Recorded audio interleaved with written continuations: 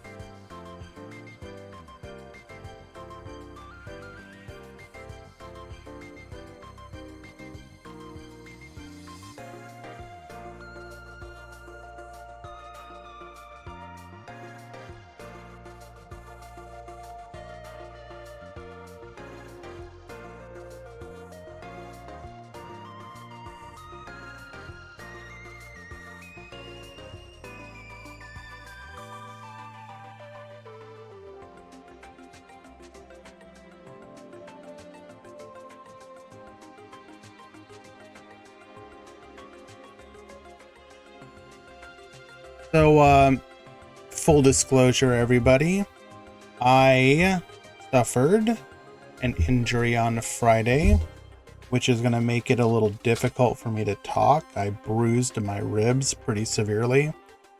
So basically even like breathing is a little hard right now. So I'm going to have the commentary to a relative minimum. So I do hope you guys will be understanding.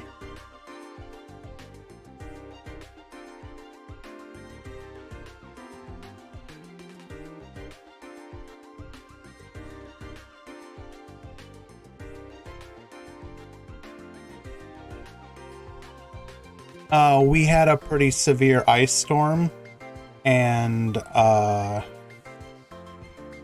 TLDR, I slipped.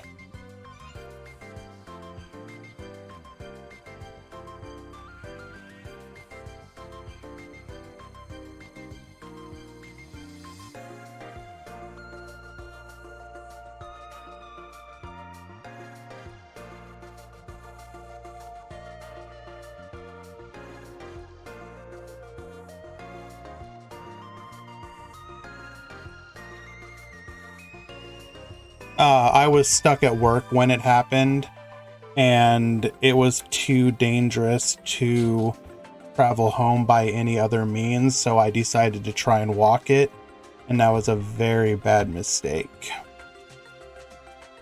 Even though it's not even that far.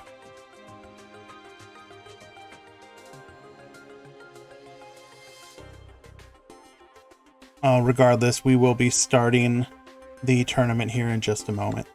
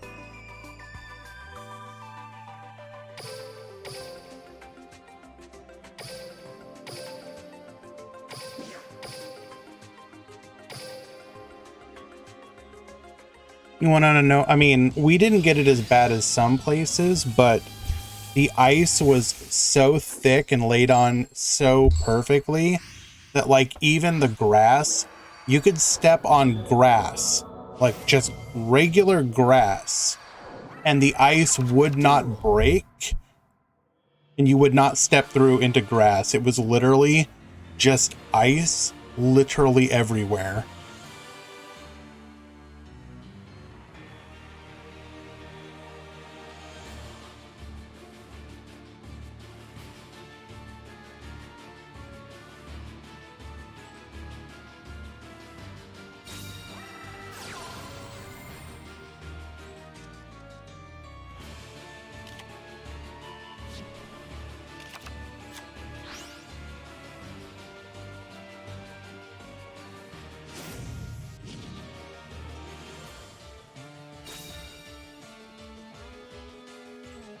I'm doing better.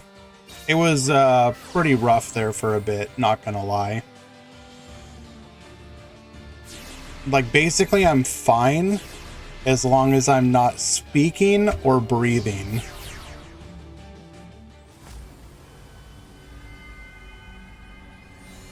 No, but real talk. Thank you, Benex. Appreciate you, my friend.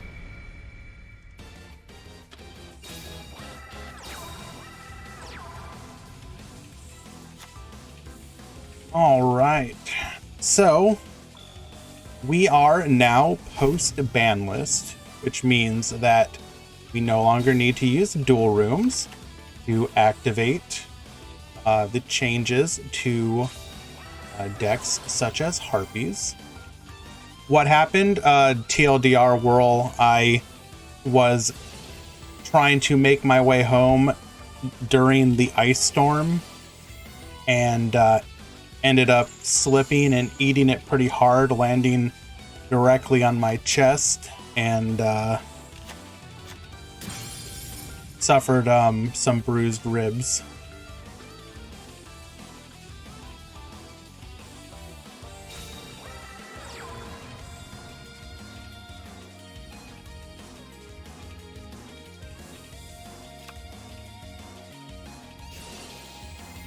Like, the worst part about it was, is that day 1, Friday, and day 2, Saturday, I, like, didn't really feel it. Like, the discomfort was in my extremities. Because, like, even though I fell on my abdomen, I did catch myself. My hands were obvious. Like, obviously my hands went in front of me. But, so, like, my arms hurt and my legs hurt. But then as that subsided, the discomfort in my abdomen became much more pronounced.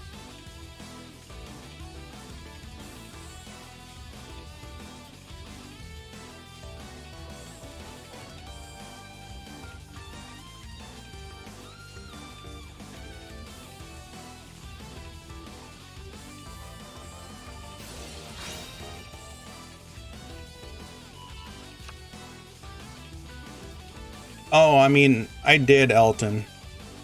Like I said, bruised ribs.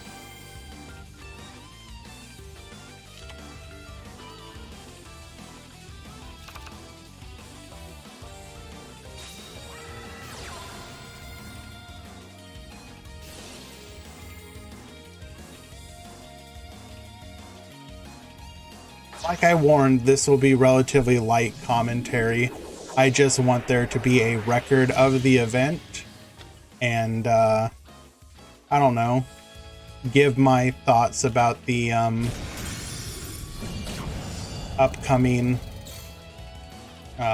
box and changes that we're getting, because, yeah, they're pretty interesting.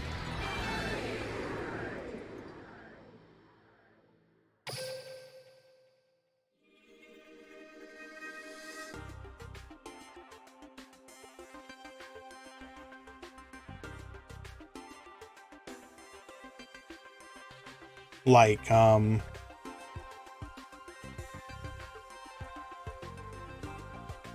there are definitely some cards that I was not expecting for us to get. Some cards that I personally find problematic. Some cards that blow my mind that we got for free? Question mark?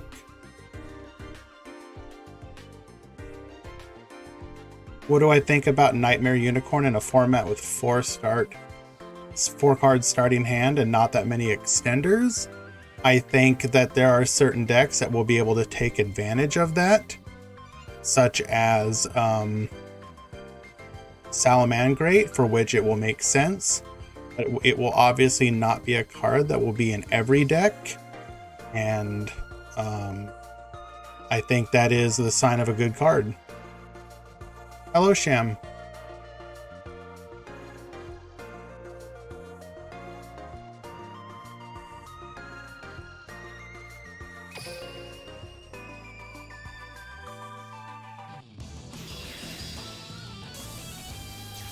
Obviously, I am particularly surprised at the inclusion of Ibli. Not because getting rid of Ibli is impossible, but not only did they give us Ibli, but they gave us the easiest way in the world possible to trigger her for free. And on top of that, you have a bunch of decks that literally have no way of playing an out because this is an anime game where you may be playing an anime only deck that literally cannot include Link monsters in the extra deck because of skill limitations. And that seems like a terrible idea.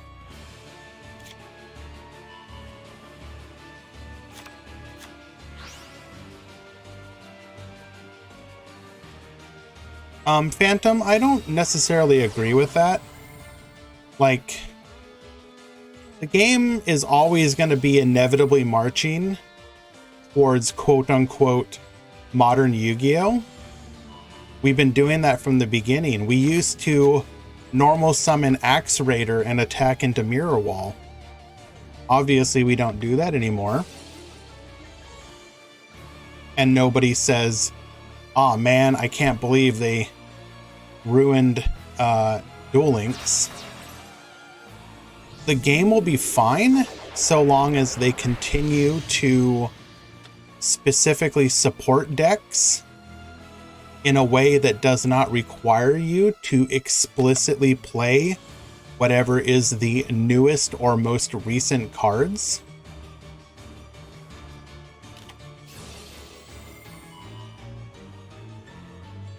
Hello, Sakadetsu.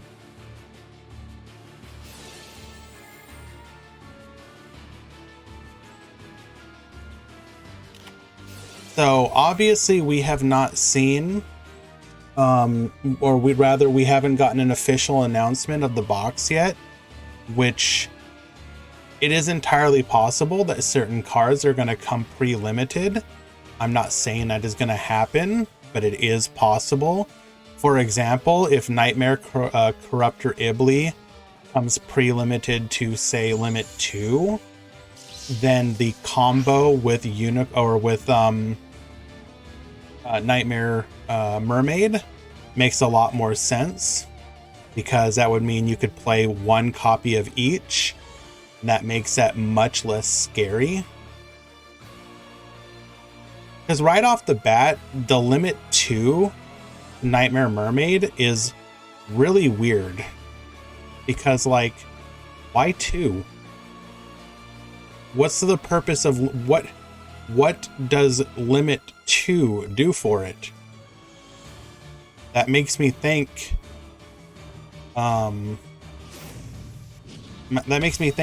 specifically that they're going to include a Limit 2 that synergizes with it in a way. Jabberwork, that is what I am thinking, is that you might literally see Ibli at 2 as well on release.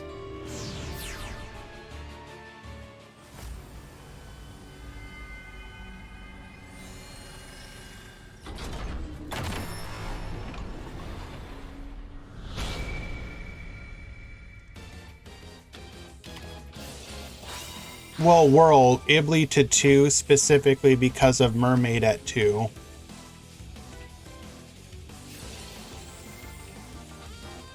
Because obviously the quote-unquote easy combo is normal summon Ibly, link into Mermaid, give them Ibly.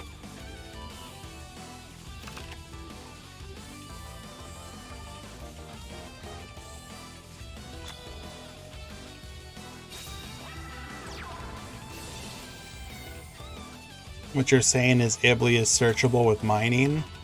I mean, sure, but that's like a fairly sizable investment to do that.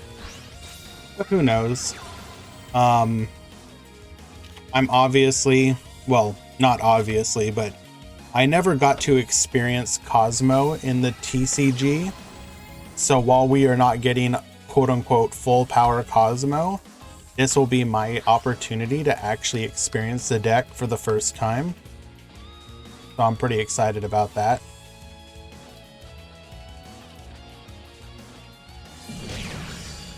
And did we really come back?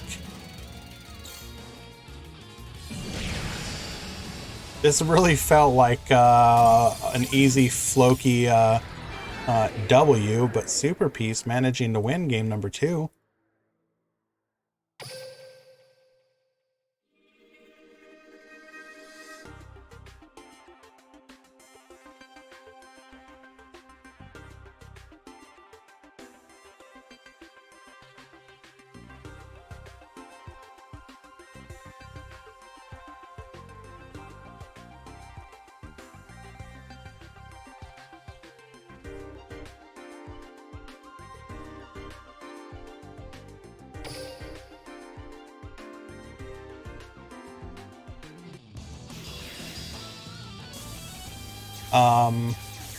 People have obviously already talked about it a little bit, but Dark Hole, I'm really... My thoughts on that one are kind of...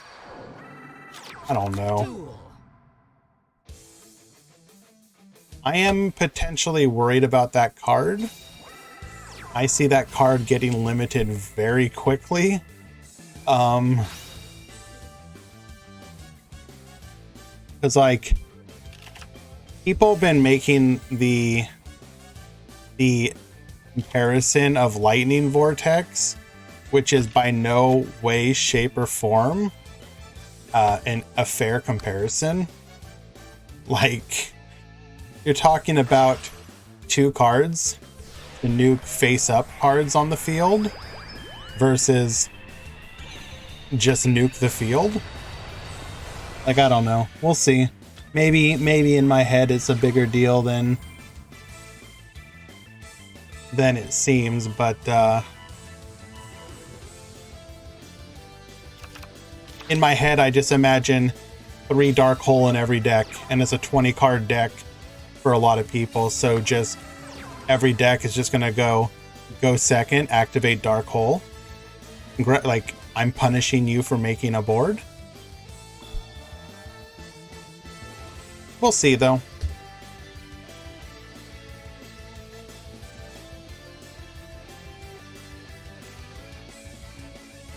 The other funny thing being that currently in the game, we have Anti-Raigeki. We have the Anti-Harpy, what is it? I forget what it's called, but the Anti-Harpy Feather Duster one. But we do not have we don't have White Hole. So the one board nuke that we get, we don't have the anti card for, which is, I don't know. I find that funny.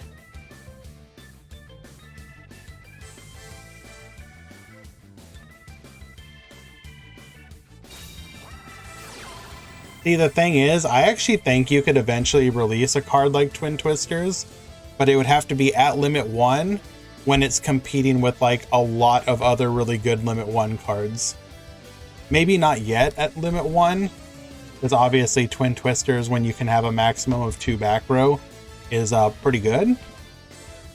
But I think eventually, if you are competing with a lot of really good limit 1s, and I mean like a lot of them, where it actually becomes a difficult choice whether or not you want to play Twin Twister, then I think it could come at limit 1.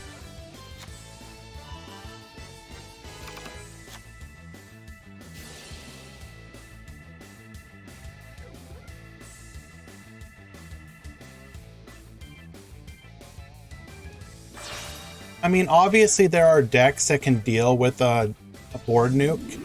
I'm not discounting that. I'm just saying that, I don't know. It doesn't, until I see it in action, I guess, it kind of doesn't sit right with me. But who knows? I've been wrong about stuff in the past.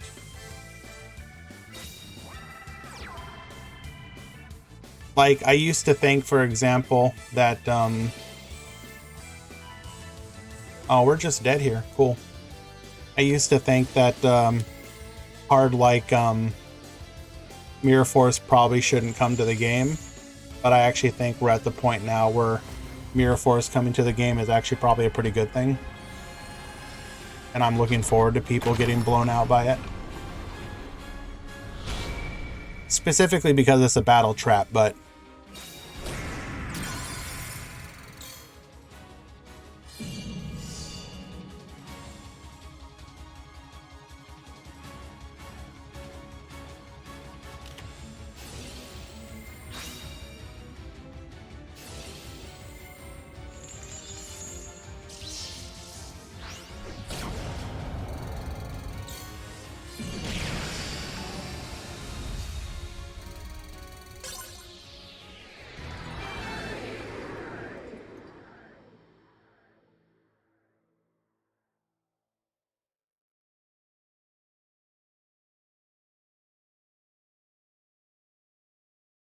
and I am sorry I missed your follow. Let me pull that up really quick. Craig, thank you so much for the follow. Appreciate that. That was game 3, right? Yes. All right. Congratulations to Floki. We're going to go ahead and find ourselves another match. By the way, I realize I'm talking a little quietly. Is the audio okay? Can you hear me? Or should I turn up should I boost it up a little bit?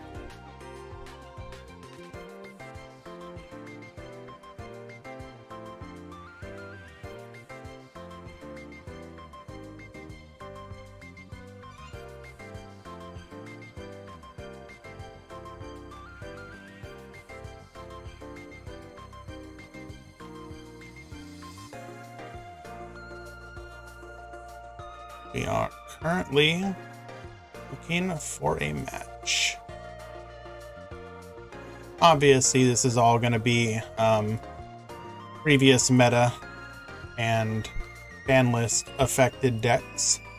The real spice will be as soon as we get the new box, but let us just take a moment to appreciate what we have before everything changes. We should have gotten the shark structure deck. Okay, but what if they make it up for you by giving us a Medolce structure deck? Would that be okay?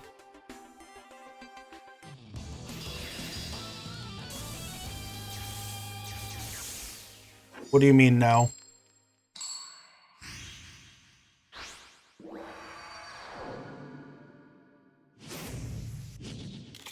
Duel.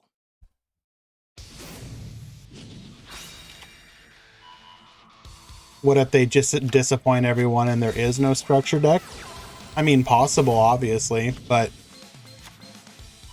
you missed it earlier, Dark Wolf. But as I was explaining, I suffered a injury on Friday, which led to some bruised ribs. So it's a little difficult for me to speak at the moment. Basically, breathing and talking is a little painful.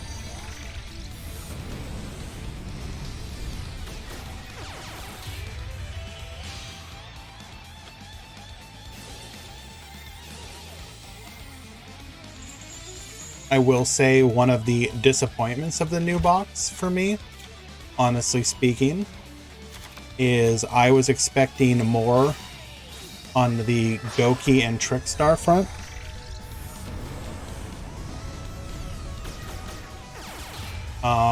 Like on the Trickstar front, I would have really liked to have gotten, oh, what is it called? Trickstar Festival.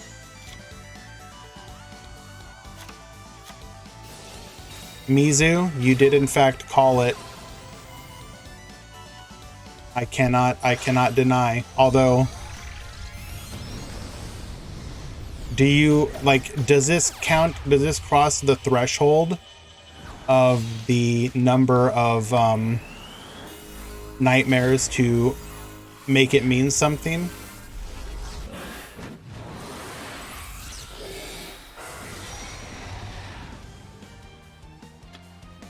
I mean, obviously with Goki, it's a little weird because, like, we probably shouldn't get, what is it, Power Ogre? The unaffected one. That's probably an issue. Wait, we are getting Festival? Where? If we're getting Festival, then my excitement level is increasing pretty significantly. Oh my god, we are getting Festival. Okay, I take back everything I said. This is now the greatest box we have ever gotten.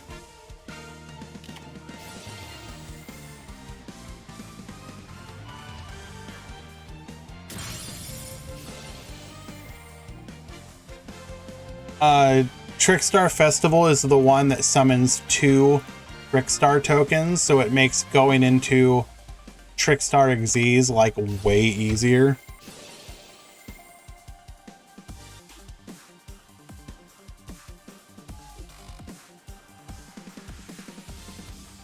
It's also got a graveyard effect where if one of your Trickstar extra deck monsters would be destroyed, you can banish the spell from the graveyard instead.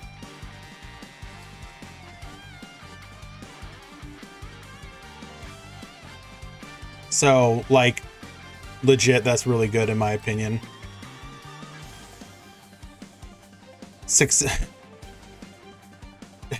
This is like that, the meme of, like, one person saying one thing and the other person saying the opposite. Mizu saying Succession makes extra linking possible in Code Talkers. Then immediately afterwards, Fan Luna, you can't extra link in Duel Links, so no worries. One-time passcode is good, yes.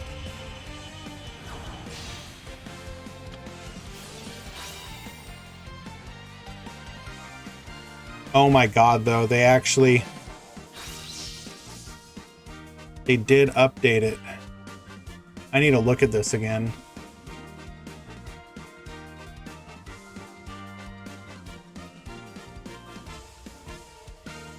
Okay, so Trickstar Festival, and then what else did they add?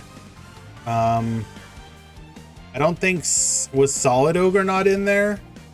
And I believe Delphindium wasn't in there.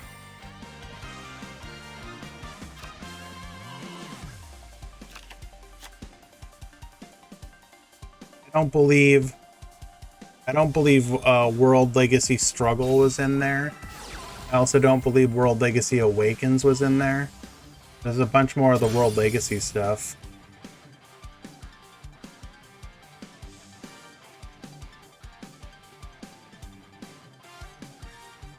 Hello, Novo. Oh wait, you literally, it's not even coded to allow you to extra link? That's funny. I mean, they'll obviously have to fix that.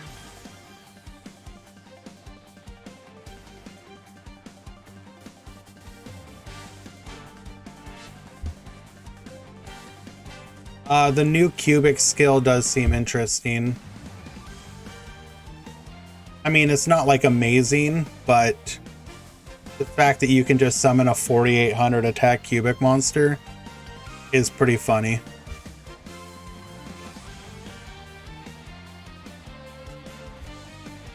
It makes it super easy to summon Iridoria, because like you can just like special summon 3 cubic monsters from your graveyard. Yeah, we get a copy of Cubic Nova.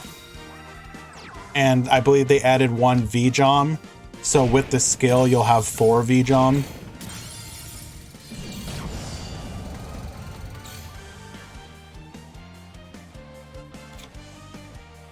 They said they won't allow us to extra link and dual links when they released links. Did that actually happen? Like, what can you, Duan, can you find the reference for that for me? Yes, only 1 VJOM, but you get 3 VJOM from the skill. There's an announcement in game. Okay, I'll go look at that. Remember, the skill adds 3 copies of VJOM to your deck. So with the 1 in game, you could theoretically have 4 VJOM.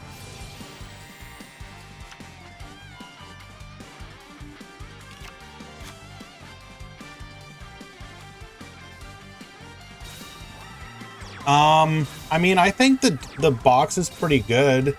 I believe that Magical Musketeers probably going to be playable with like a single, if not 1.5 runs through the box. I don't think you need to run like 3 Kid Brave. You'll probably be able to get away with 1 to 2. I mean, you'd probably want twice, but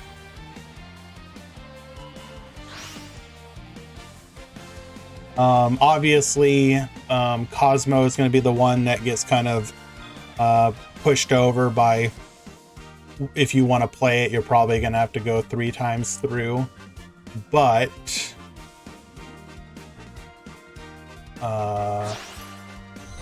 yeah, so Magical Musketeers, as long as they if they prove to be good at all, that'll be a relatively free-to-play friendly deck, I think.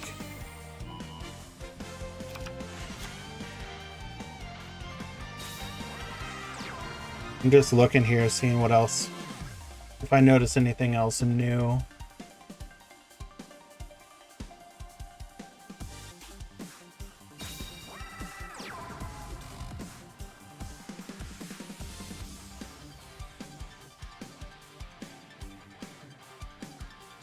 Looks like more of the World Legacy stuff in the ends. World Legacy's Corruption, I think that's new.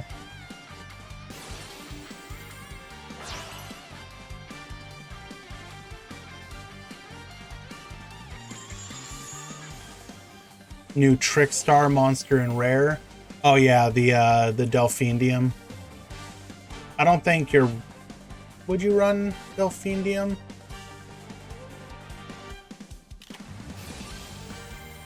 You might. Probably 1 copy. Hello, Mikey. I'm doing okay. We've been a little bit better, but we're surviving.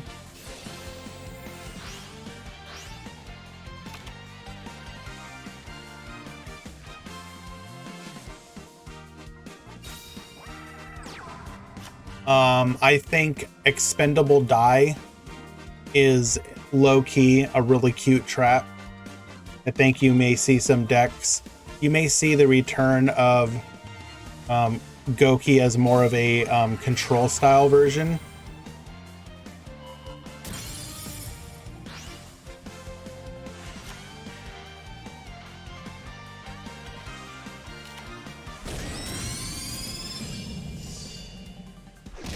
Expendable Die can be played in PK and Goki.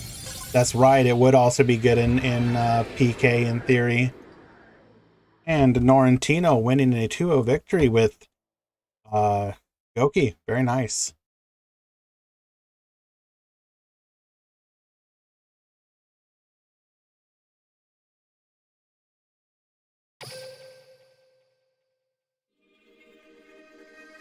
Goki Trap Hell making a comeback. Let's go.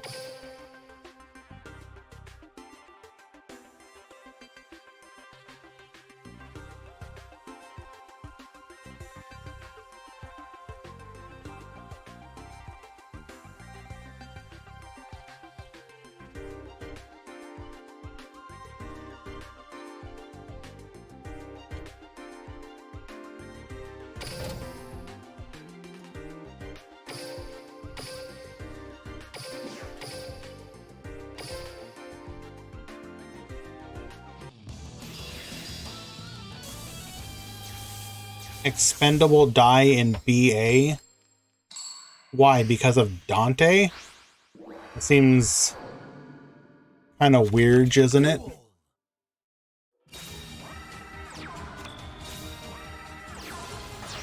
Isn't this just a restricted ballista? It draws a card, Akirik. So it's like, what if a restricted ballista, but you also draw a card? So obviously the synergy was something like Goki is that you tribute the monster, search with the tributed Goki, draw a card, so you're drawing 2. In Phantom Knights, obviously your monster's going to the graveyard, you don't really care.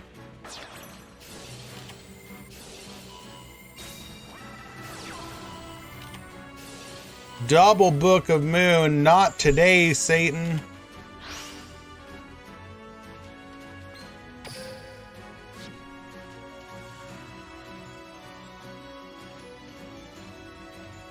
Wonder if you can make it work in Relinquished.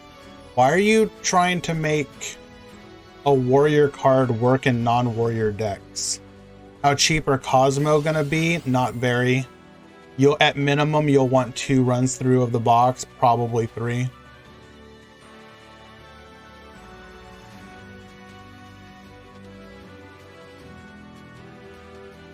Nobody talking about Solid Ogre? He's a solid ogre, brother.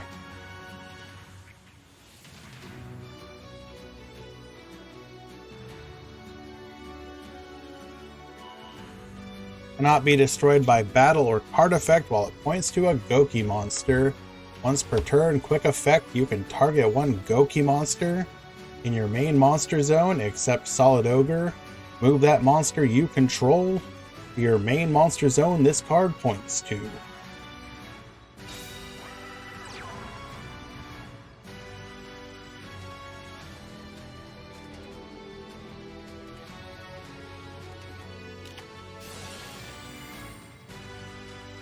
Did we really shuffle Reborn back to Di-Fi and draw Di-Fi?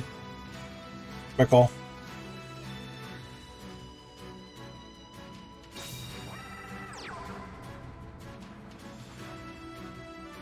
What is Aaron playing? Well, now you know. Aaron is on Mech Knight. Why is the new card from the event limited to 3? Because they hate Dark Magician. The funny thing about it is, if I'm not mistaken, isn't the new card the Dark Magical Contract Door or whatever it's called? Isn't it just like objectively worse than Summoner Art? The one that we now have 3 copies of from the Bakura level up?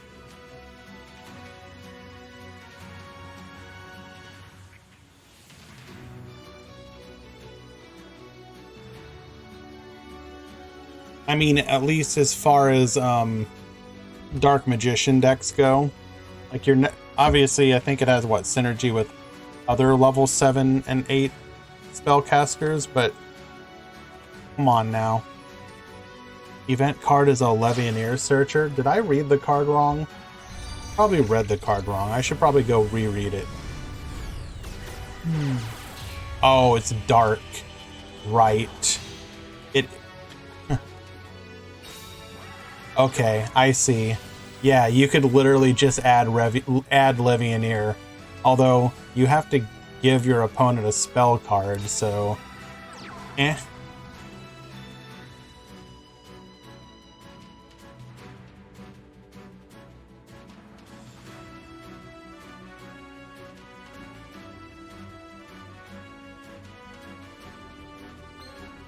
We seem to be thinking long and hard about this Cypher Dragon.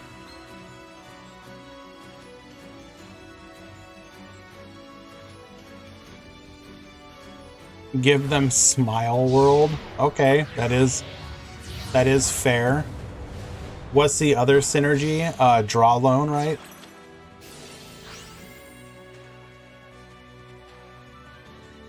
I know Eli really loves that skill.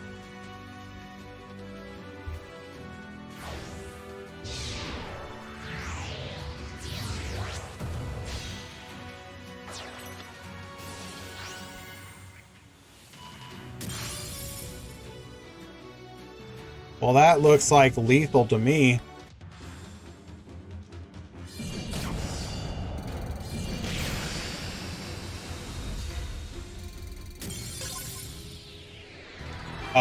Do I want to know the last time you played Draw Loan? Probably back with Witchcrafters.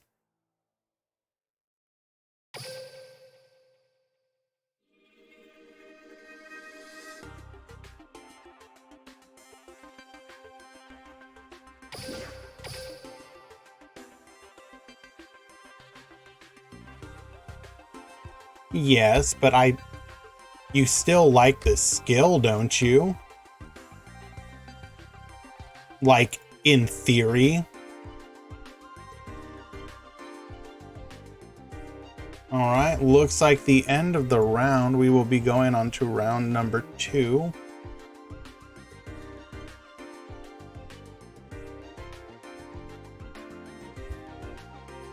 Konami should add limit 4. I'd be down. Screw it, why not?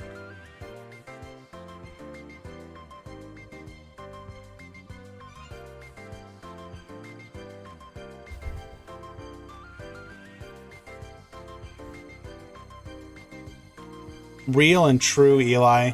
DSOD Tea's level up should have been 1 copy of oh god, why am I drawing a blank on the name?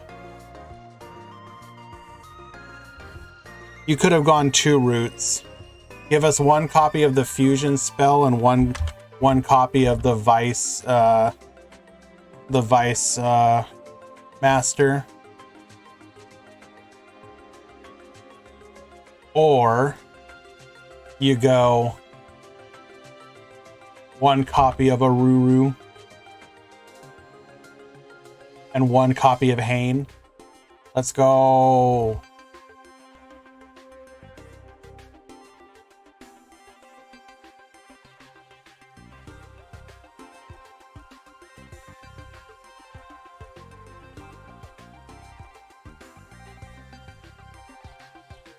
What about the 3rd route of 2 Rhodas?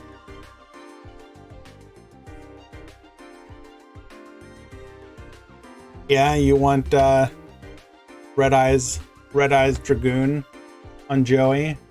You know what? Ironically, could you imagine? It's so random.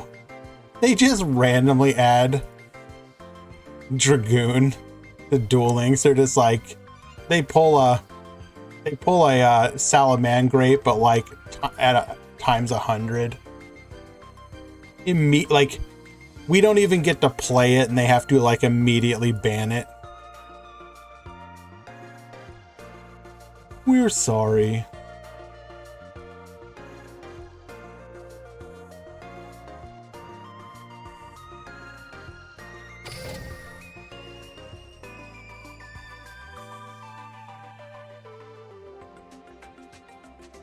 Add Dragoon, then selection box release triple tactics and droplet. Oh my god.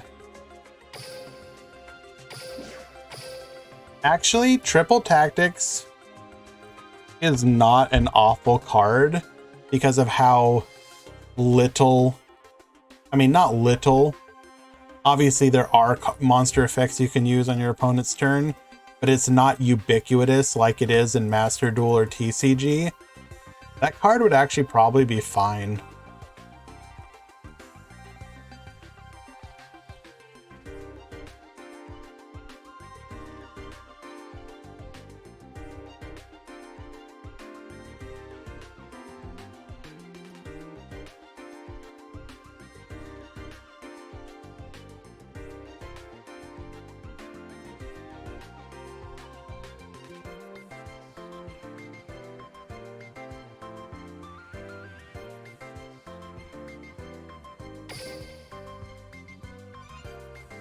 Hello, Safadine.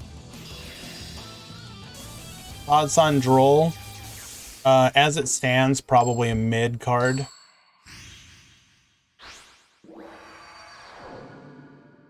It is definitely the bait people into going in 3 times for it card.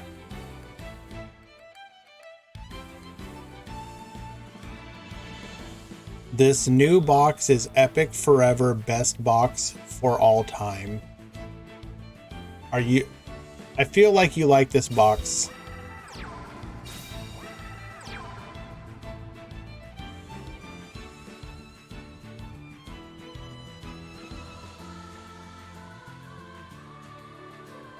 Alrighty. Well, obviously, Harpy player getting to go second is a good thing here.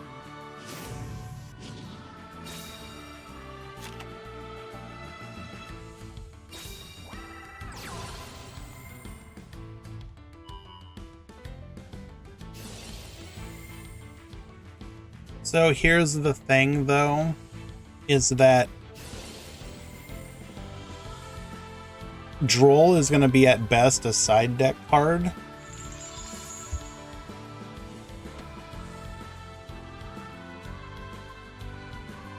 Like, in what meta are you main decking Droll?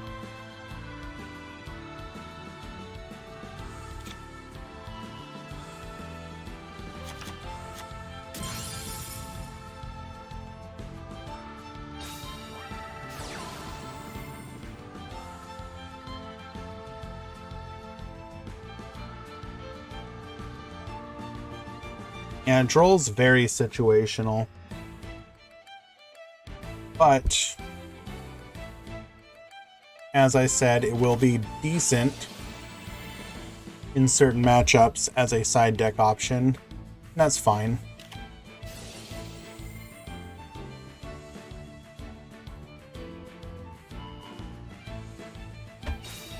Do we have the nest? Yes, we do.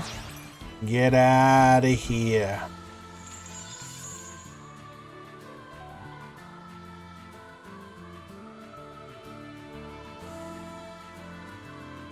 I mean, Droll is obviously very dependent on the meta.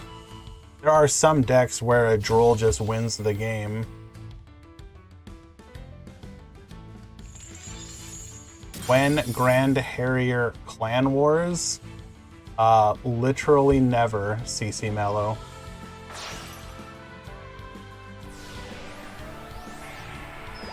Alright, if we have another Egotist in hand, this is just game. Okay, well, congratulations, you're that much of a gamer.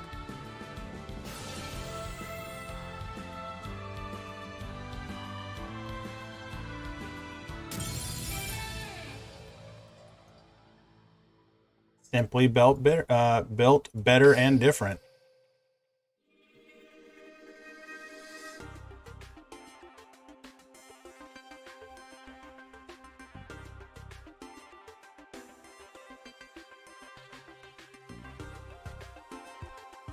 You think people will still run Reflector with the new box? I mean, yeah.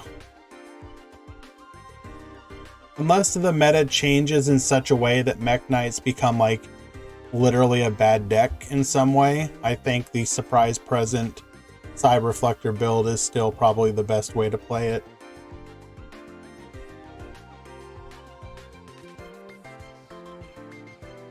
Purple add blue, you change role. I mean, sure. Again, but that's like in a side deck scenario. You're not main decking that.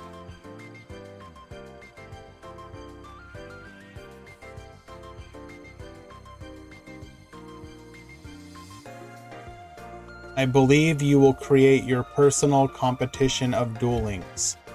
Well, CC Mello, I'm so happy that you brought that up. Exclamation point Discord. If you join the Discord, we do have our own competition. It's just tournaments right now, though. Eventually it may be more, but very unlikely to ever be something on the level of Clan Wars. That was a time and place thing.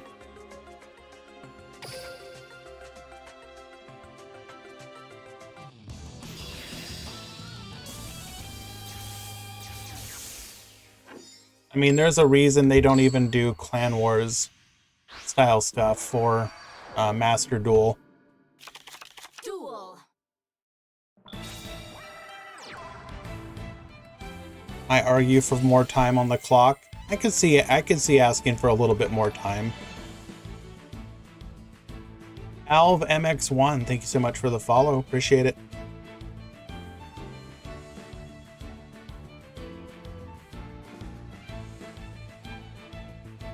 If they add more time to Duel Links, though, it would be start of the turn time, not like overall bank of time.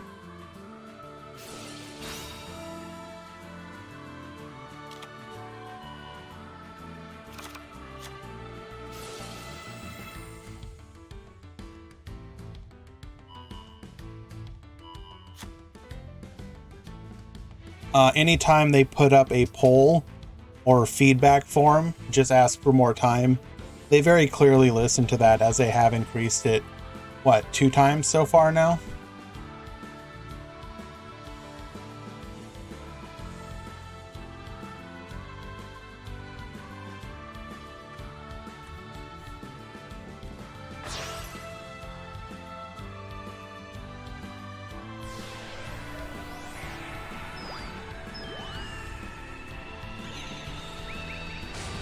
Keep asking them to get rid of the 5 wins in a row. Well, that's not something they're ever going to change. Why would they?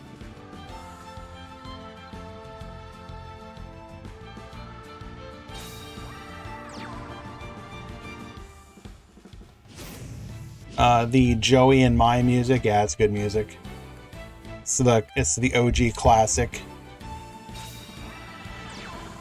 Harrier, are you like Cosmo or Cowboy archetypes?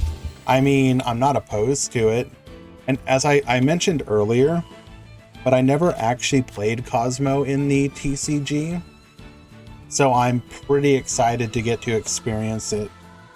And like, obviously in Master Duel, as I am relatively free to play over there, I have not, I didn't build it because it's like way down. I built all the decks that I like have nostalgia for or currently like, as opposed to like, oh, I'd like to get to experience that sometime. So this will be my first time getting to experience it like in a time and or place where Konami is like, we want to release this. Cowboy our magical musket. Okay, fair, yes. I guess I didn't think about that. Icy, thank you so much for the raid, my friend. Appreciate it.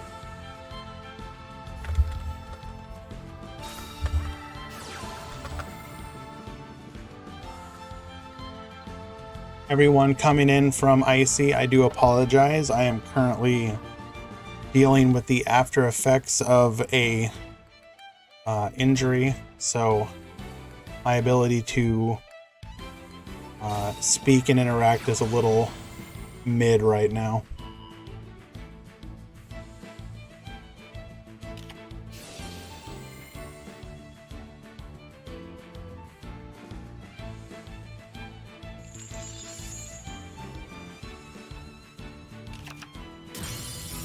How do magical muskets win? By not letting your opponent play the game.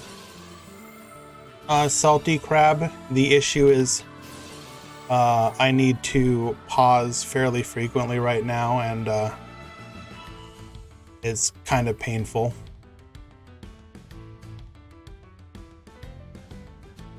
I suffered some bruised ribs.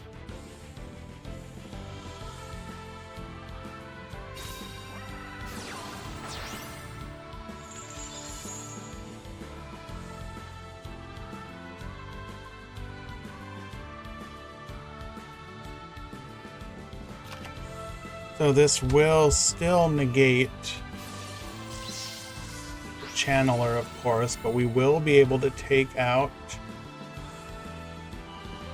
the secret. We will get negated though because chain link.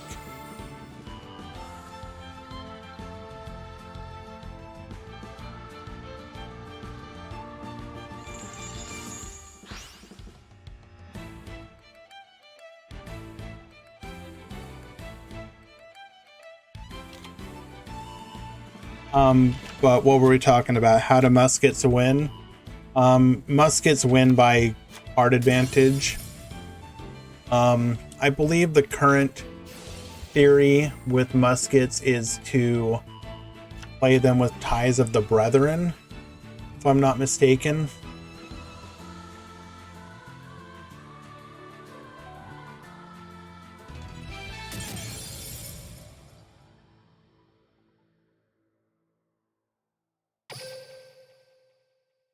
So in that scenario, obviously you summon your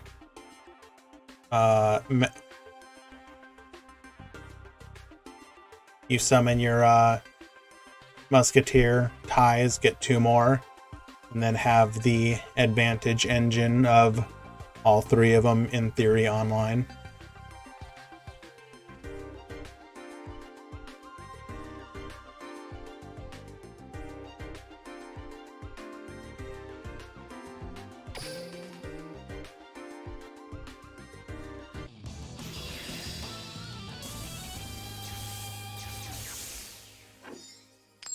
Well, I mean, yeah, it comes down to what traps you have access to.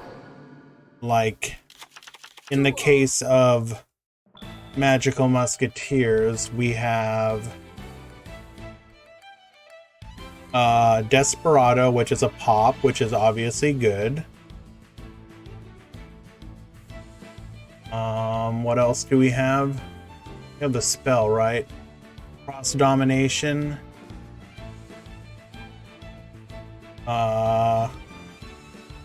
The Battle Trick.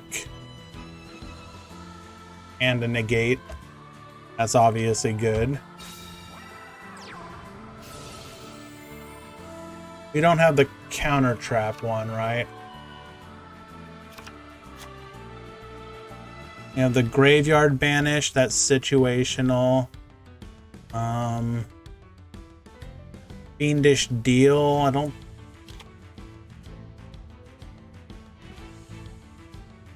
probably not gonna play that.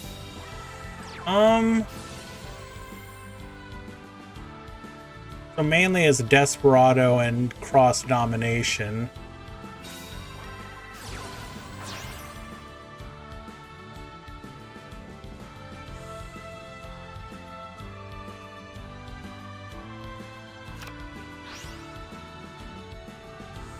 Is that enough, though?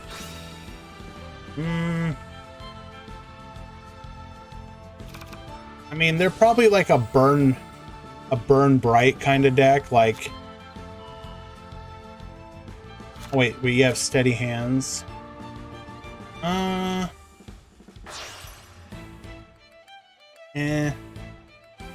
We'll see.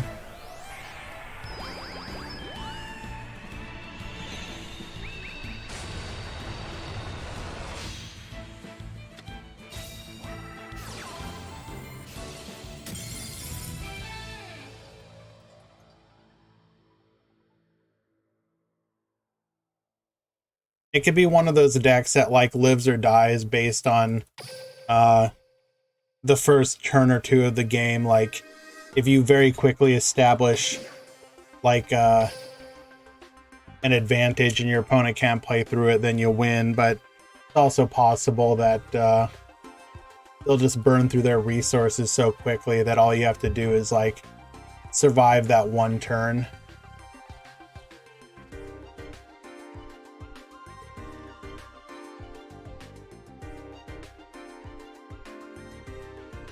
All right, let us find another match.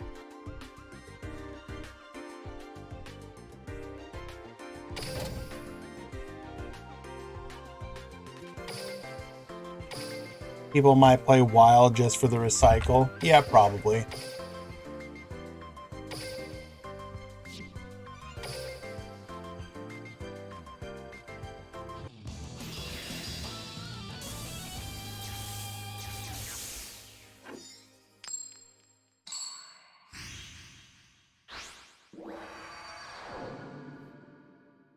I had somebody else mention the whole, well, what if you play Triamids? Then you can Dark Hole and nothing matters. I mean, if I see you in a game and you Dark Hole with your Triamid board while you have Protection Field spell, like, I will just name you the winner of that tournament. I'm gonna say it right here, right now. You win that tournament and I will give you the tournament prize.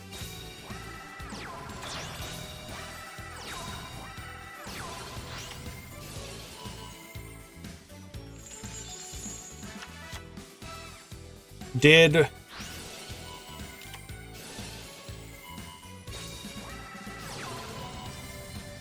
we just compulse back?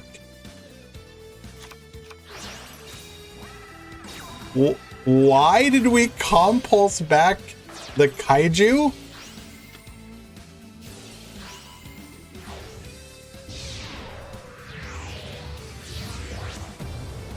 Yes, we are getting Dark Hole and nobody can understand why.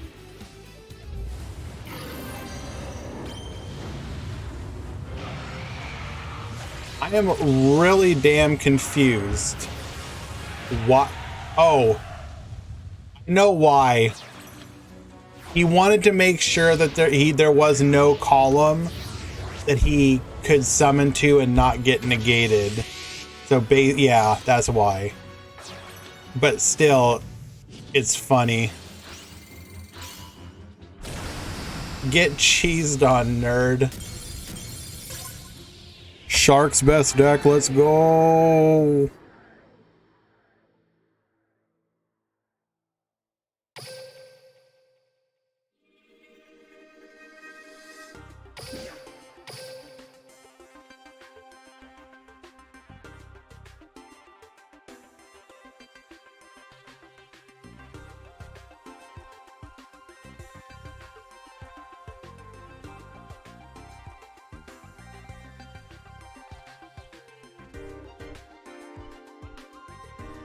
All right, let us see if we can find another match.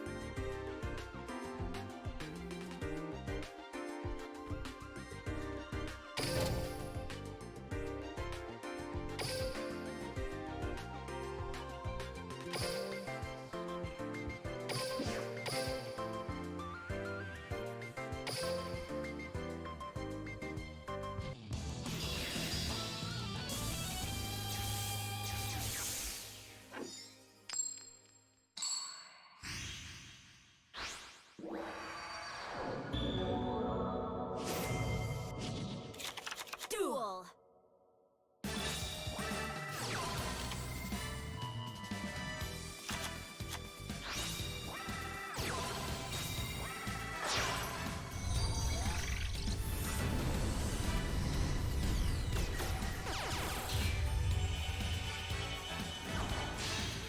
Is the new box out yet?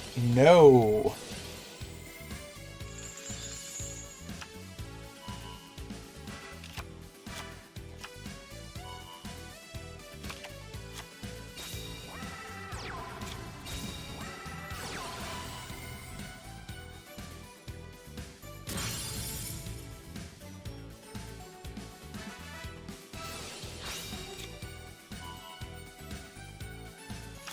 Technically, we have not even...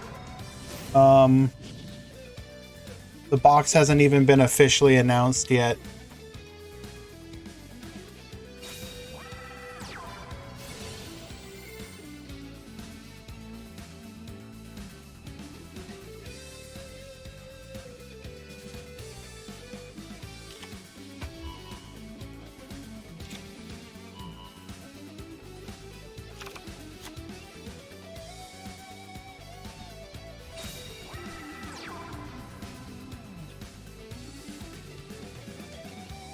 Osmo will be tier 3. Osmo is going to be interesting just because while we didn't get the really broken Osmo cards, I mean, Forerunner still is a 2800 unaffected, or sorry, cannot be targeted. So kind of a Casitas. Obviously you can blow it up, but still. Slip Rider is obviously a good ship. I don't think we should get Dark Destroyer. The Cosmo Town is debatable though. But Dark Destroyer is kind of a problem card, at least by Duel Link standards, in my opinion.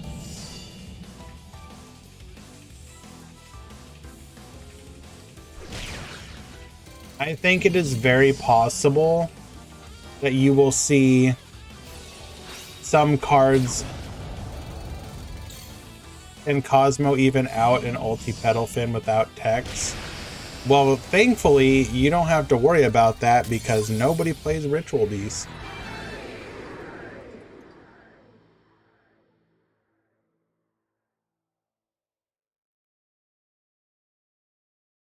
Any free-to-play or budget decks from the new box? I believe the current running theory is that Magical Musketeers will be relatively free-to-play friendly because you do not need to run 3 Kid Brave.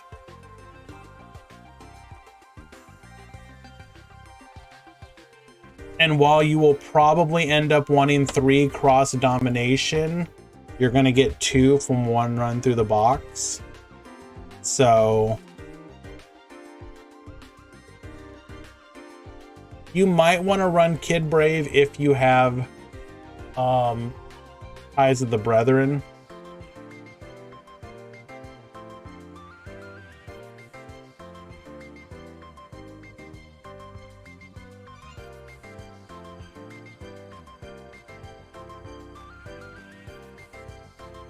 Cosmo are psychic, right? Yeah, the pilots.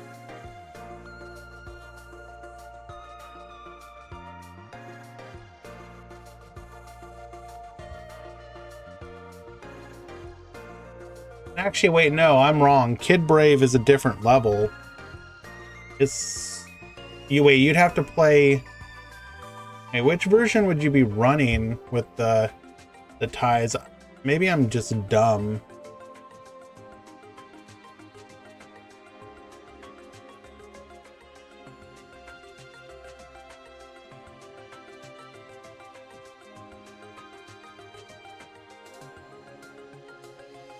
Oh, so you'd play with the Casper and... Okay, I see.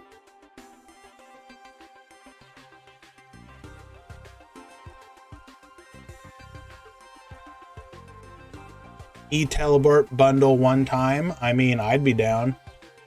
Is this match over? Oh, whoops. Looks like our boy Naruto won in a 2-0 victory, and I just was not paying attention. Let us go ahead and find another match then.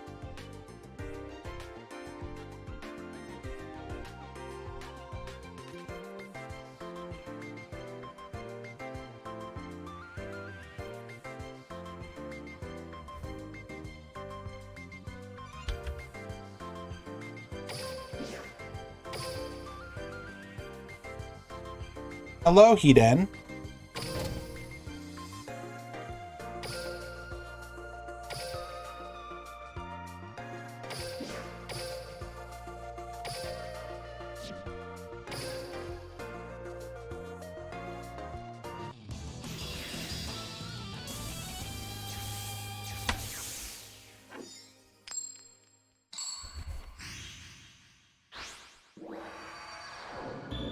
want to hear more suggestions of what cards you guys would like to see as Limit 1 bundles in relation to either the new box or potential or decks that are in the meta already.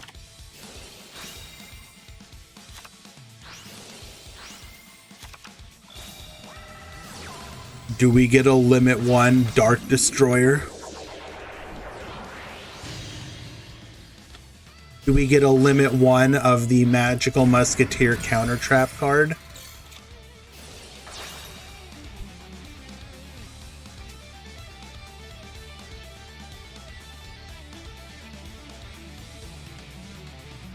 More rank up magic targets. I mean, the next time for that is what? The Raid Raptor box, whenever we finally get it.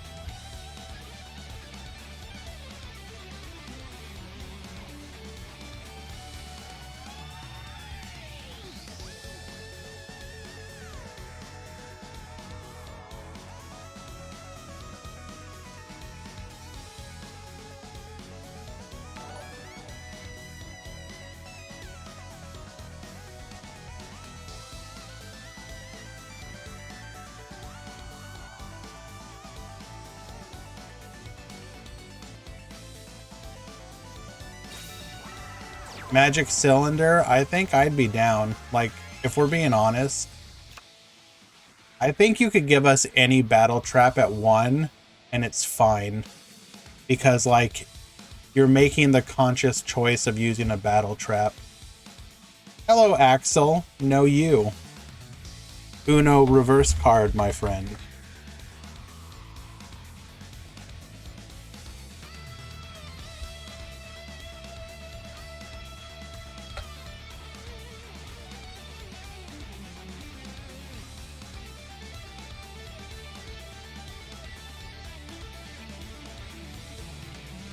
Would a cylinder deal half? Probably.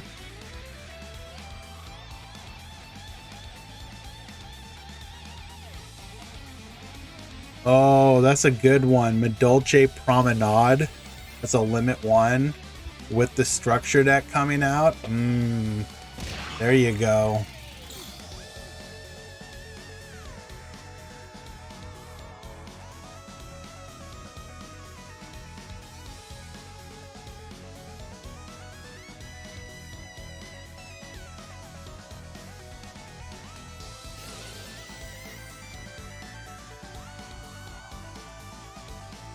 Limit 1 Colossus. Nice.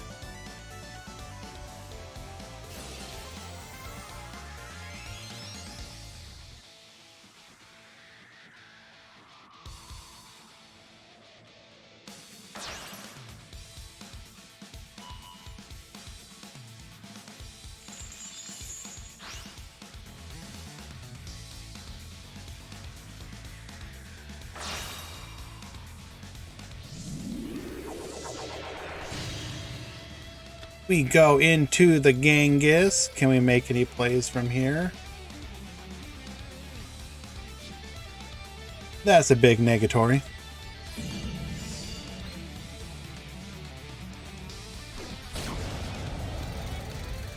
Do I think Cyber Dragon can come back? There's like a lot of Cyber Dragon cards we still don't have. Well, okay, I say a lot, but enough that they could definitely go after the fanboy nostalgia of being like, hey, it's been a while since we've let you guys be on top of the world. Here you go.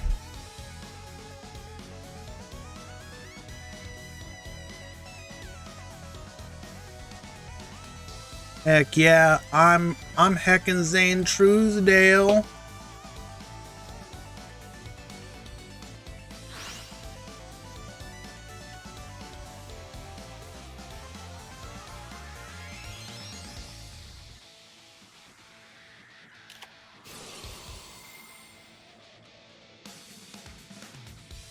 Okay, bro, this is just cheesy.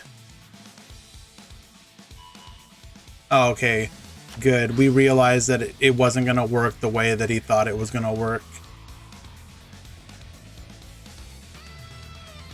So we will destroy it. So had we gone for the econ take play, it would not have been lethal because we'd have been able to negate our own contract with Genghis. Alright, Safe, you don't realize just how much I want to scream Go Cyber Dragon Core right now, and how much that would hurt me to do.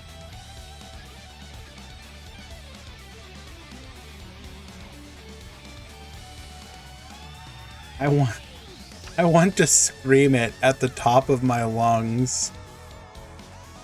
So bad.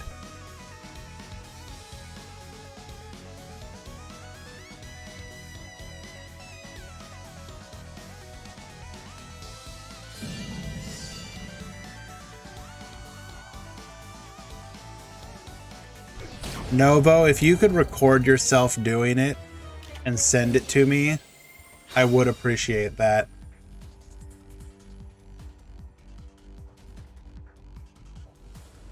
And I mean, I want you to like wake up the neighbors. I want you to embarrass your parents. I want you to make your loved one reconsider whether or not they still want to be with you.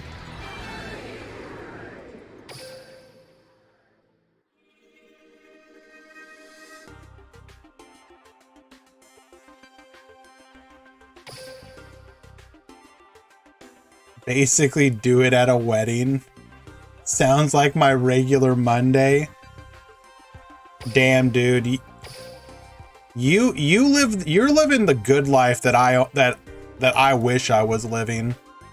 Wish that was my Monday.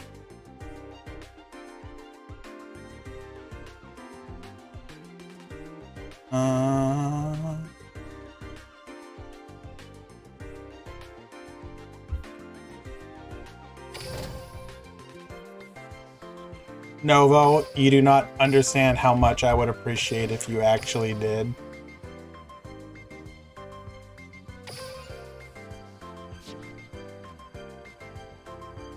My favorite archetype is what? I mean, I've had different favorite archetypes at different times. My original favorite archetype, like in real life, was Harpies. My current favorite archetypes are Tri-Brigade and Labyrinth. Those are the two decks I actually own in real life right now. I put together Tri-Brigade Lyrilisk now that it's no longer quite as banned.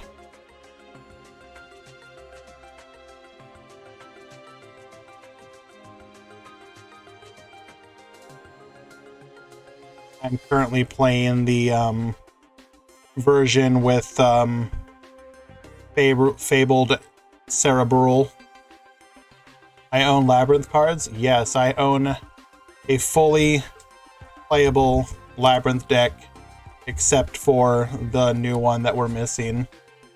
That isn't out. That will be coming out in February.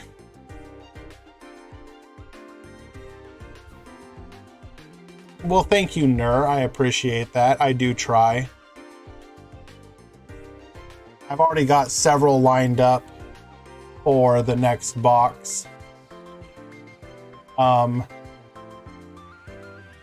mean, this is kind of an easy ringer, but from the Cutie Pie Discord we have from Rooster, I can already see the stream title, Studio Ibly.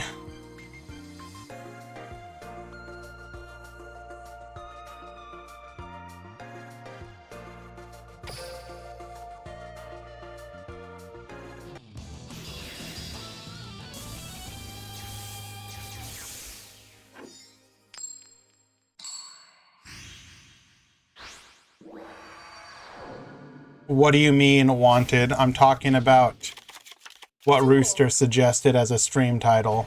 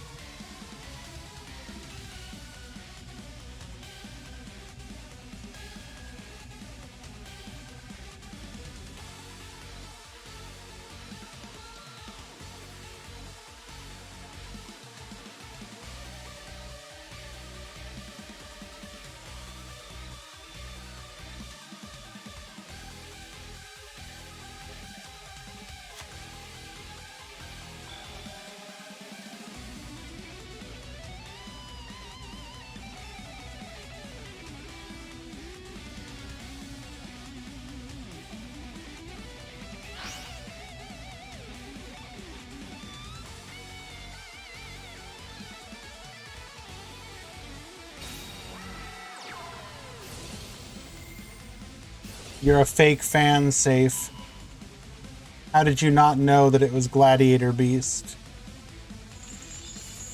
It was Gladiator Beast using Shadow Games versus Ancient Gear. The fact that I managed to beat Ancient Gear as Gladiator is kind of nutty. Probably the funniest duel I had during that time was what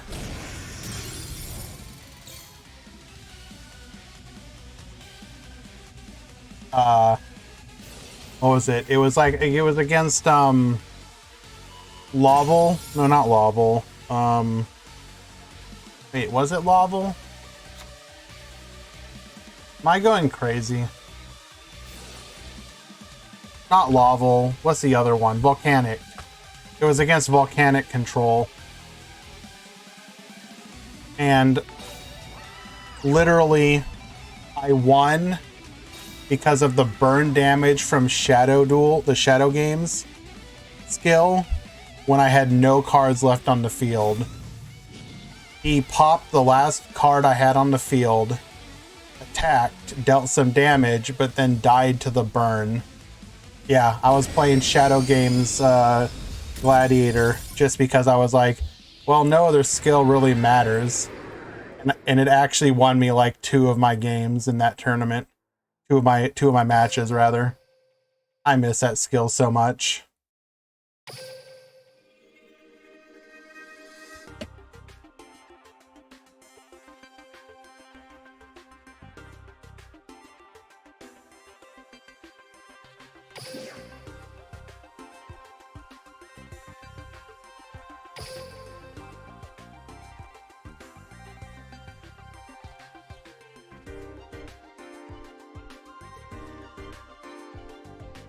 Looks like that was the last match in the round, however. So we will be going to round number 3. You miss dual standby FTK. Ramon, you are a bad person.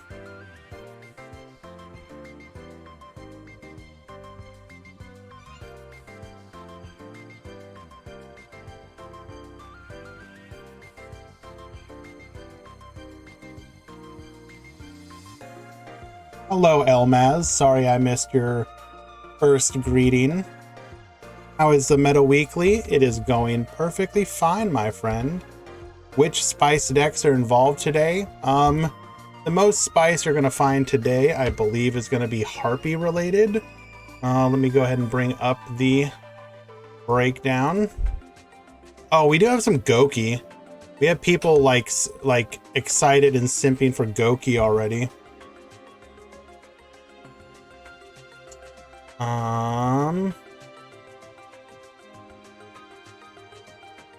And thank you to Dark Wolf for putting together this preliminary breakdown sheet.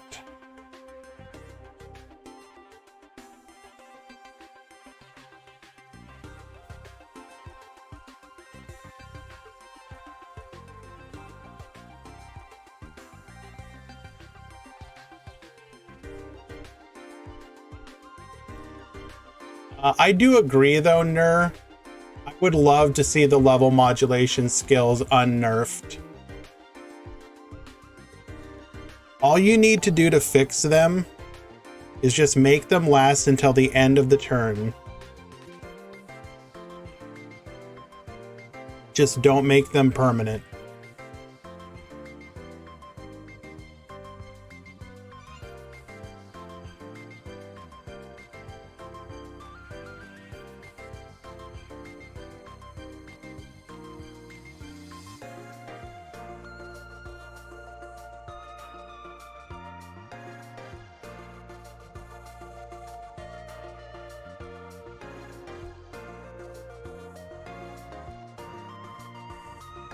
Alright, give me just a moment. I'll see if I can find us, quote unquote, a spicy match.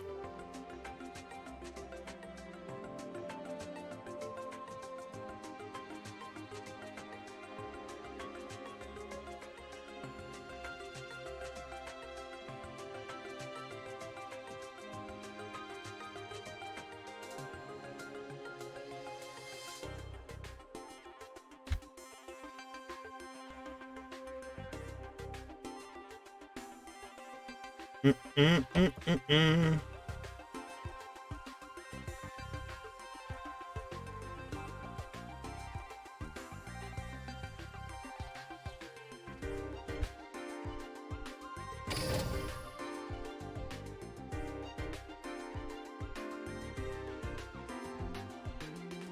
With the Cosmo cards that have been announced, does it look like a viable deck? Yes. In my opinion, Cosmo is a viable deck. You will just have to play it as a grindy, like, control deck. Like, you need to take advantage of the fact that you just float forever.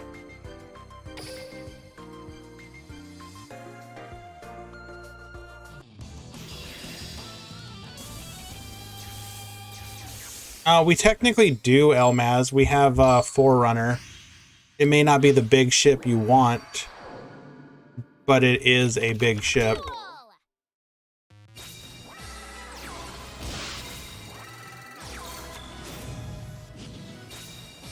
How do Cosmo work?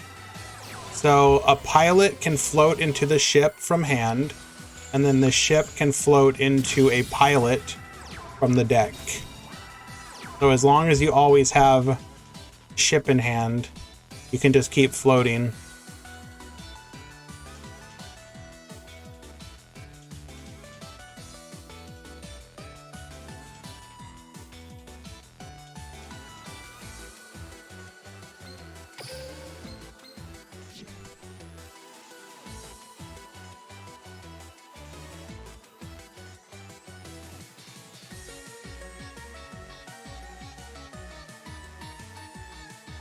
So Dark Destroyer is untargetable, 3k, pops a card on field.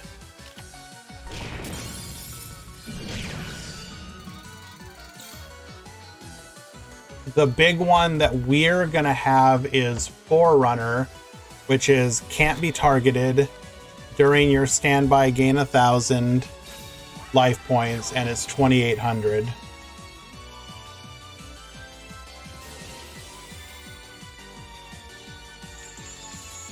The other good one is going to be Slip Rider, which pops a spell trap on the field.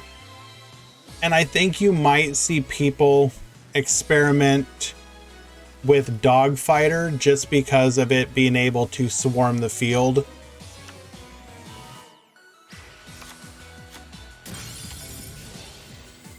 Because if Dogfighter survives a turn, you get another 2,000 attack beater.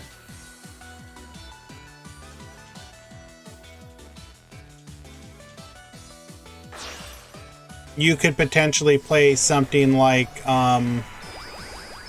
Beatdown, and then like if your opponent kills your ship, you float into a pilot, and then if you have like a Dogfighter in hand, they kill your pilot, you float into the Dogfighter.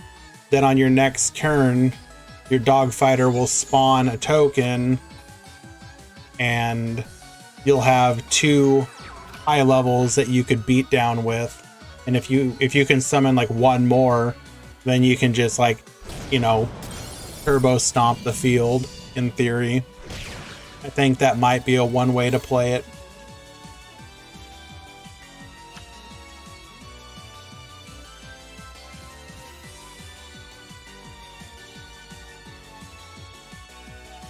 Obviously, you have the benefit of a card like Cosmojo. As Whirl said, you could play the Draw Sense Psychic skill to make sure you always draw a pilot. You could also use some of the good Psychic cards in the game. What is that Psychic Counter Trap card? Somebody played that against me in Master Duel, and it really... Mind over Matter, yeah. No, it wasn't even Master Duel. It was in friggin' Duel Links. I went against a friggin' Mech Knight player that opened, like... They opened, like, Mech Knight combo, and then they had 2 friggin' mind over matters, and I was just like, well, I can't do anything to like out your board, because if I do,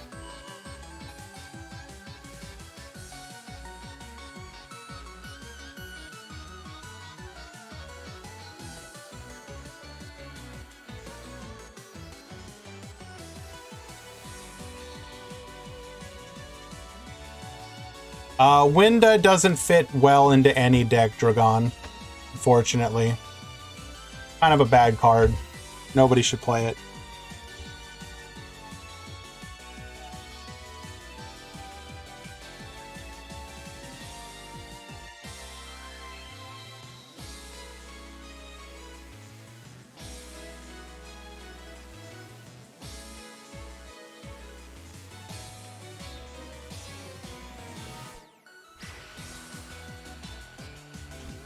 How many entrants today? Like around 50, Murata.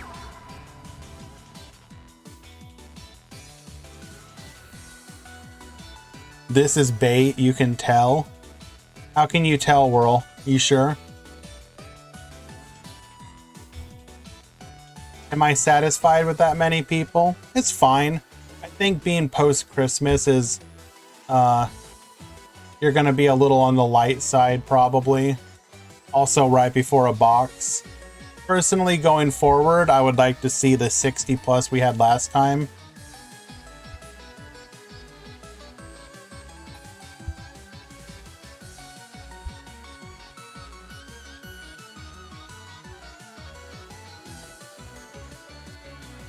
We have Psychic Path. What is that card? I'm gonna go look at that. Psychic Path.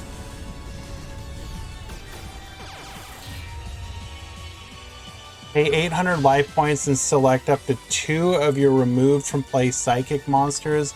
Add them to your hand. That is really good.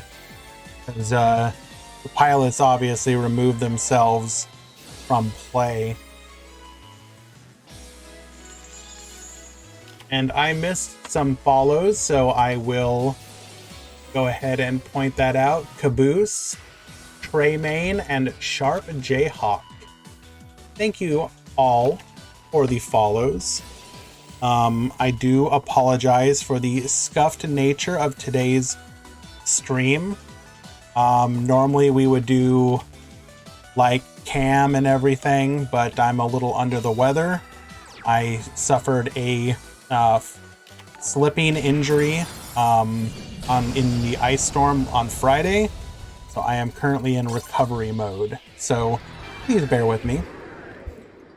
If you are interested in joining tournaments, join this Discord. We host free to join tournaments Wednesdays and Thursdays.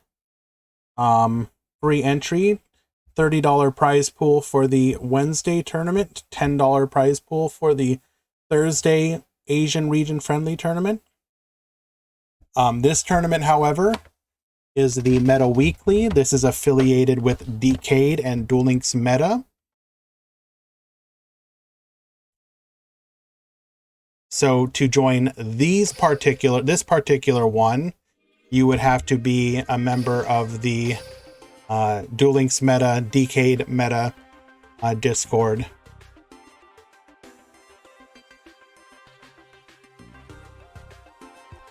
No, I do not live in Canada, Quantum. I am close. I'm in the Pacific Northwest. I live near the Oregon and Washington border.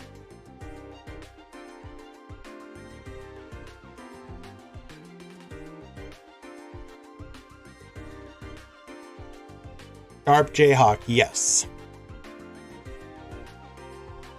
I am in Northern Oregon.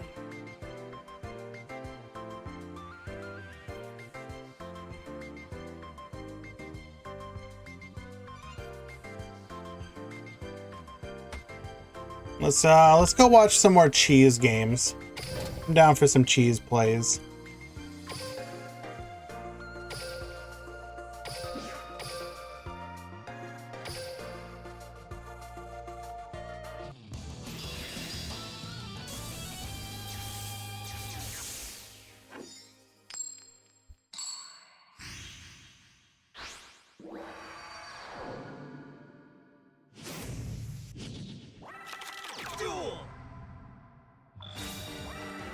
You mean no disrespect to Decade, but isn't it hurting the meta weekly that you have to be subbed to a Master Duel streamer? I mean, the alternative is for the Duel Links meta weekly to go away, and what he has done with it is better than the alternative, in my opinion.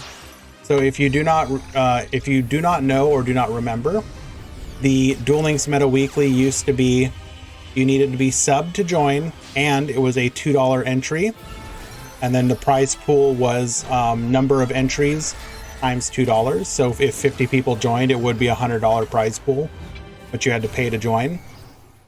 He has since changed it to be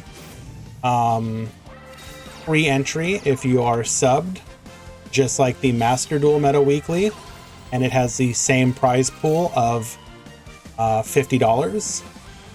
So while yes, you do have to be subbed to join, it is a nice prize pool for what you're doing. So, you know, I am personally happy with the change. If you do not see it worthwhile to be subbed and join, I perfectly understand. There are plenty of other tournaments out there. You have the ones that I'm currently hosting that I just mentioned a bit ago. Obviously, there are organizations such as DLE, Quantum, who's here, is going to be hosting his own Quantum Dailies. I believe it's an anti-meta today. I think that's in like an hour from now or something. Quantum, my boy, hosts daily or almost daily tournaments. It's like several times per week. Any blue eyes? I do not believe so, Akhil. You need to give people time to unlock those.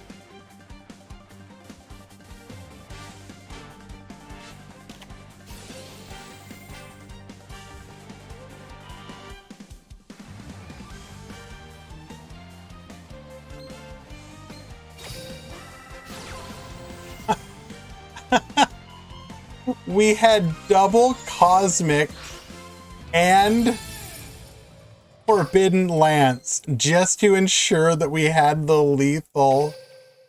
Oh, it's beautiful. I do believe that's a 2-0 victory. Yeah. Friggin' cheese plays. Can we get a grand rundown of the box?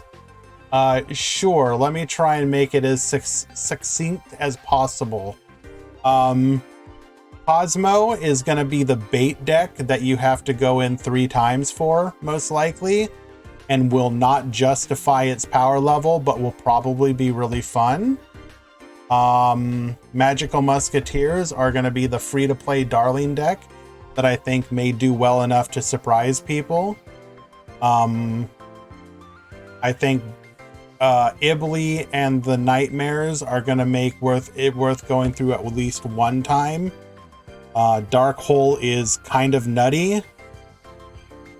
I'm kind of surprised that we're getting that card, and I would not be shocked if Dark Hole gets limited sooner rather than later. I think Expendable Die is kind of an insane card for decks that can play it. Expect Goki and Phantom Knights to probably make use of it. I'm pretty excited about Trickstar Festival because I think it is one of the pieces that we've needed for Trickstars to actually do something other than they're like the current nonsense nothing that they're doing.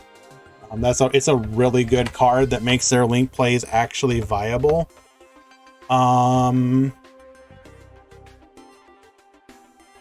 Let's see what else. I think World Legacy Succession will probably see play in some decks to great effect. So look forward to that potentially being A sleeper card. What else? One-time passcode is going to be a pretty neat card in some decks. You think Konami's releasing Dark Hole to solve some monster spam in-game? Well, okay, the issue is that monster spam is only an issue if that spam leads to, like, negates and other such nonsense, which is really not something that Duel Links faces all that often. Obviously, you have had metas where that has happened, such as the Onomat meta and the like. But like right now, what are the spam decks that you actually have to worry about? Infernoid, who can just wait until you go to like battle phase, maybe. I mean, okay, they do technically want to shotgun it early, and so you could punish it. And oh my god. So somebody, Akil, you were asking about Blue Eyes. I guess we actually do have it and it's undefeated. What? How did I not see this?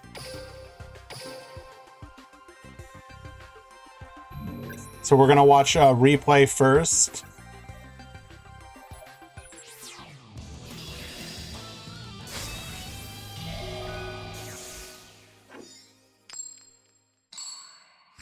If you guys don't know, the buff to Blue Eyes is 3 Melody of Awakening Dragon, which is kind of, excuse me, what? Oh, hey, look at that. It's not that hard to have three Melody, bro. You just have to be willing to either grind with your dual orbs or pay a couple bucks.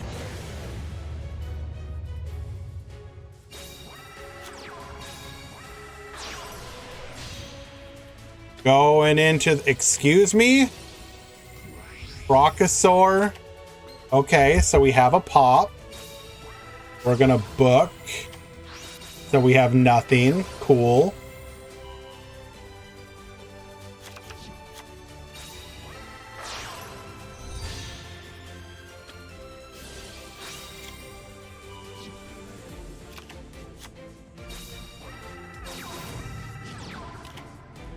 We beat over the Croc, can't deal with the Blue Eyes. Whitestone, add the alternative back to hand. Cards of Consonance. We're gonna summon that again. Get popping. Go into Cypher Dragon. Go into full armor. Oh no. It's just a Galaxy spam deck. No. We're gonna go into Cypher. It's gonna move. We're then gonna activate Ultimate Dragons. Oh hey, how you doing?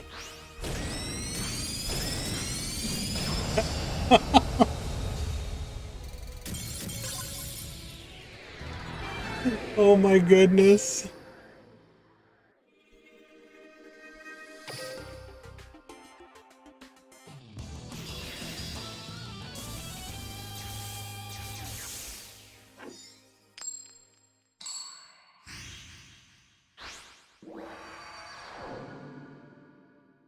Just the fact that you can do all that nonsense and then still just go into Twin Burst.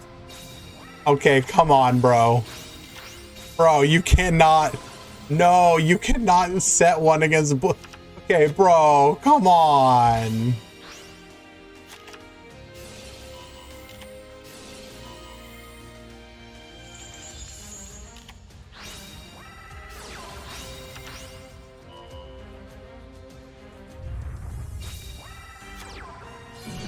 Doesn't have lethal.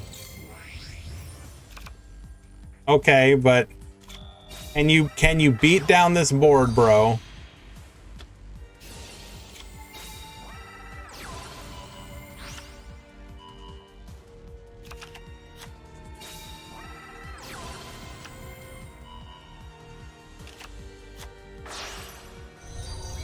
Well, I think you can fairly say that 3 Melody does make it much harder for you to brick. And turns out decks can still have a bit of a problem if you just vomit out, you know, a ton of really big Chungus monsters.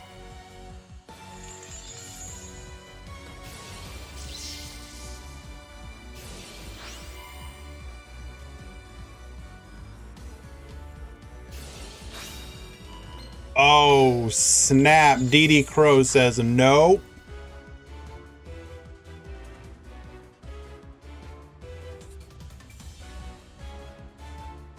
Probably needed that. Wait, what? What are you doing? Okay. You want to be there so you can take out the Mech Knight of the Morning Star.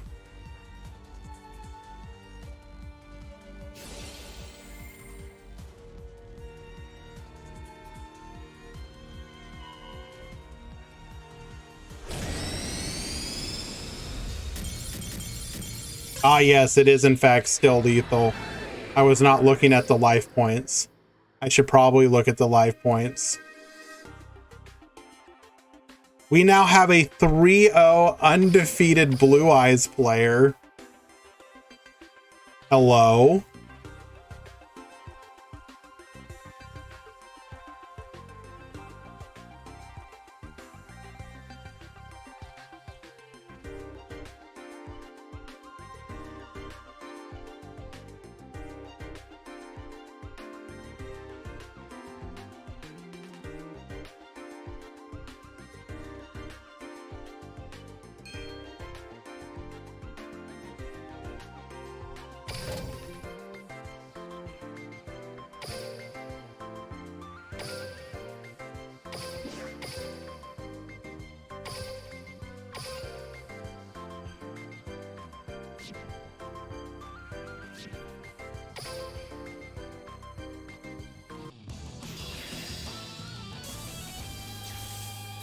They're going to the top no matter what. Correct, Cole.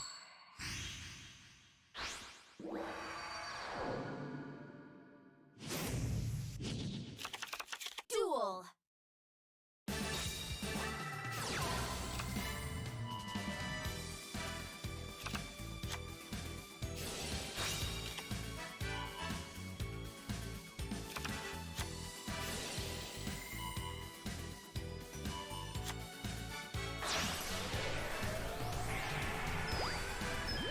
Yo, no cap, citing whispers never seemed so optimal now.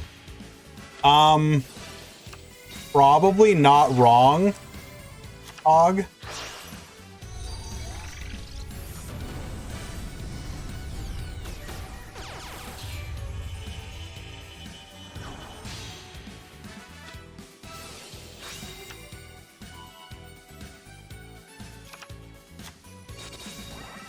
Triple set. Good luck, Yosh.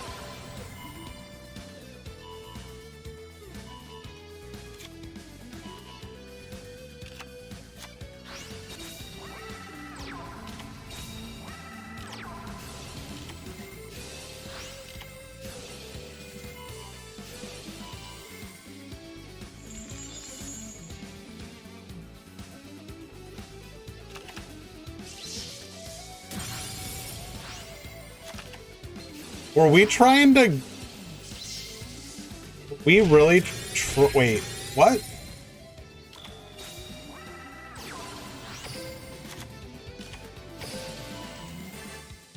I'm confused. What were we trying to do there? We do wipe out the back row. We're going to go into Brute Enforcer. Oh, do we have lethal? Wow. Well played, Yosh. Hello, Qwerty. Hello to you. How many rounds today? It is 4, top 16.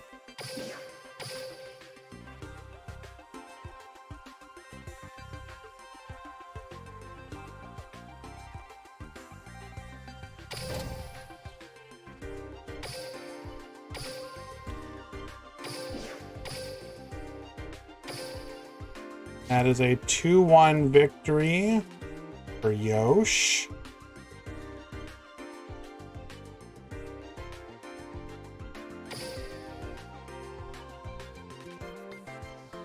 Which means we have one very boring mirror match left to watch.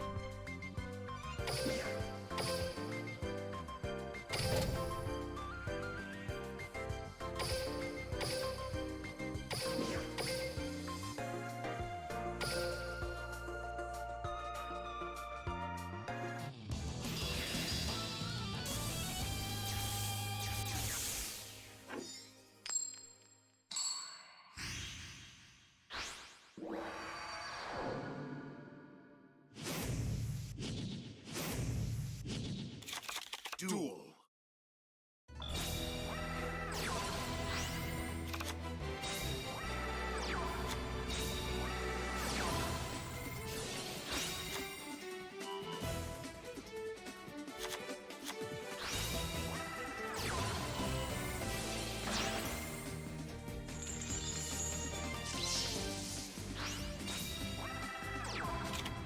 All right. I feast. Do you feast? We will make sure that the Deviati is gone. Gonna go into Sight Samas and or banish. Then remove your Deviati. I heckin' love Infernoid mirror matches. Let's go. Can you hear my excitement? Bro. Okay, now this is kind of cool.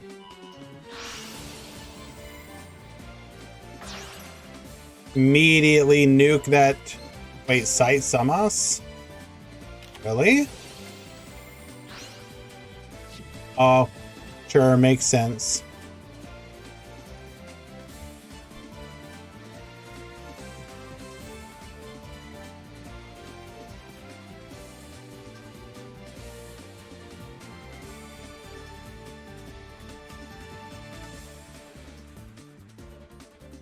We are near, this is the last match. I don't know if it's the last game, but we are just about to round 4, and hopefully Kaitos will play again. I would like to see some more of those Blue Eyes matches.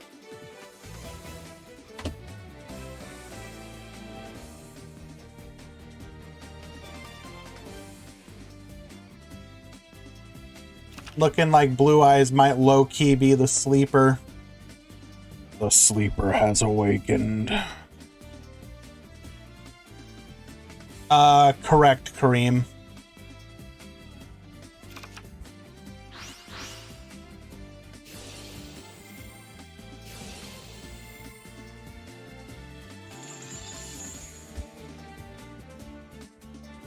We watched it absolutely destroy. This one is not. This one is 21 cards.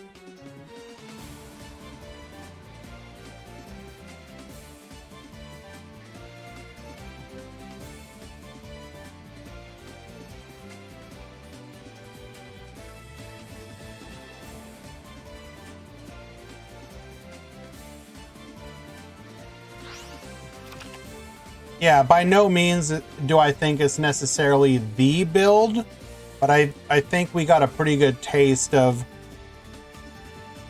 what an ultra consistent Blue Eyes deck can do. No longer are you Brick Eyes.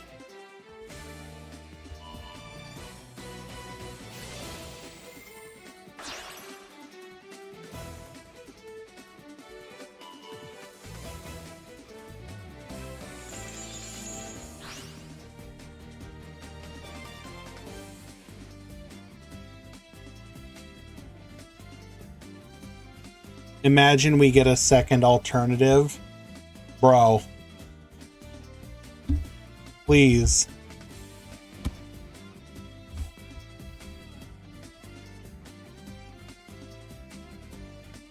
There's a reason I have to be cam off right now. And what you just said is part of it.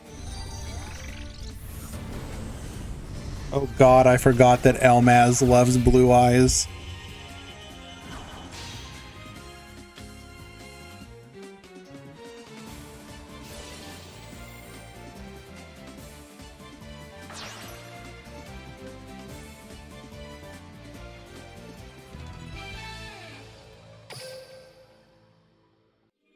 Looking like a 2-0 for Chris Olivier. Okay, Elmaz, I don't know. You love all dragons.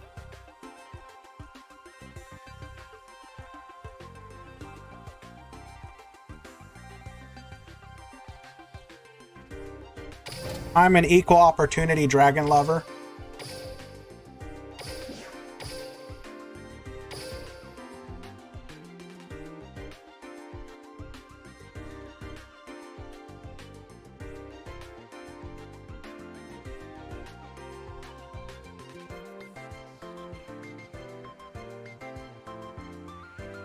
I'll have you know that I was the one that came up with the blue eyes thick thigh dragon.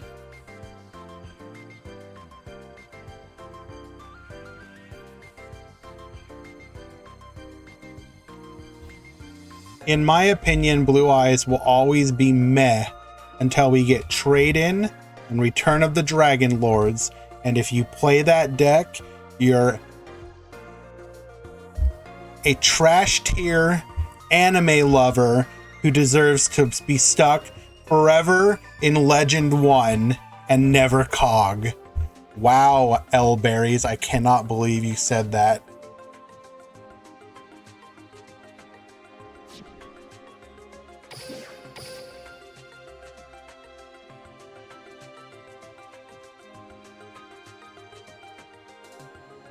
Absolutely toxic. We just out here wanting to play with our...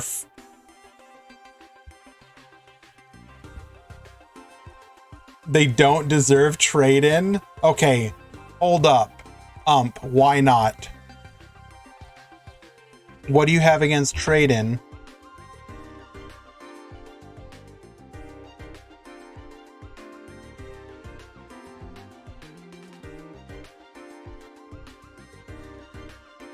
Give us Chaos Max, yes. I'm down.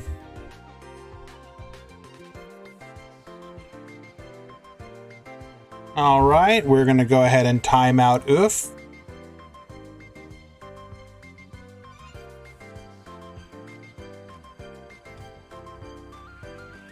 To all of my Blue Eyes fanboys currently in chat, understand that I stand with you, and I will not let these people say the things that they're saying right now. Absolutely disgusting. Ban them all.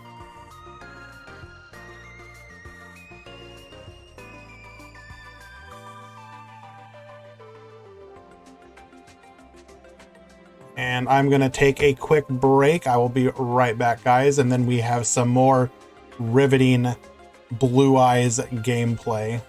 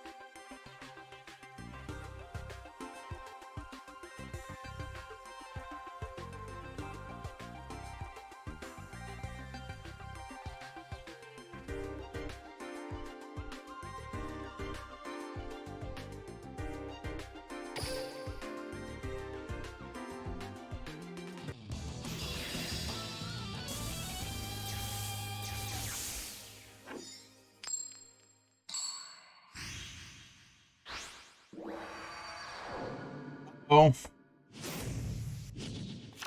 Duel. Blue Eyes versus Harpies? Excuse me?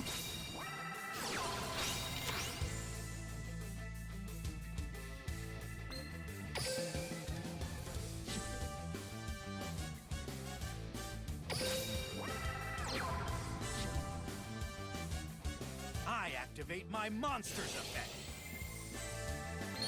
Join me, Blue Eyes White Dragon.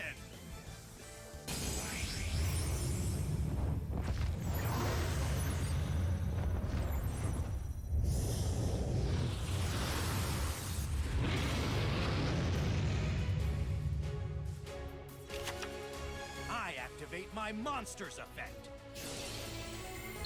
Join me, Blue Eyes White Dragon. I end my turn. Make your move. Feeling nervous? It's my turn. Draw. I hope you're ready. I summon a monster in attack position. My monster's effect activates.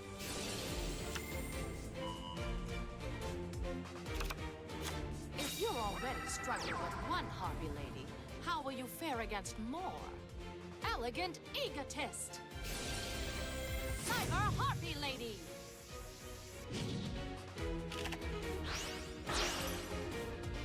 I hope you're ready. I synchro summon a monster.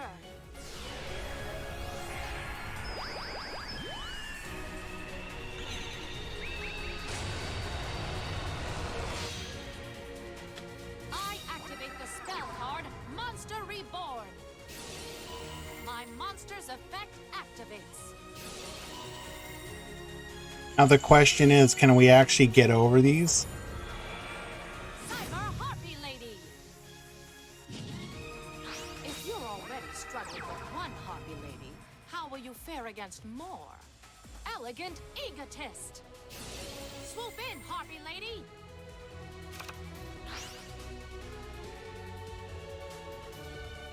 Come on out. I exceed summon a monster. My monster's effect activates. I set a card. Actually clearing the board? I set a Let's card. go! Double back row! You're going down. I attack with my monster. You're going down. My monster attacks. Oh my goodness. I'll get you for this. Hello, all my fellow My Nifrothians. turn. You have joined us just in time to go back in time, From my hand, like, I activate 2 years? play spell. Heckin' love! Hey, Nifroth, this is literally undefeated Blue Eyes Activate my monster. versus undefeated Harpies. Why? Because we now have 3 copies of Melody of Awakening Dragon. You know, I'll activate 3 Melody in my 20 card deck. Return from the great beyond. Show yourself. Special summon. I activate my monster's effect. Oh my goodness. Are we... Dragon Spirit So of Dragon White. Spirit of White to force out the other back row. Dragon Spirit of White's effect activates. Oh my god. We can clear the field now. Reveal my face down card. My trap activates. If he has alternative in hand, we board clear.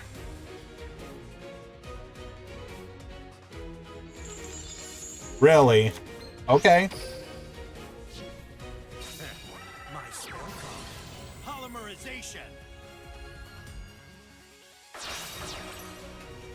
Fusion summon. Nope, no Neo Ultimate. It's only Twin Burst. Show yourself.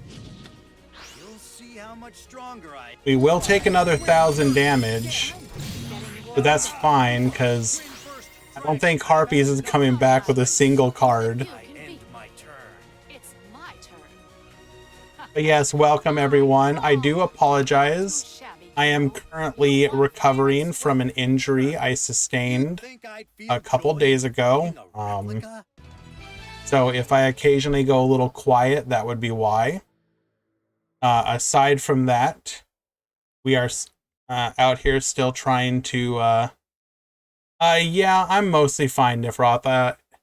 I ended up slipping on some of the ice during the ice storm we had, and suffered some bruised ribs.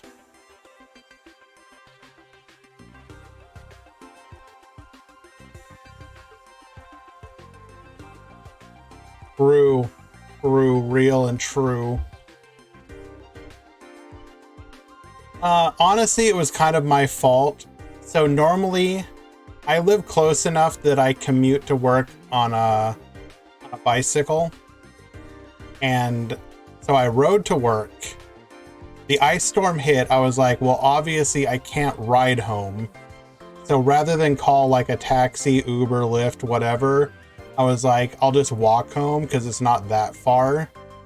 And it turned out to be way more treacherous than I was expecting. So not only did I end up eating it pretty hard, I still had like another mile and change, or another, like, I got TTH IRL, correct? I still had like another 2 kilometers to go, like mile and a half, 2 whatever kilometers. So it was treacherous going. You want to know how bad it was? Not only did I have trouble, or not only did I end up slipping, yeah, they hurt me so bad. Yeah, I hit my head so hard, suddenly I understand metric. So several of the roads in my area, what do I do for a living? I work retail. I'm a night shift manager.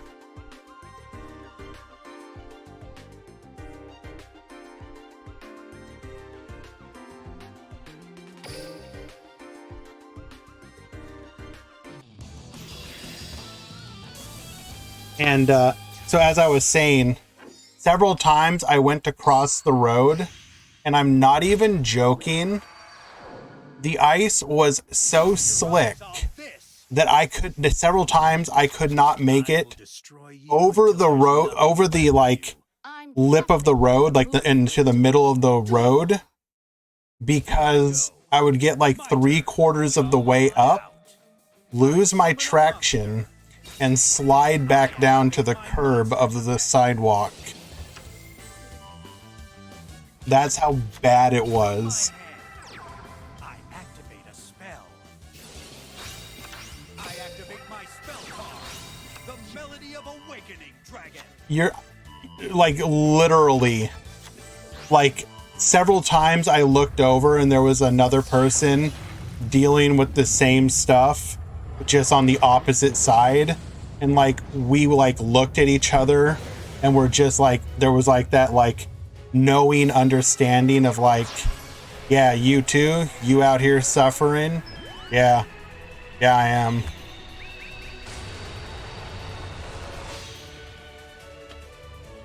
So let me ask Nif, I assume were we trying out some of the new Dino Morbia?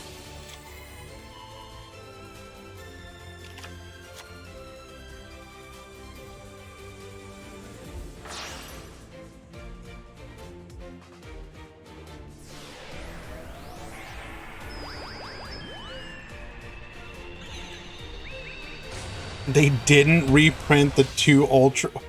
Bro.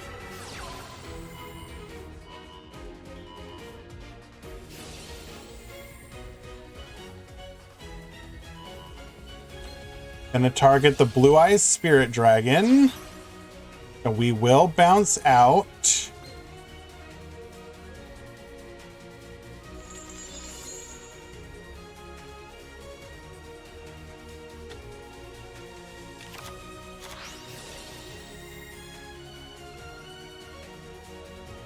I heckin' love bees.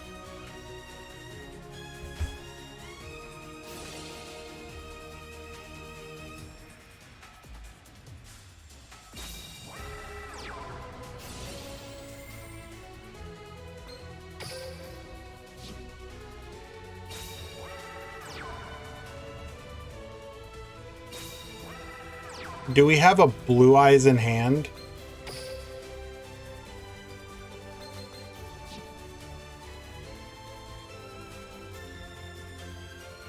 If we don't have a blue eyes in hand, should we even attack this?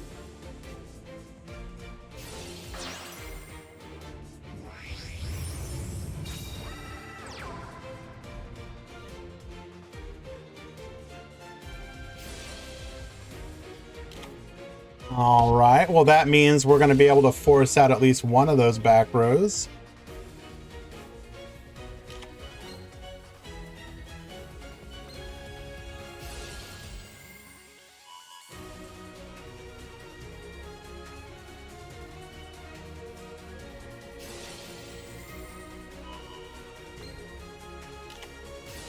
It is in fact a Book of Moon. We have another one. Oh, 2-for-1 deal. Is that my boy Sean? Hello, Sean. Thank you for the continued support, my friend. Haven't seen you in a minute or two. I did see you were streaming earlier today, but I was at work when you were doing so. I could not watch. You had a pretty big audience though. I think you were like over 100. It was nice to see.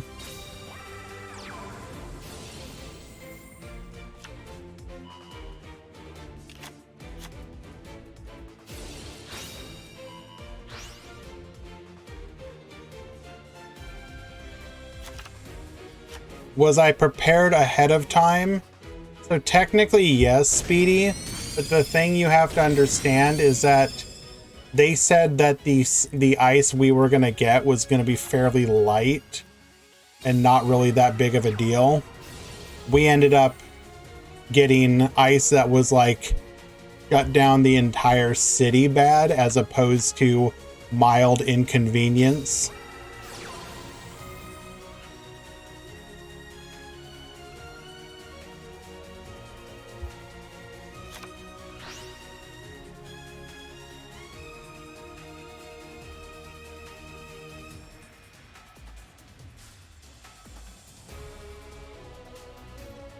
What about the ice though, Sean? Did you guys get iced up real nice? That's what we're talking about today. We had ice here so bad that literally you'd like the entire... Our buses here are so bad that this ice, that they were just like, yeah, public transportation is just shut down. That's it. We're done.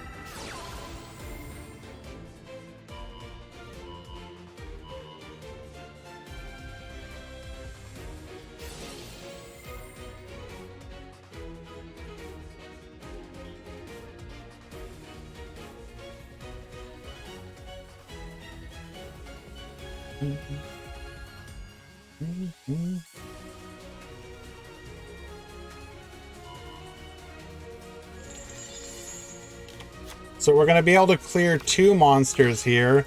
Bounce to the 1, beat over the Azure. How many back row do we have now? It is the second activation of Feather's Rest we've gotten to do, which is nice. We cleared 3 monsters. Did not go after the Azure Eyes. Was that a mistake?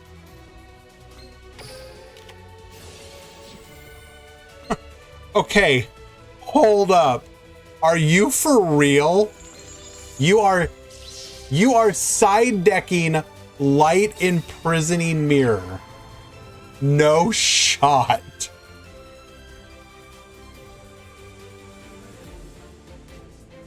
I mean, I guess it technically works against Mech Knights, right?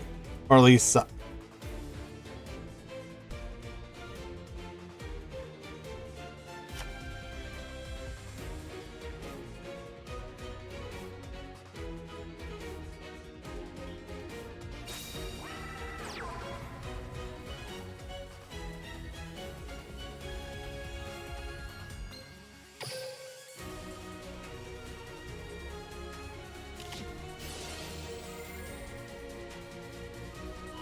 and we're just dead.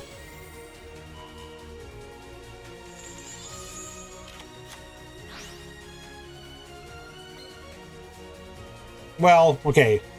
Only dead if we get like an egotist.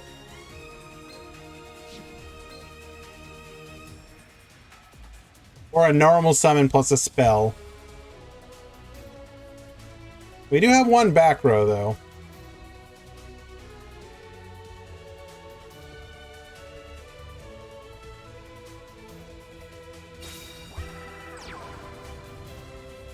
Okay.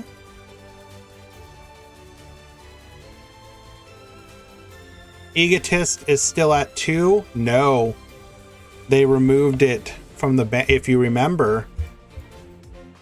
So they are probably still playing 2, but they have... Oh, okay. Okay. Swallow's Nest?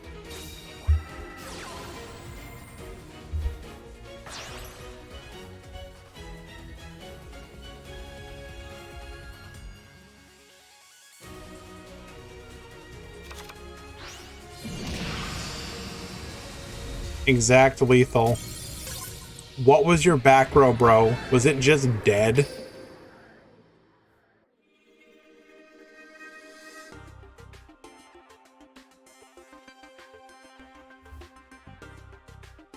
I don't think they're playing Ancient Scroll, if we're being honest.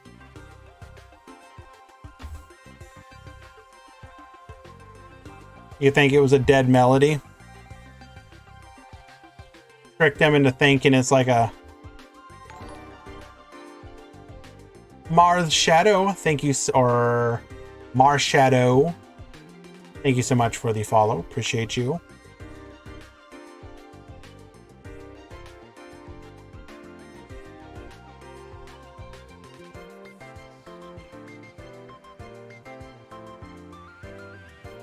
All right. Who goes to the top cut with the undefeated record? The Bird Women or the Big Honkin' Dragons?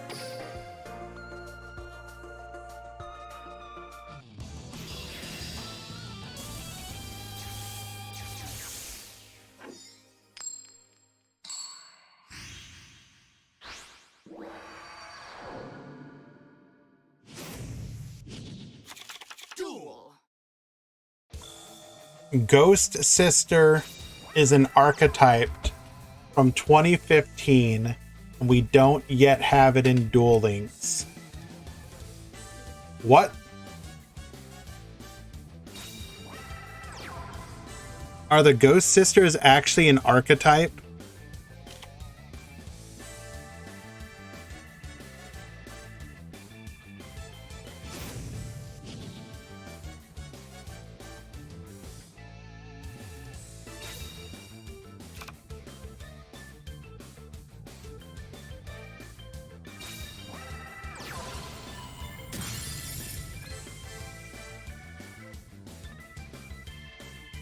You have 3 Melody of Awakening Dragon.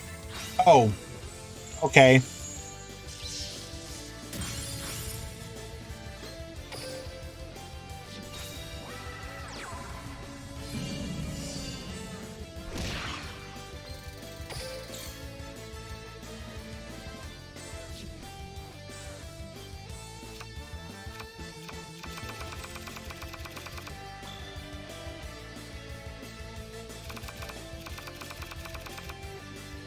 Bro, no, no, no, no, Ow, no!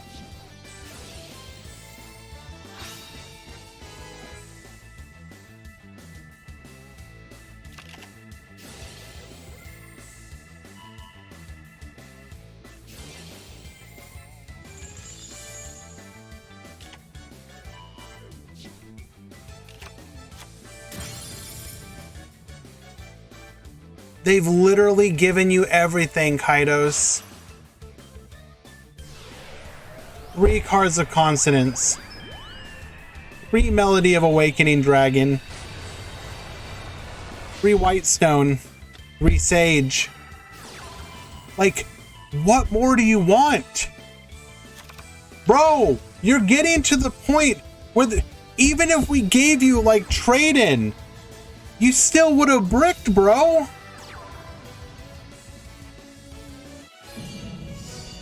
Kazax, they were undefeated, so they're X1 now.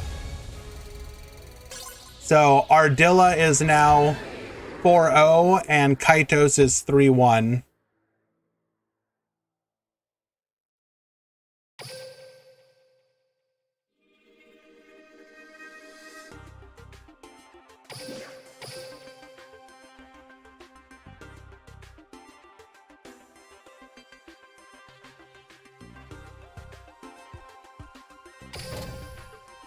No, it's not a chance. They will top. Both of those players could have not shown up and they'd top. But they played for honor.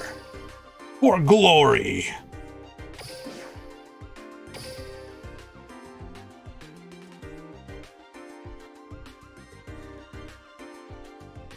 Hello, by the way, Potato.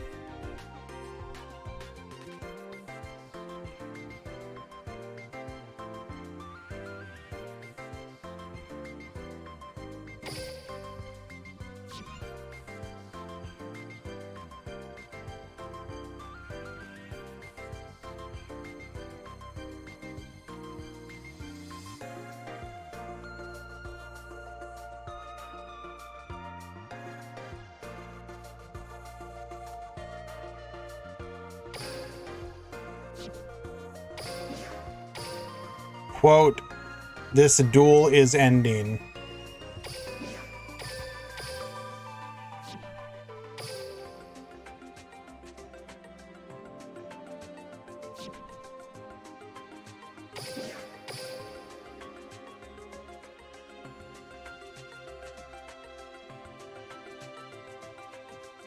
Well, okay then.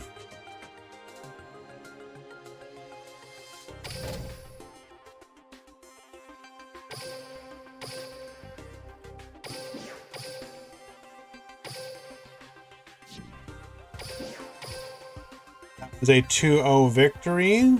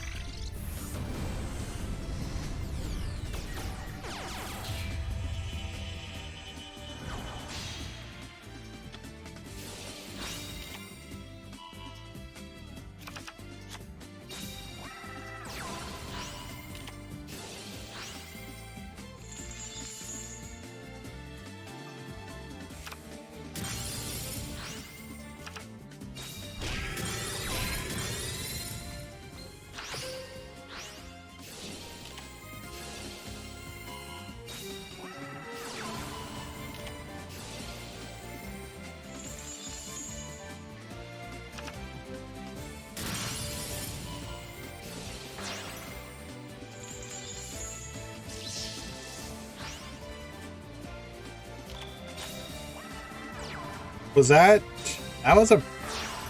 Okay, wait, whoa, whoa, whoa, whoa, whoa, whoa, whoa, whoa, whoa!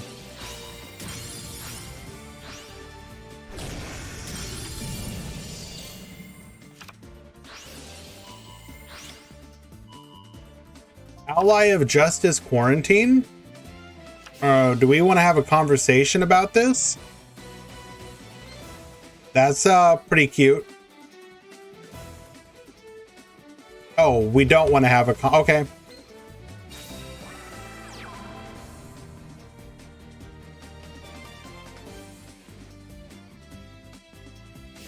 Justice for the Ally of Justice.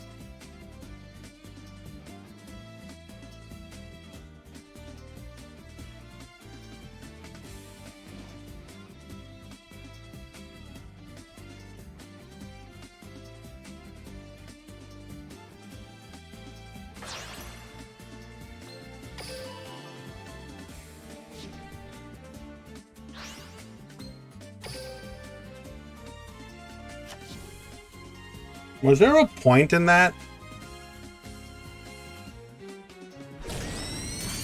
Oh, he wanted to get rid of the column. Duh.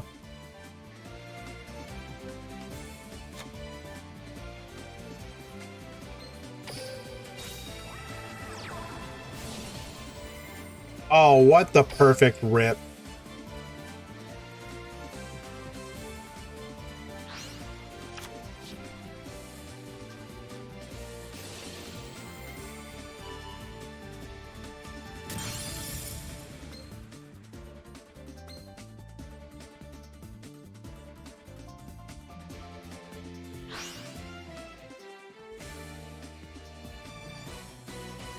All right, not lethal.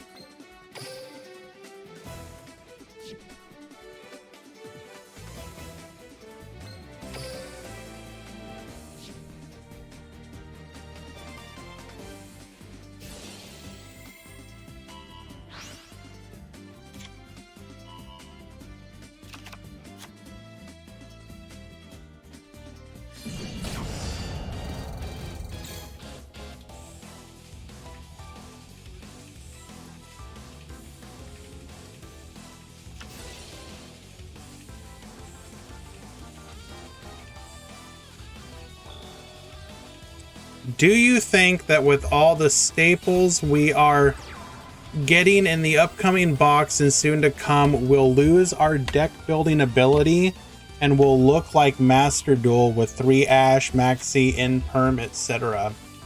Well, I'm going to be honest with you, Orin, I do not, and I will explain my reasoning. Reason number 1. The ban list in Duel Links being what it is means that they can avoid that ever being an issue. How do they do that? Let's say that we were in a world where you could realistically play 3 Ash, 3 Max C, 3 Imperm.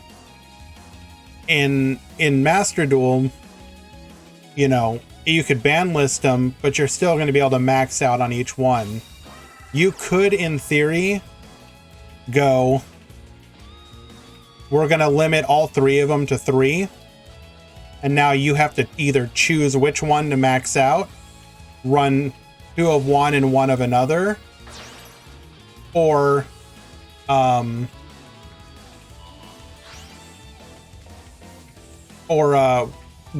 1 each. So the ban list by itself has the ability to kind of control that from ever being an issue. 2, I do not think that the game built as it is really, like, Imperm would probably be a perfectly fine deck, or card rather, but I think both Ash and Max C would probably struggle in the current game, because there's lots of decks that just don't that you wouldn't be able to get rewarded by running those cards. Third, skills are always going to be a factor. and whether or not those cards make sense. A lot of decks, for example, your skill bypasses cards. So you can think of an example of, like, obviously it's not meta, but think about a deck like Resonator that can just add a Resonator like monster to their hand, or add the Wandering King Wildwind. Like, you can't Ash that. So, like, even if Ash was in the meta, there's certain decks that could just basically ignore it because of the skill.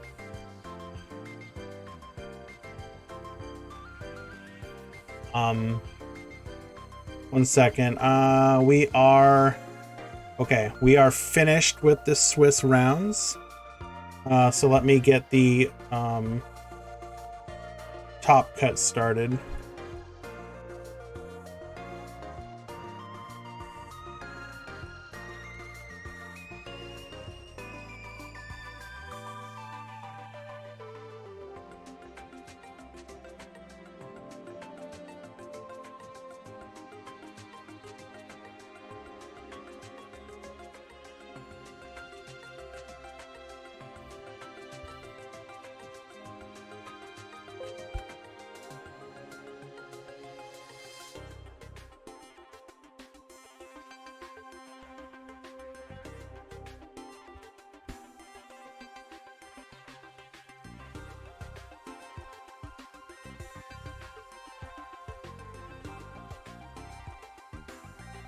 I think the game would suffer from other problems before, like, staples became an issue. Because I mean, if we're being honest, we've had staples before. We just had our own different staples. Like, obviously, Book of Moon was a staple for a very long time. I mean, it was in the TCG as well, but especially in Duel Links, you know, it was have book or bust, right? And to a degree, it's kind of coming back into vogue. But every incarnation of the game is going to have its staples, and I don't see them ever, like, overlapping one to one. It's always going to kind of adapt to the meta itself. I think the only hand trap that would, I think Imperm and Effect Veiler would have the highest odds of being the automatically run hand traps in the game. Well, okay, Red Reboot, sure, but they're never gonna give Red Reboot to Duel Links. Come on. Come on. Let's be real now.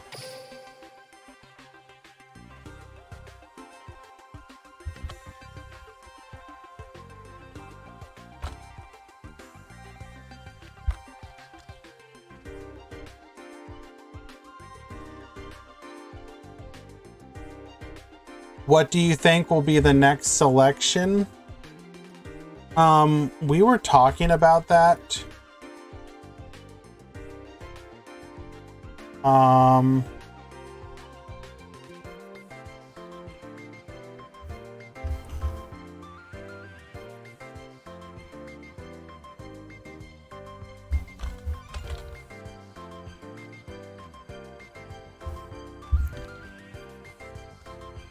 1 second. I actually kind of agreed with what we were talking about.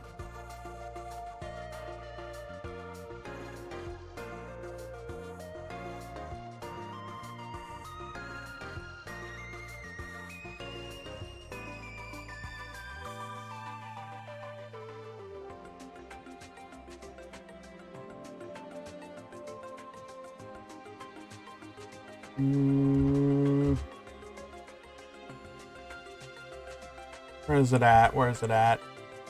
So there was some talk that Knightmare Cerberus might be selection.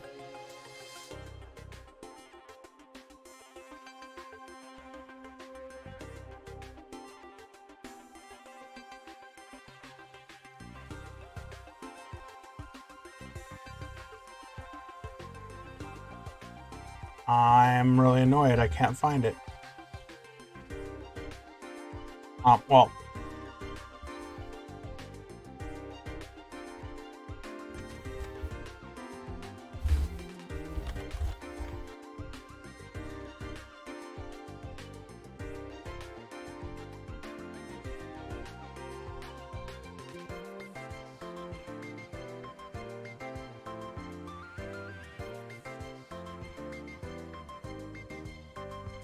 Okay. Bro, we literally just started the top 16. How?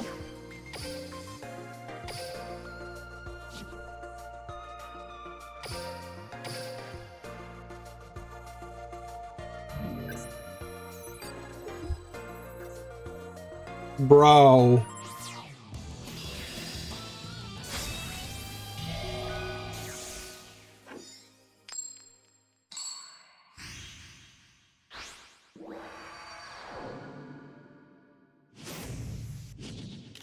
Duel. Okay. Sage with eyes of blue. 1 card pass.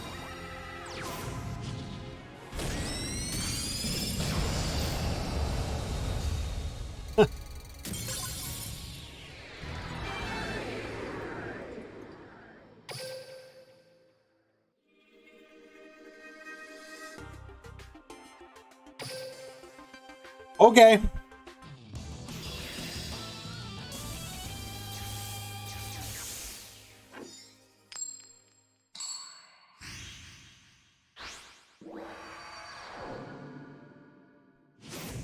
So we're really gonna, it's really gonna be dependent on what kind of is Kaito's just like not on back row besides Ultimate Providence? Is that the issue?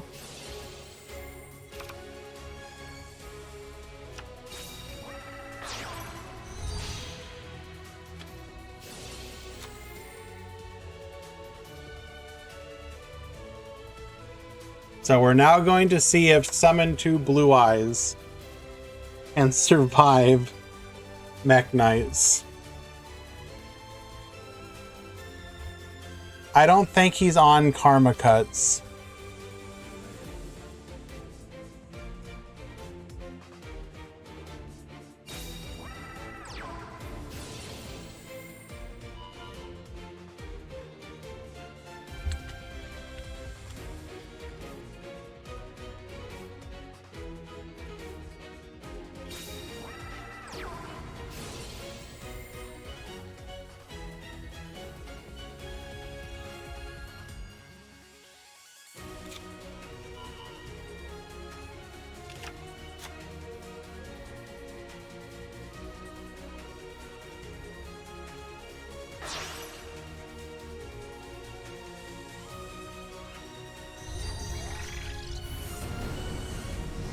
Here is the top 16, by the way.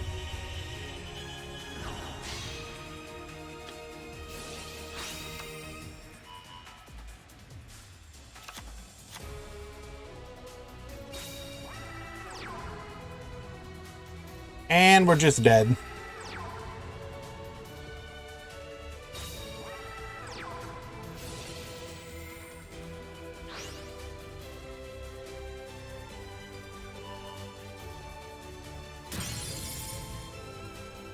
Did Hero get something new? No. I think they're just taking advantage of, you know, certain rogue decks can just win if piloted well. Why is Destiny Hero popular? Because if you can't deal with Clock Tower, it ensures that you can't get OTK'd. Also the free MST, as Georphios is saying.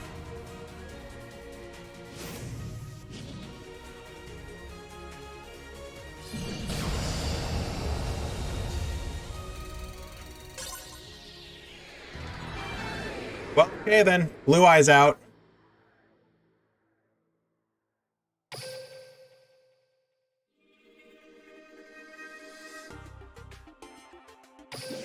Thank you for showing us what they can do, Kaitos, but I think that build is probably not the way.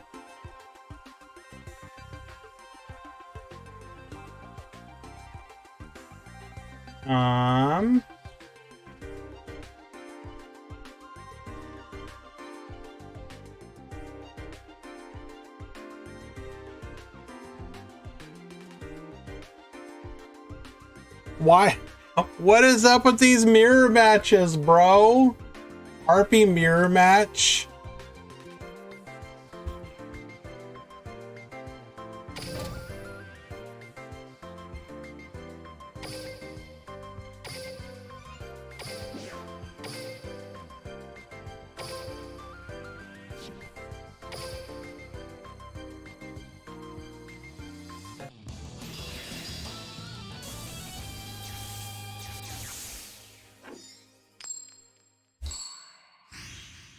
Oh no.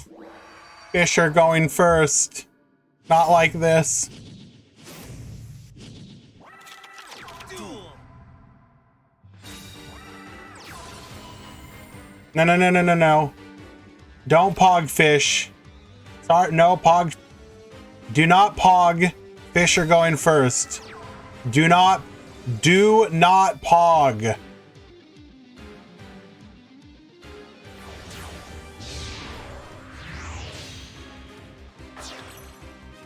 Oh, wait a second.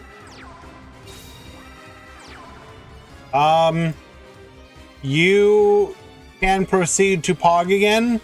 Maybe?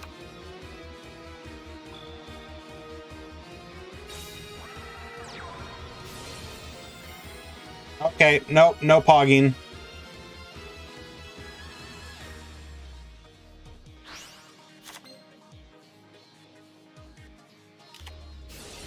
Okay, you can pog again.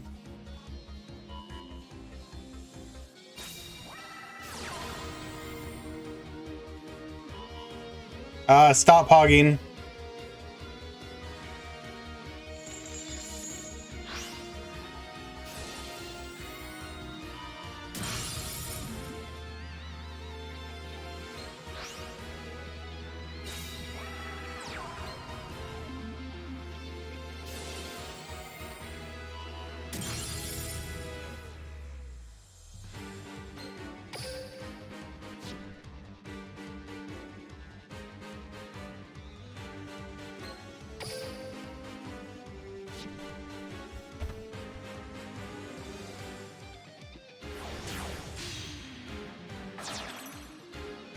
Go in for rebellion.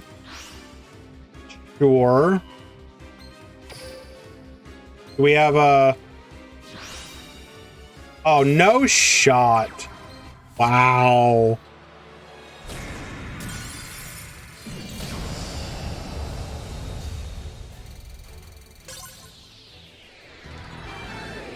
Perfectly countered. Wow.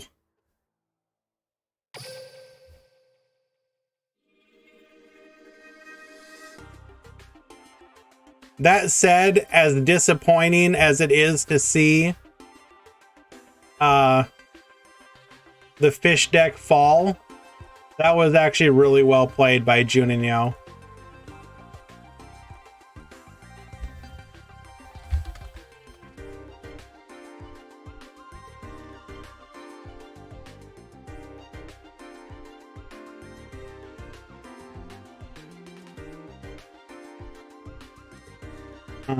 Let us find another match.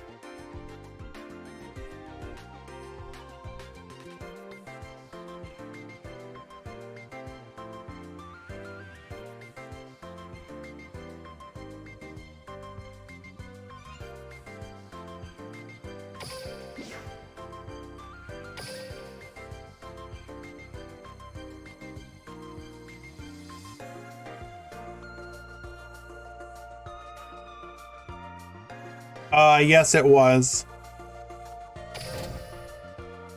Any spice left? Yes.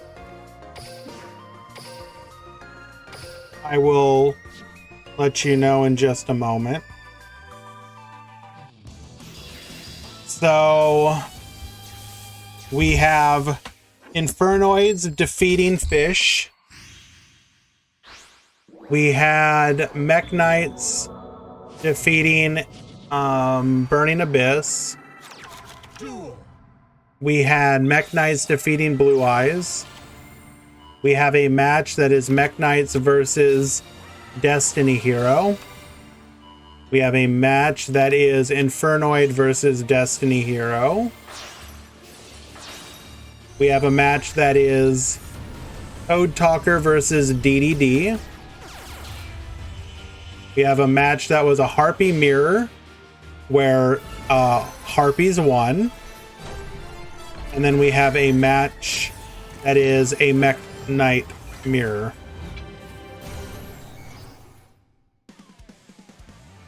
That breakdown's out of date. Sorry. Oh, we're calling it Fish. It's always Fish now.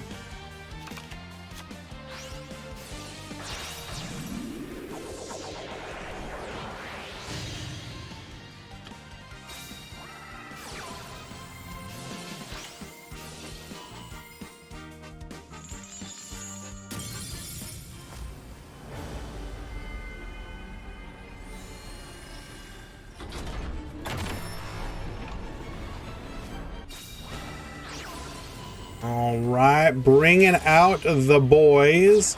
We're going to be going into Cypher, into full armor Photon. Take out the Decode Talker. Not sure why. We're just going to be able to get it back, I guess. Sure. Recoded Alive is going to allow us to survive the onslaught. We will get one more turn. Bring back the Decode Talker, Signet Mining into a Lady Debug. That is a good rip. Lady D, or search rather. Lady Debug into Backup Secretary. And then we have nothing, we scoop. Cool.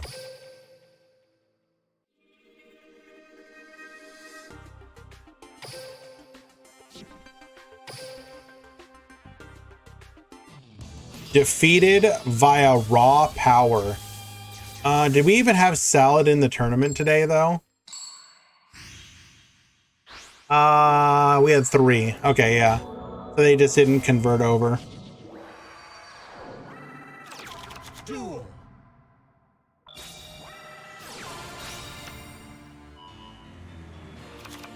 This is... Whether it is Mech Knight or pure Code Talker, we have only seen Code Talker.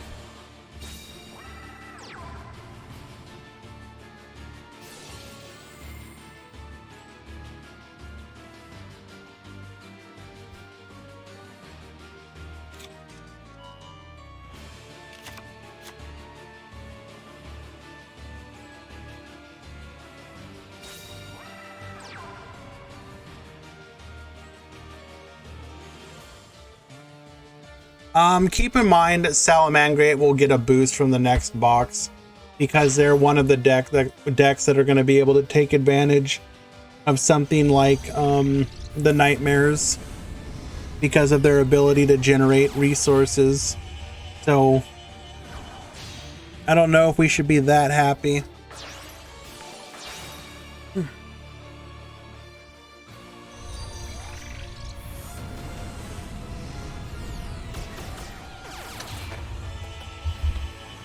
Yeah, also resilience against a dark hole as well. That is correct.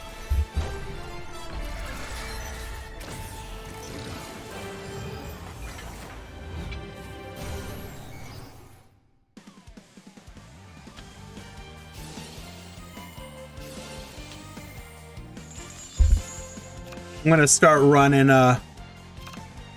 Burial from the Different Dimension or whatever in my Salamangreat just so I can bring back my Balanxes and reuse them again.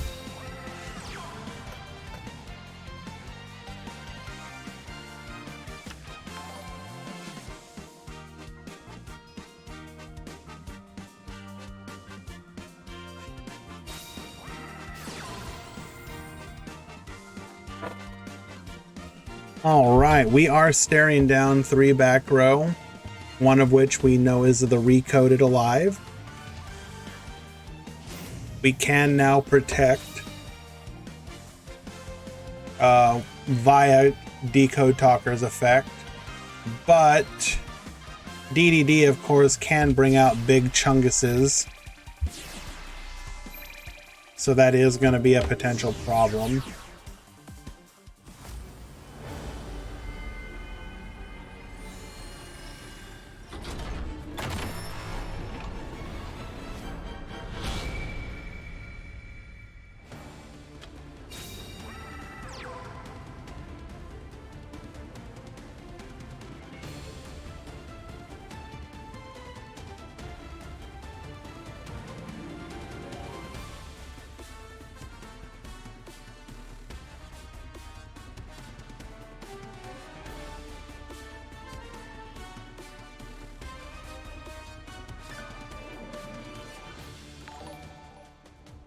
Oh, are we really going for the Galaxy? Oh. Okay, we're going for Super Doom King. Let's hope we do not get crackdowned or compulsed.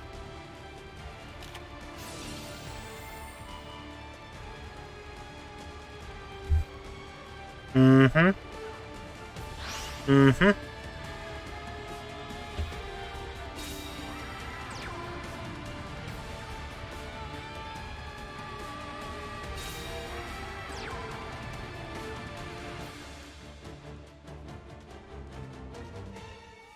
Super Doom is good in certain situations.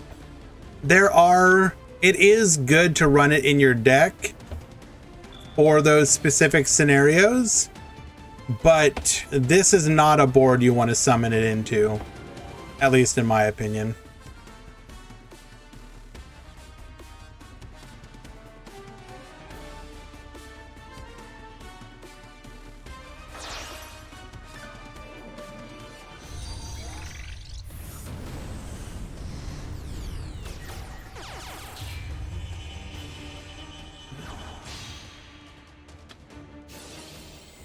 I'm always about that Jinx life power, Arthur.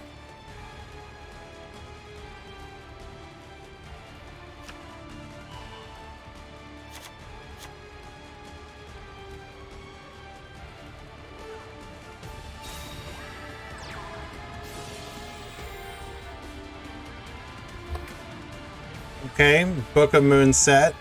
Doesn't matter. What now?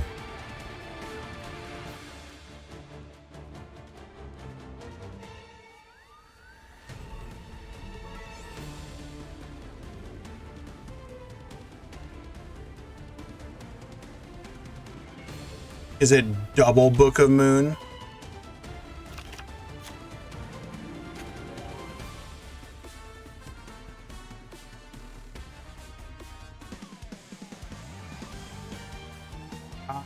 Pendulum Switch would actually be really good here.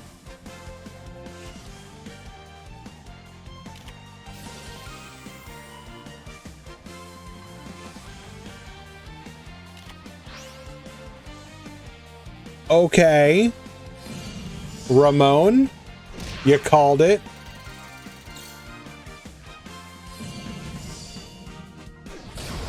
Double Book of Moon, let's go.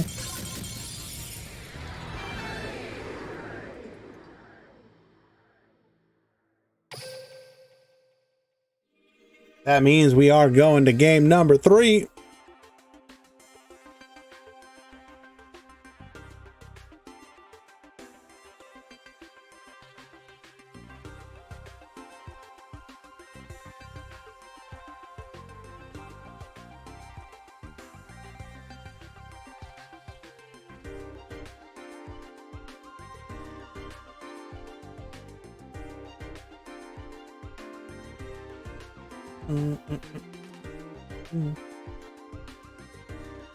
I'm looking at somebody's deck list who is very clearly ready to be running Dark Hole. That's all I'm gonna say.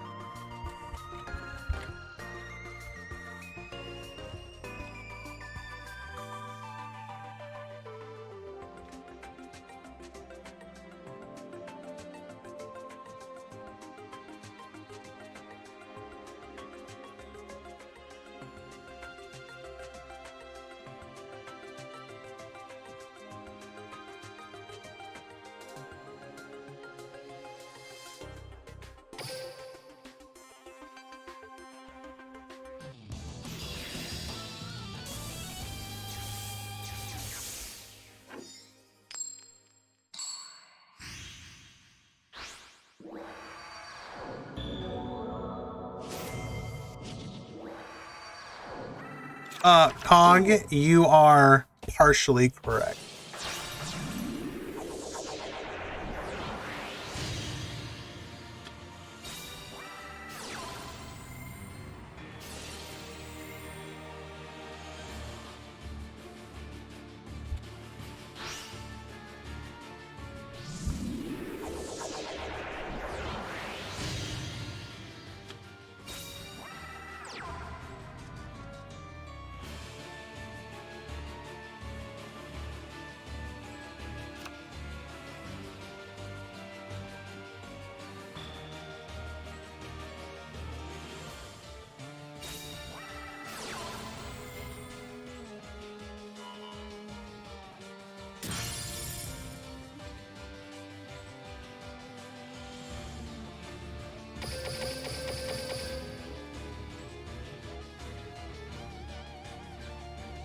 Ah, the good old classic MST on MST.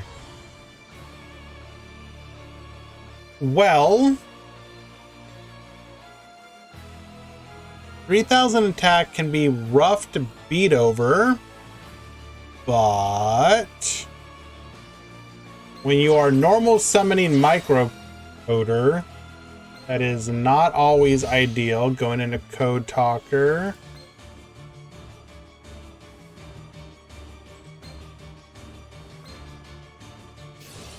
We will search for a copy of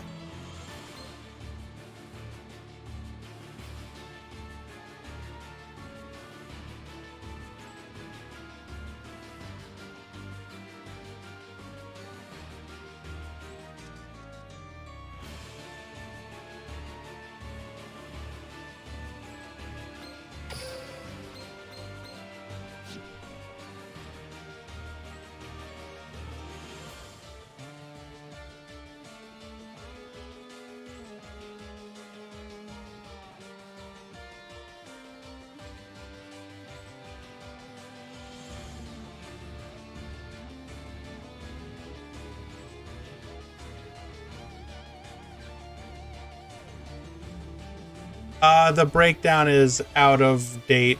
I do apologize.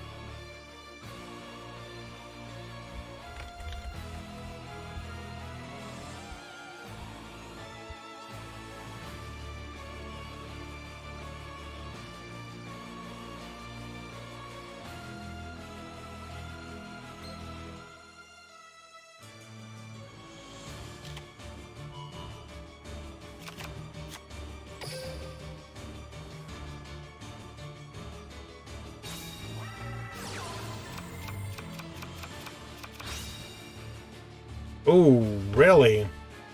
Okay. Sending Compulse. Search for the backup operator.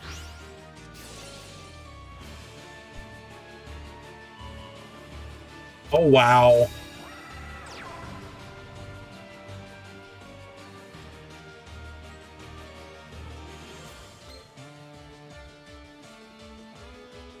Returning the Beowulf to the deck.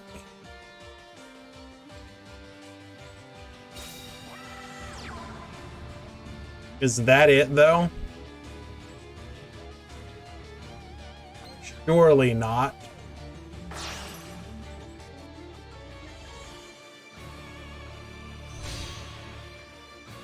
There is Decode Talker. We're going to be able to activate our skill now.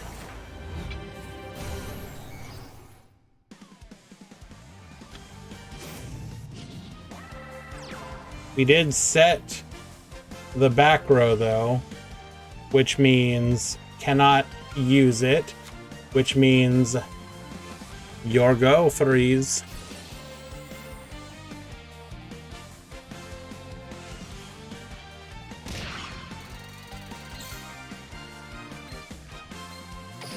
Well, I mean, debug wouldn't do anything because we normal summoned microcoder.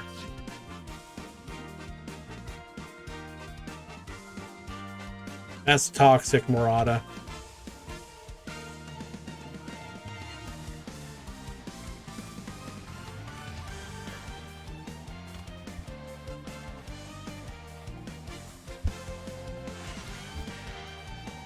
then that would be perfectly acceptable. This is a positivity stream.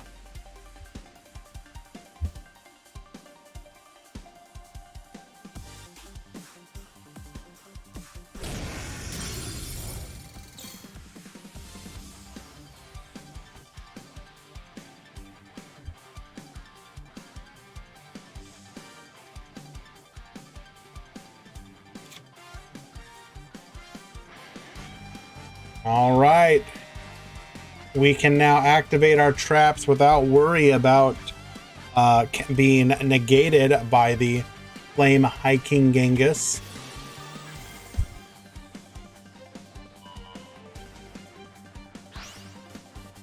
There is the Recoded Alive. Bring out Power Code Talker.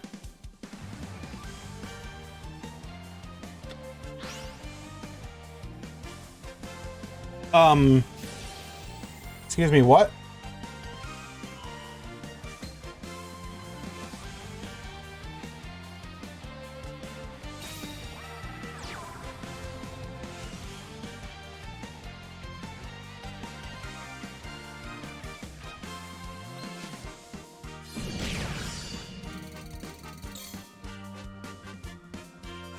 Ah, well, burn damage.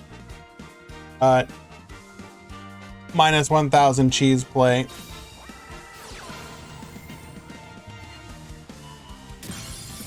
Bro! No shot! We will negate our own dark contract. No burn!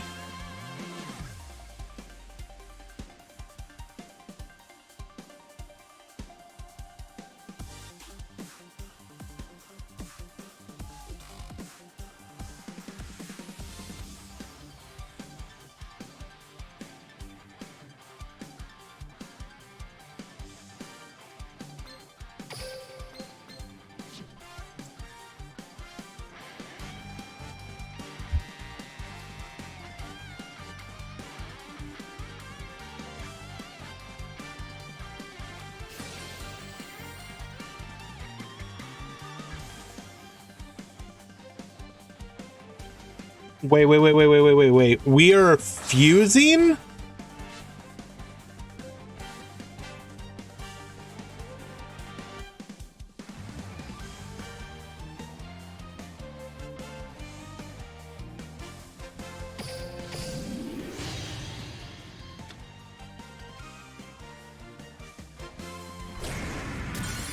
Okay.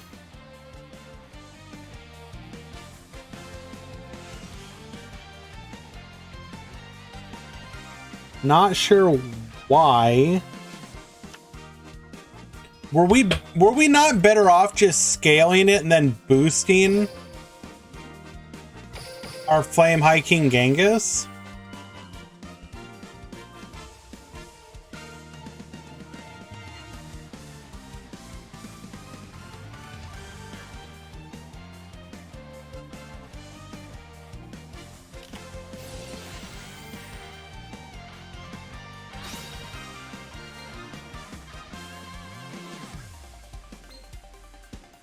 Wait, wasn't that literally just our out?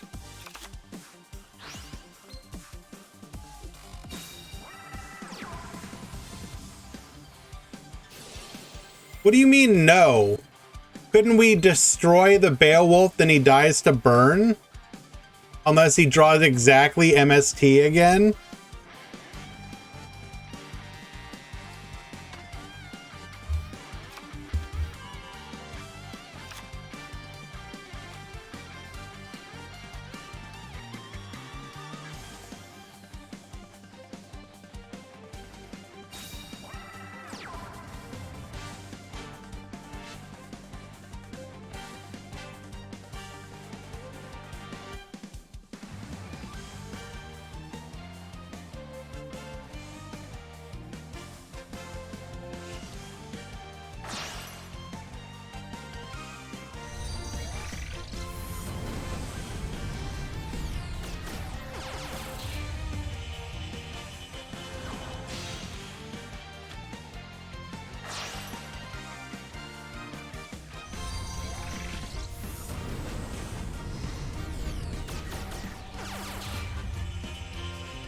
Am I just watching extended BM?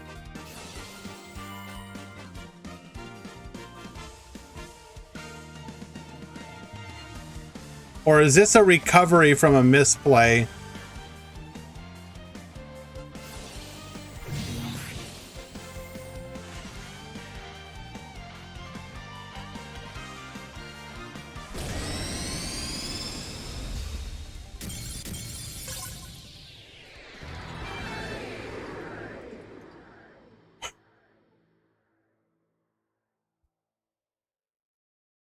Yeah, we'll just call it BM. Hans was attempting to style all over his opponent. Well played to both duelists.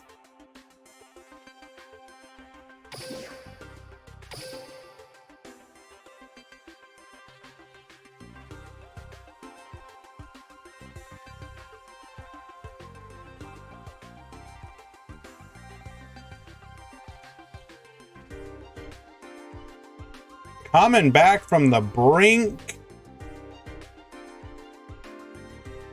in a 2-1 victory, moving on to the top 8.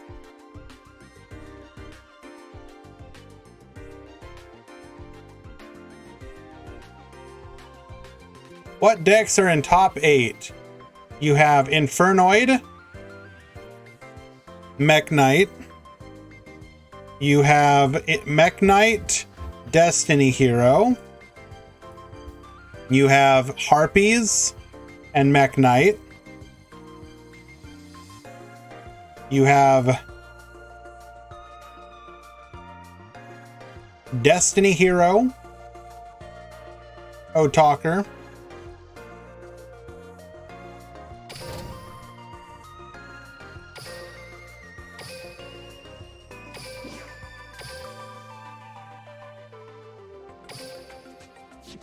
Blue Eyes got like 2-0'd in like 5 minutes.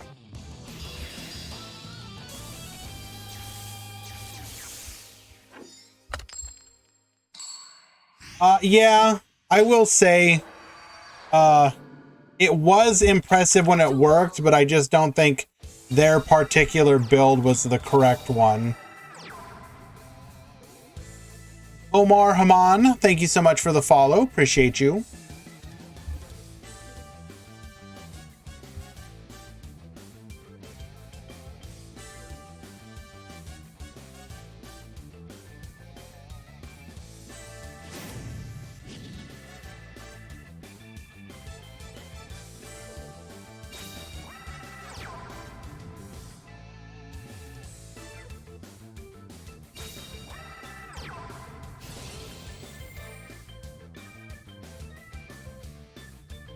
All right, we are probably looking at a quick game 1 for QWERTY here. Super Piece forced to set 1 pass. Not usually a winner against Mech Knights.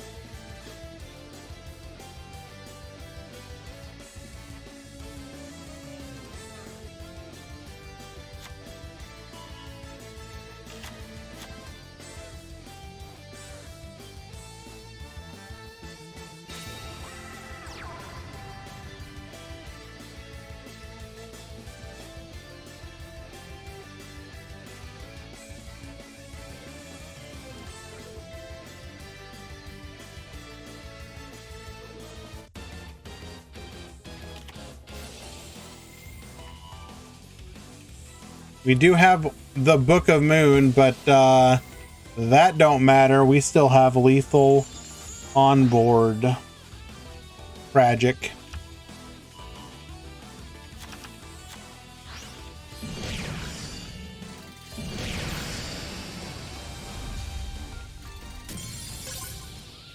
That... How do you...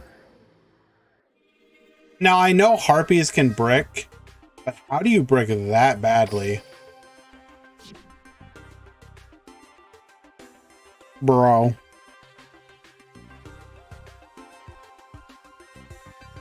Even in 30 cards, like what is your hand that you're like, if you're keeping cards in hand, that means like, okay, You don't want to set because it's mech, you know it's Mech Knight. But like, I don't know. You have to be like on exactly like Wallow's Nest, Hysteric Sign, Book of Moon, and I don't know, Elegant Egotist or something. Did Blue Eyes perform well today? Well, in the Swiss rounds, they went 3-1, and then they proceeded to get absolutely destroyed in Top Cut. I will say, I think that there is something to the deck. I just don't think the person who played it today, Kaitos, had the correct build. I'm pretty sure they were on a no back row except for Providence build, and I do not think that is correct.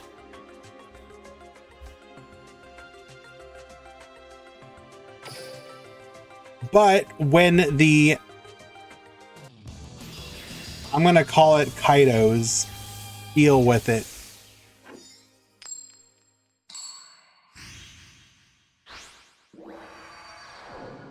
When the deck worked, though, it worked quite well.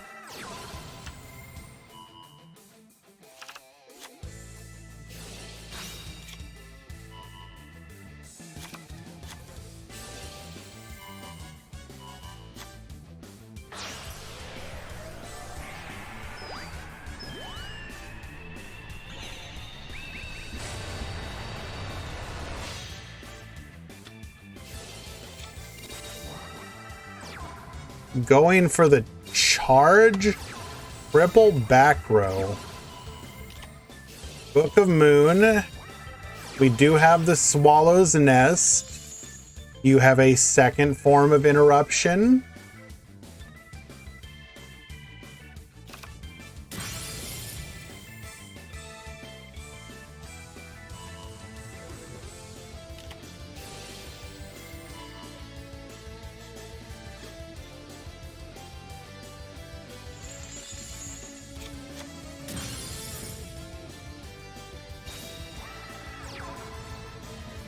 That'll be a set one pass.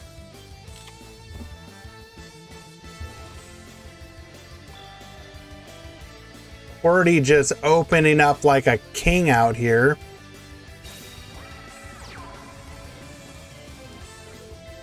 Oh my lord.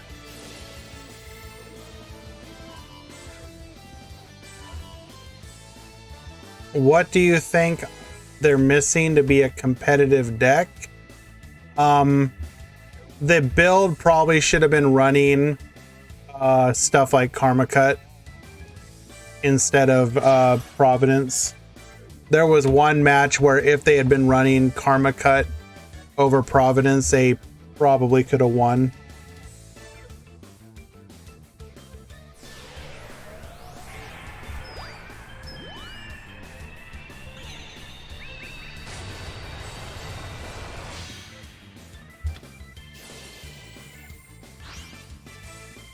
Show us TTH.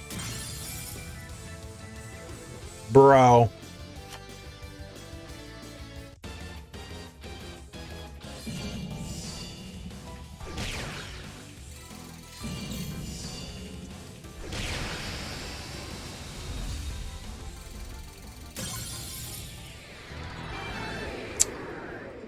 Well, good showing, Super Piece. Made it to top 8, but Mech Knights do be a deck that is in the mobile game Duel Links, which you can play against and lose against.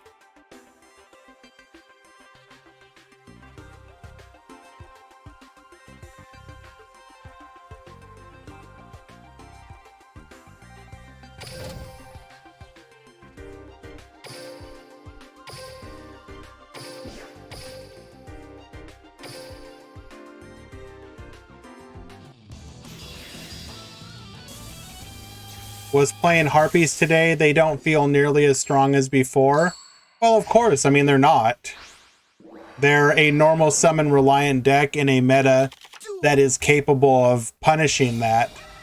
The ban list was never going to make Harpies like top tier again. It was simply going to acknowledge this deck doesn't need to be hit like it does. And you can definitely do well with it, and it's a fun deck for people. Remember when people said Harpies counter mechs? So I do think these slimmer builds of Harpies do better against mechs. I think what happened is that Super Piece won the mirror match, and if his opponent had won, he probably would have had a better matchup into it. Like, just because a deck quote unquote counters doesn't mean it's like 100% win rate. You still have to actually win.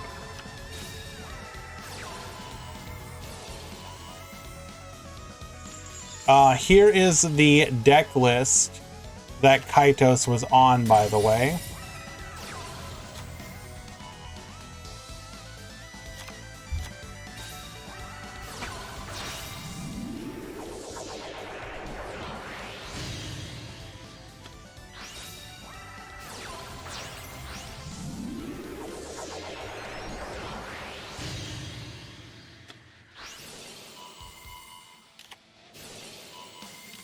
Like, in my opinion, I would probably drop the MST, drop the Reborn, maybe drop the, you can keep the Reborn, drop the Providences, go with Karmas. I would add some mechs. Come on, bro.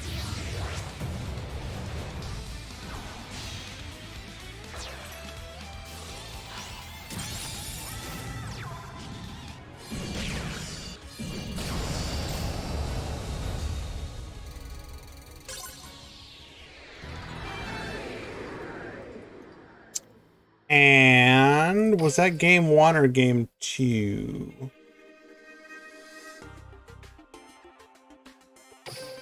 That was game 2. So now we go on to game 3.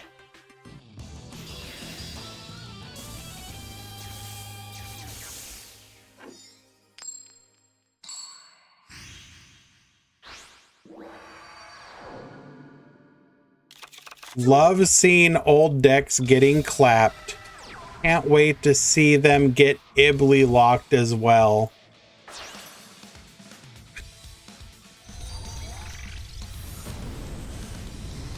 Bro, why?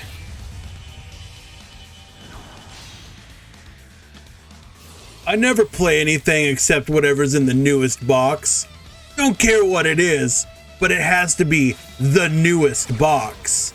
I don't play anything from more than 4 weeks ago.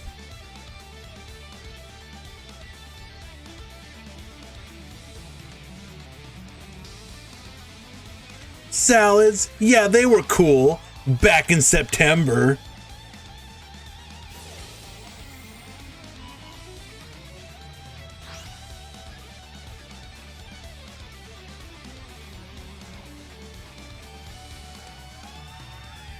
I'm just playing, by the way. I believe the only way for Harpies to come back is if they unlimit Swallow's Nest. Even with unlimited Swallow's Nest, that's not going to make enough of a difference. I believe the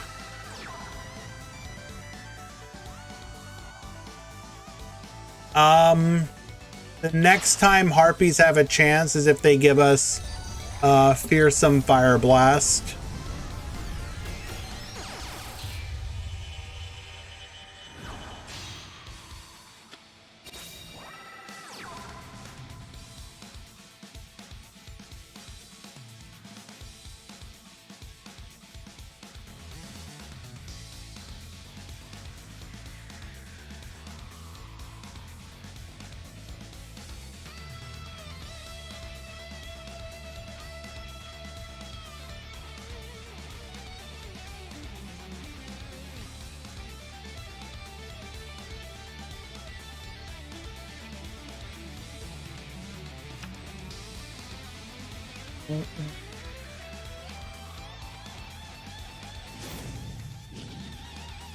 Lightning Chidori would be pretty cool too.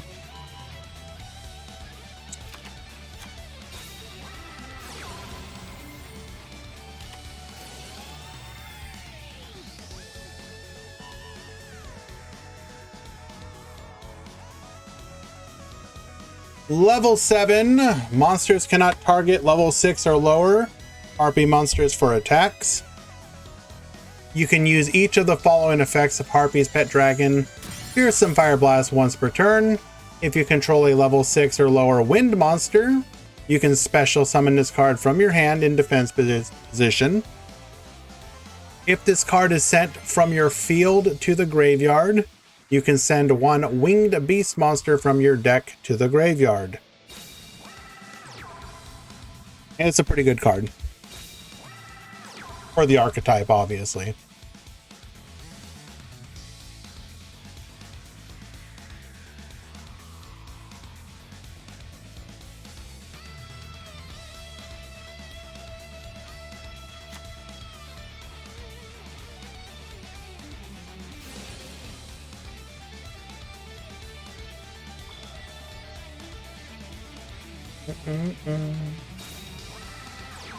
Obviously, it should go without saying that there is exactly one other card that could come out that would also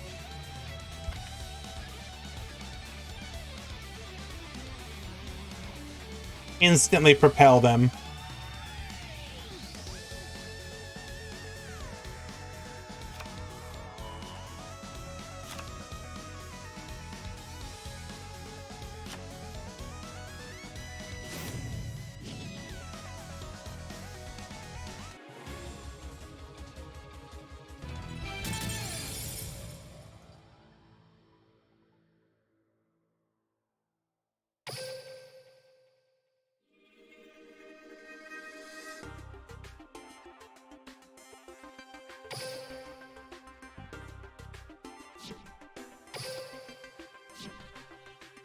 Alrighty. Game number 3 do be done.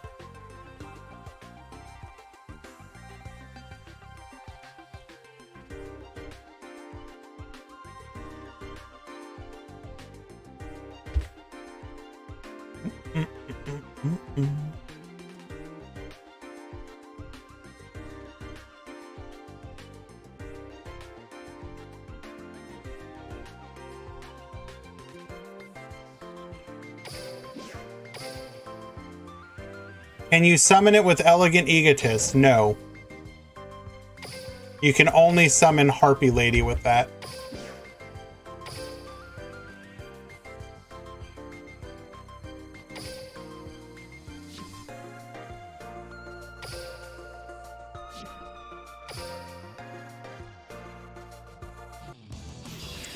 One of the fun combos with Fearsome Fire Blast will be if we ever get if we were to get that card and they give us Lyralisks.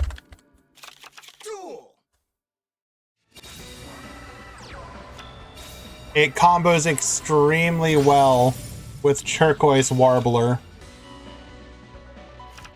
because it would allow you another line to get to Cyber Slash Harpy Lady. Because what you can do is you special summon this from your hand. You then special summon the Fearsome Fire Blast. And that's a 1 and a 7. And you can go into Harpy Slash with it. And then when the Fearsome Fire Blast goes to the graveyard, you can dump a Harpist and get a search at the end of the turn. But if we're being honest, if we're at the point where we're getting Lyralisk, we're probably thinking about different stuff than how we can make Harpies more playable.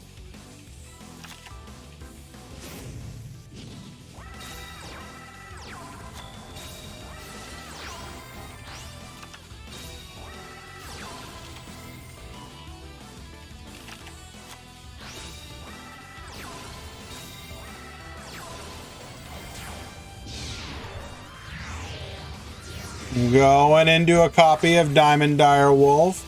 We're going to get cross-wiped immediately, recoded alive. Bring out the Power Code Talker. Goodbye to the Clock Tower Prison. Track down Dubia card.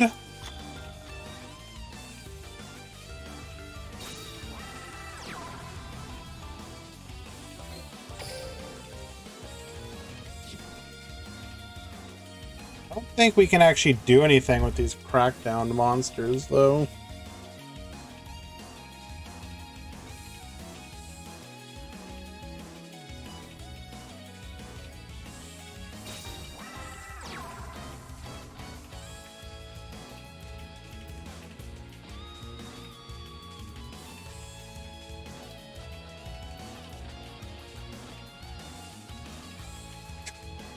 I'm sorry, are we?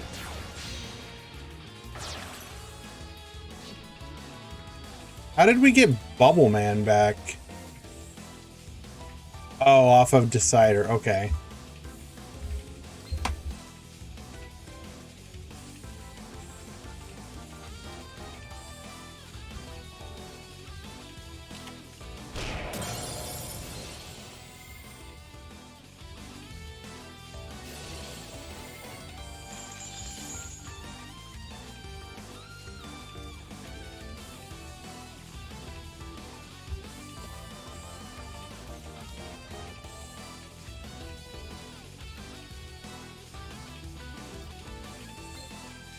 Resummoning Dotscaper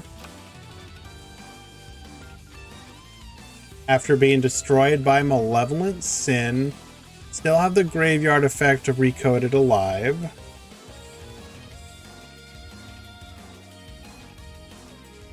Everybody on Reddit losing their mind over Knightmare. I mean, they're kind of both crazy in their own way, to be honest.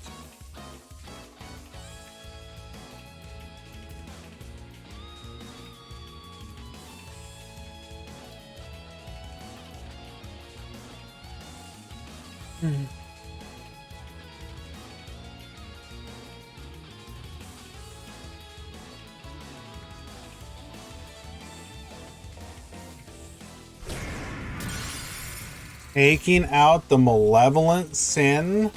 The threat has left the board. Okay.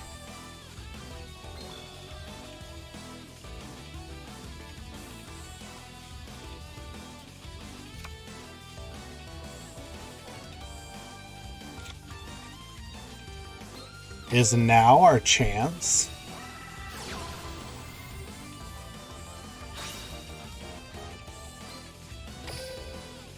We've used 2 Space Typhoon. We don't know how many Signet Crosswipe we're on.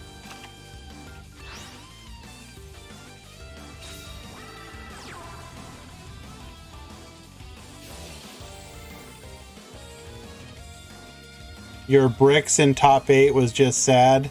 Yeah, that always sucks, for sure.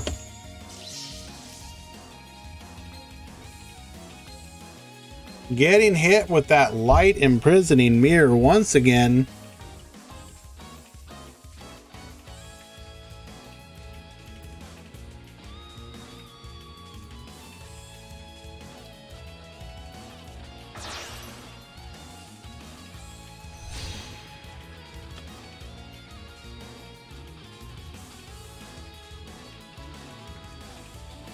Mm-mm. 2022 has been the best year for duels in a long time. It's been pretty good. We've had some ups and downs. I don't think we should ignore some of the downsides, but if you were to rate it as a year overall, it's been okay. Obviously, it's going to have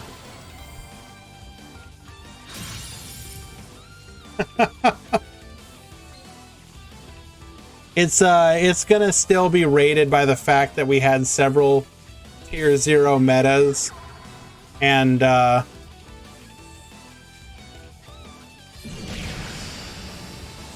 the fact that we're in a post-Master Duel world.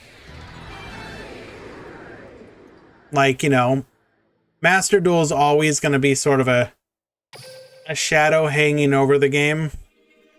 Because even if you or I or some of us may say that we enjoy this game more, you know, you have to be objective and look at the fact that Master Duel is a game that exists and will be always something that is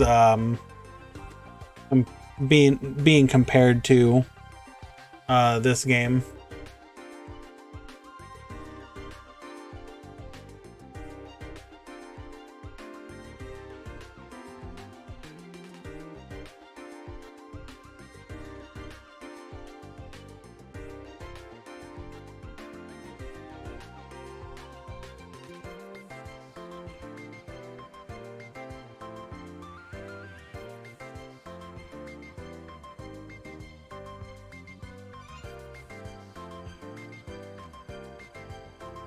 Deathroy, that's not true. They actually had their first year or first month ever. Okay, so let me clarify. When I say that, what I mean is... Minari. What I mean is...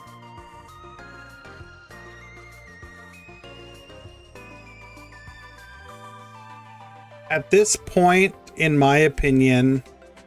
Master Duel is independent of anybody. Thank you so much for the follow, DuckTales.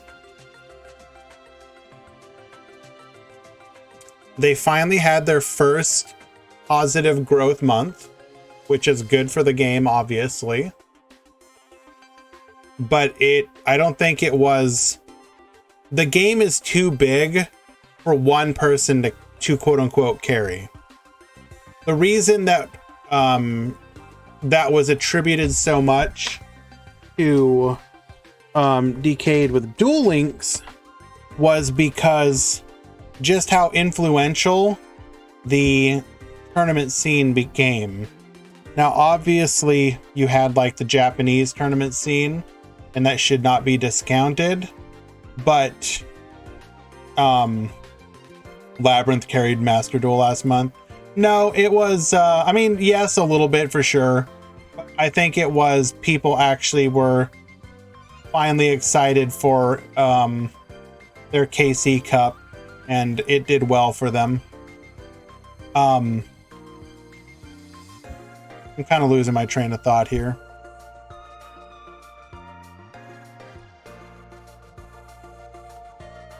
Why do we have a mod call?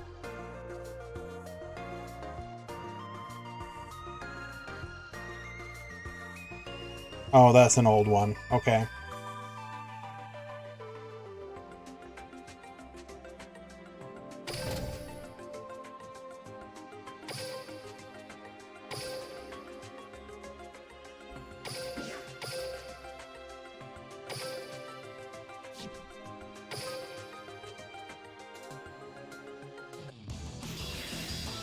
You hope Konami brings Sprite and Tears in January. Possible. I doubt it, though.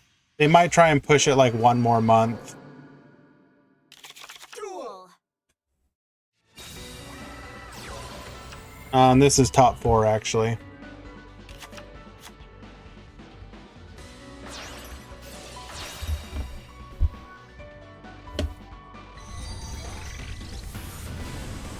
And sorry, Inari, I didn't answer your question. We're doing okay. A little under the weather. Recovering from an injury I suffered on Friday.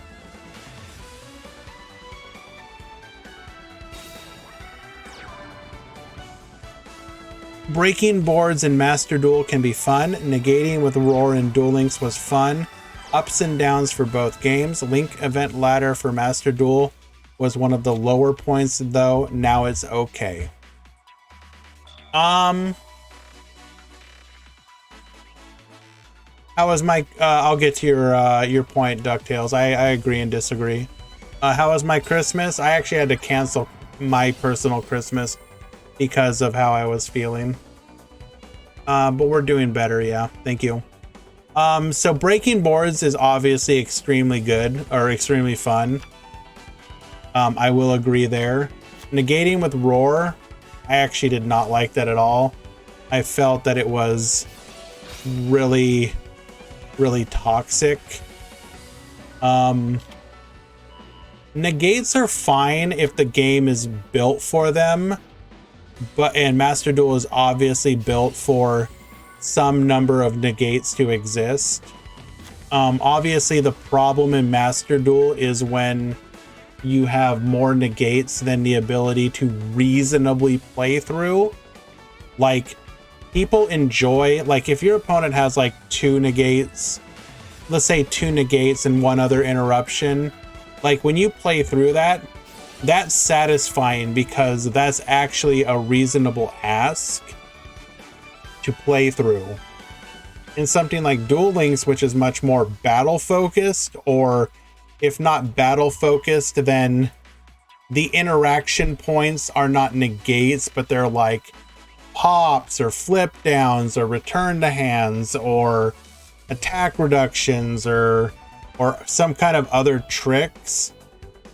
When they're not negates, when you make a really easy to access a negate that basically becomes draw MST or lose, then it's very, very unfun. It was like you couldn't break the board because breaking the board required you to guess correctly which of the 3 cards was the roar when you MST'd, and even then, half the time if you hit the roar, they would just like, also, did we just draw 3? That's hilarious. And half the time when you did snipe the roar, they'd like blow you out with a needle ceiling or something like that, and you're like, come on, bro, really? So it felt like the decks, like you introduced something to the game that the game just was not built for. You're seeing that, you know, in theory with stuff in the TCG where, you know, stuff like Bestials and the Ishizu engine, like the game isn't built for Bestials and the Ishizu engine. Like, there's a reason that's winning. It's because your ability to play against, like, oh, I can never play a light or a dark monster again because you can just quick effect DD Crow that summons a 2500 plus beater body and DD Crows me and searches another DD Crow. Feels like this just wasn't built, the game wasn't built for this.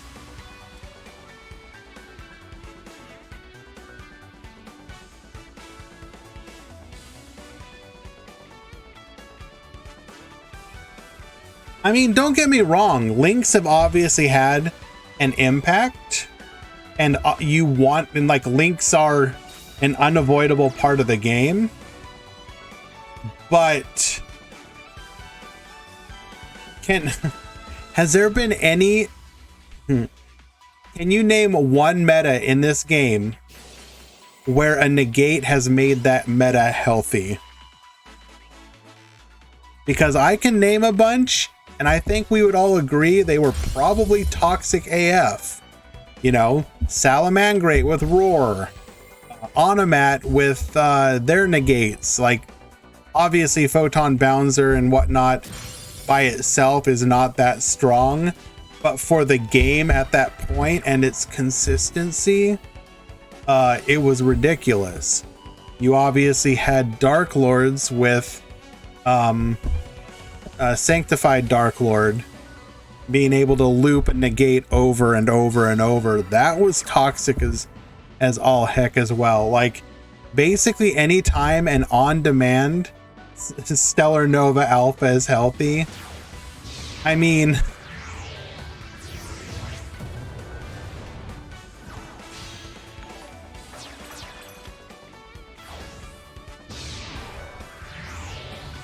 Jerry L. Denzel, thank you so much for the follow.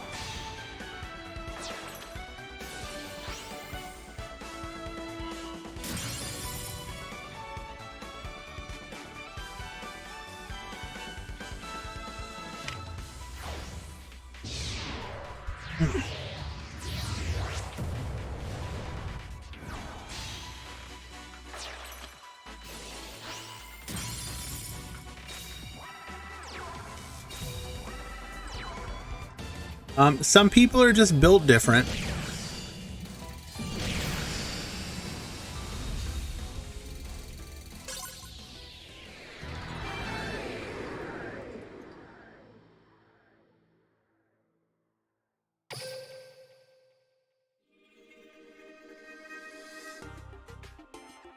In conclusion, I think you need to be very careful with negates, and they need to not be easily accessible.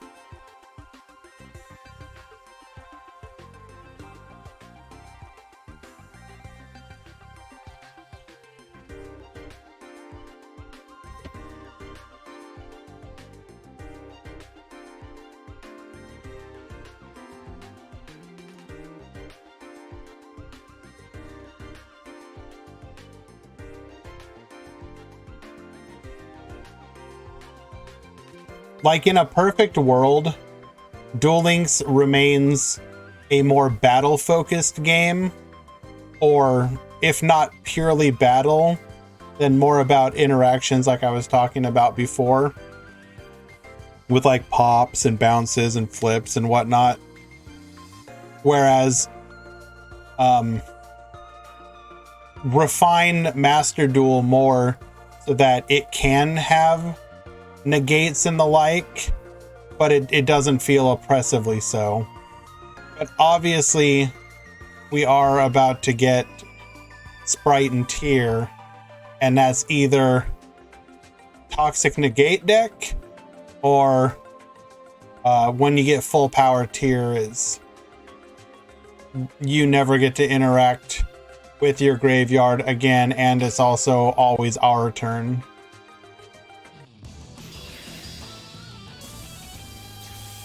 Well, keep in mind, RPG Prince, that we say it's more battle focused, but it is still shifting in the direction of being less so. Like a lot of these boards that you're seeing people make, they will like clear the back row and whatnot. So it's not like it's like, you know, oh, my wall of D is going to be able to just completely counter my opponent. You would activate Droll right now? Why didn't you?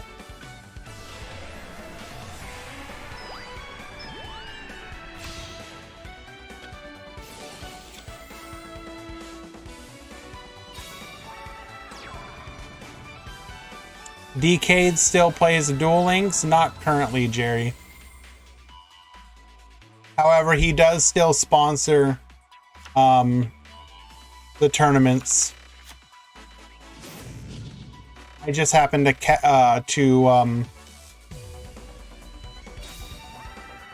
host them on occasion. We also have our own free to join events. If you join the Discord, we do them on Wednesdays and Thursdays currently. You can look into it, see if they align with your timetables, and potentially join. You do not have to be subbed or anything. You can just join up. We do $30 prize pools for the Wednesday event, which is Swiss, and $10 prize pool for the Thursday event, which is single elimination. And we will continue to look into potentially expanding the offerings going forward. But we have been getting exceptional turnout. I believe our last event, we had 133 people show up for the Swiss event, which was really cool. And then for the single elimination, we had 48 or 49. Keep in mind that one is at a much earlier time because it's meant for Asian time zone. Infernoid is rather free to play. Yes, you can build Infernoid with a single pass through the box, although technically going in a second time can be beneficial. But you can, it's relatively cheap, yes.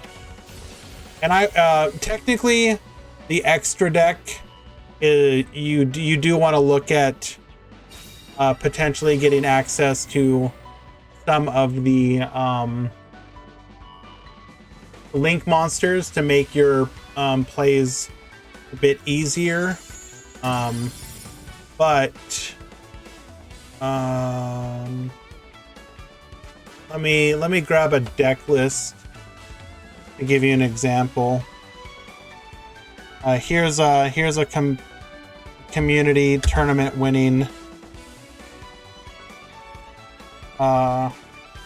deck list that is relatively cheap as far as Duel Links decks go. If you were to only go through the box one time, you would just drop one Decatron and add another Infernoid of some kind. And then eventually get another Decatron and replace it. Otherwise, that would be completely feature complete with a single run through of the box.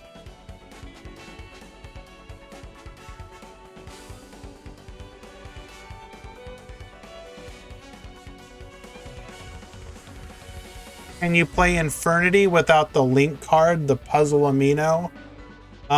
You can, but your combo line would have to be completely different because you use puzzle amino to make your Trishula play, so you would have to drop Trishula from the line, if that makes any sense to you, Psychonoa. Puzzle amino is made explicitly to allow you to go into Trishula to hand rip them for one.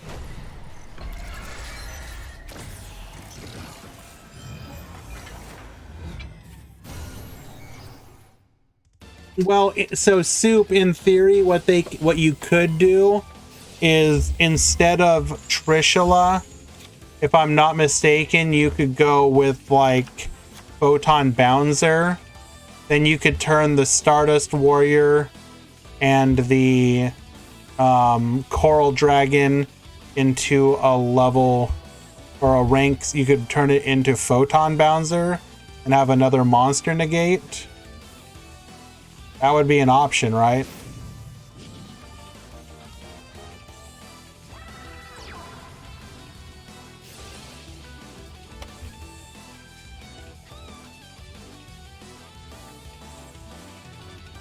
Or yeah, listen to Hash. When we get the anniversary event, you can use the ticket from that one for the puzzle amino.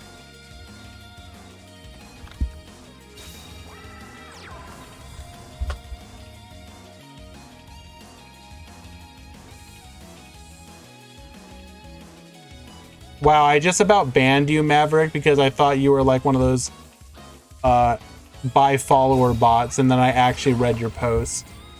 Do you think Code Talkers will still need Mech Engine or be better pure post and new box? I don't think they're going to be good pure. Let me double check the... Because all they're really getting is what? Firewall and like technically the Knightmares and stuff. Or I guess technically you can play Ibli.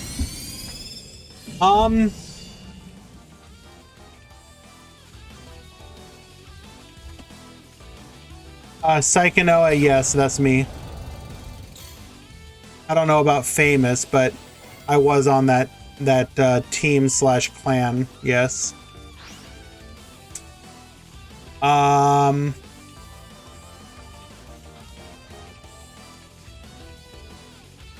I think pure could be interesting if you were to run stuff like one-time passcode, Knightmare Corruptor Ibly, perhaps. Because then you could play Ibly.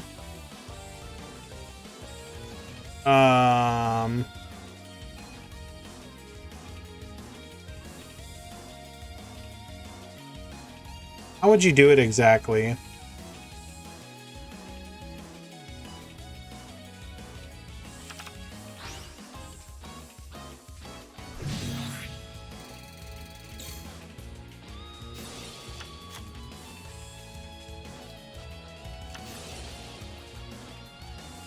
You'd run.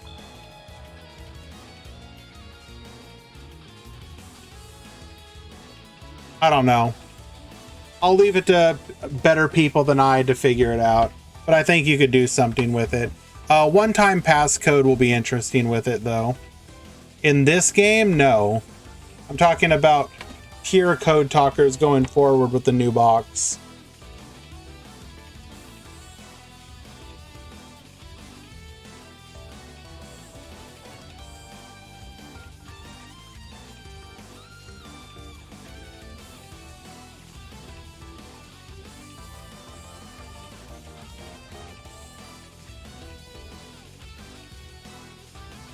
Well, yeah, but like, couldn't you run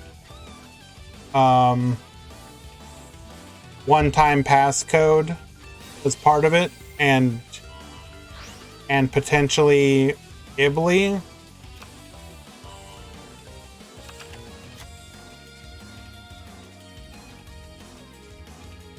Did you like find a way to Ibly lock your opponent?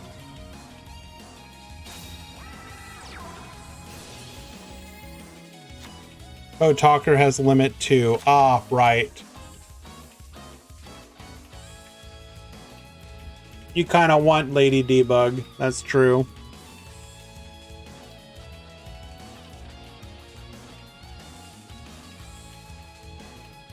No, we're not, Potato, because I was not remembering my limitations.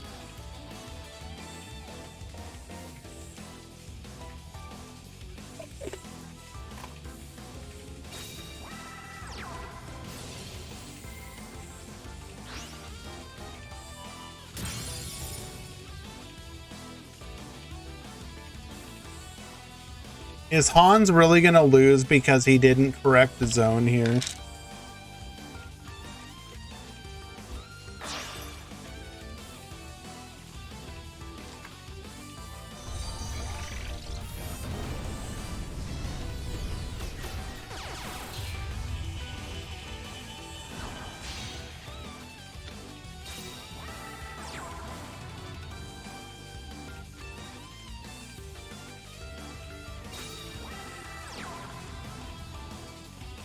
Mech could search for the revive spell. That's true. World Legacy Succession. Except 40 would have blocked the zone and couldn't have used it.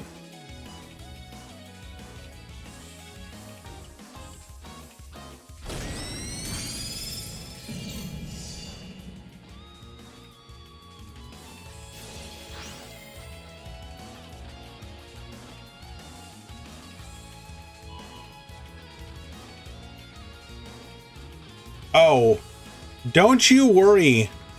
We're gonna have Mech Mirror.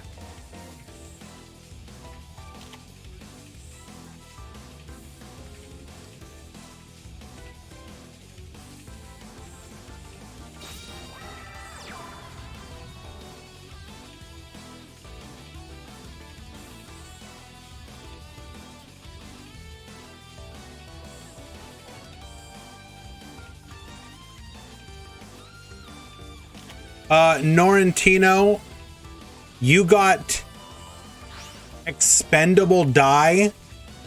Now you can return to your back row roots.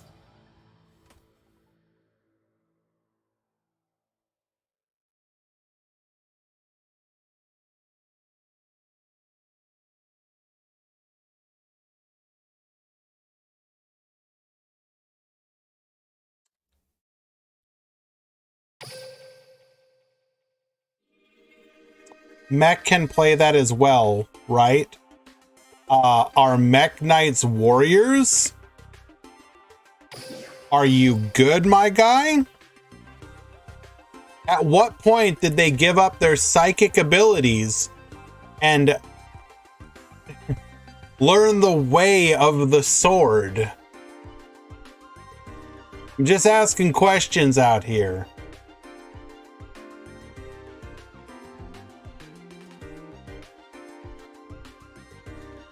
Alrighty, because I know you guys were looking forward to this absolutely riveting finale, we have Alcoholic on Mech Knights versus QWERTY on Mech Knights. Let's go!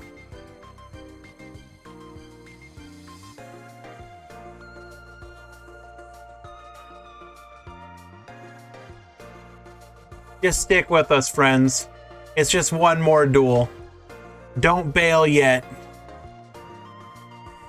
We're gonna take a quick break, though, before the final.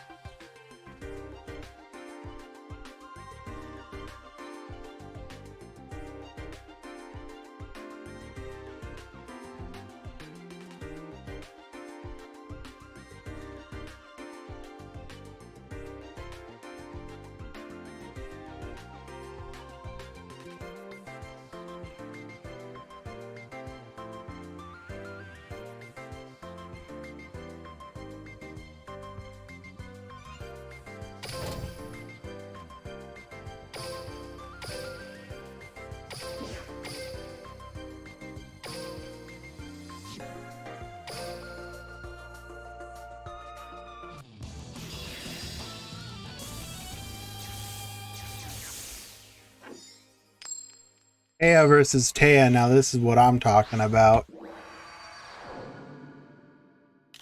Duel.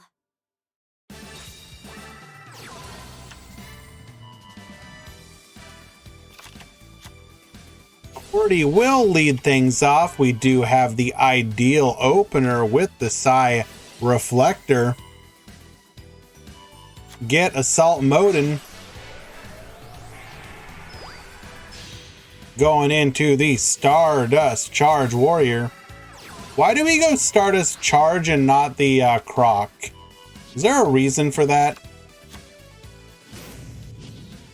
Do we just not own the Croc? Is there a reason specifically for Stardust Charge that I don't know about?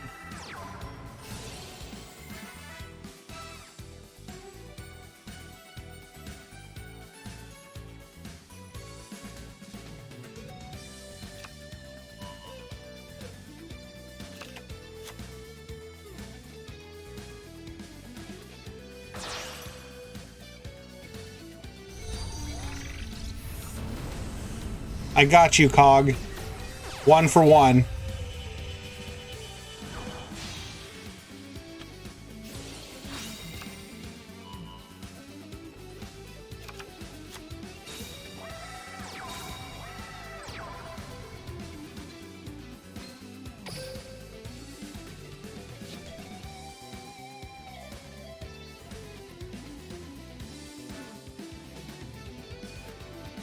Stardust for the level 6 if you stuck with Psy Reflect. Okay, I see. That makes sense.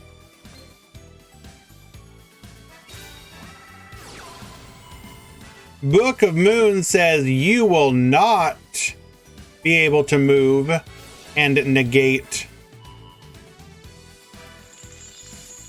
Yep, you can change zones. You're still going to be face down Oh, right. But we can still play around wherever you're going to summon, because we'll just summon to that zone. Very clever. Purple Nightfall effect. Will we see the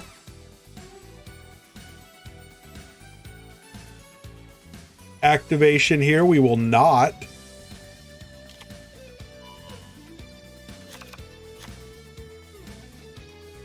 Typically, these decks are not running MST, so you're kind of at the mercy of secrets if it goes through.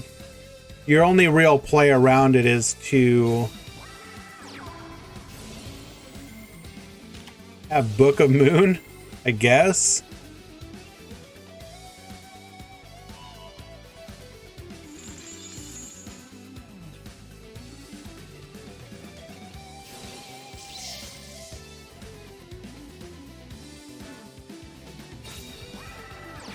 There is the negate, but we have our Psi Reflector. Okay. Unlikely to have any more interruption at this point. Gonna be able to make all the plays we want. I mean, you had to negate here, so there really wasn't anything Qwerty could have done versus Alcoholic's plays.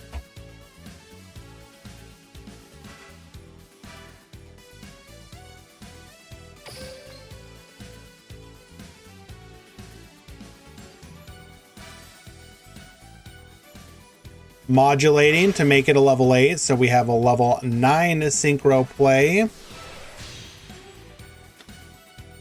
Crocosaur get searching. Croco Dragon, excuse me. I always want to call it Crocosaur. Bryo? Hell no. First of all, Bryo takes 3, doesn't it?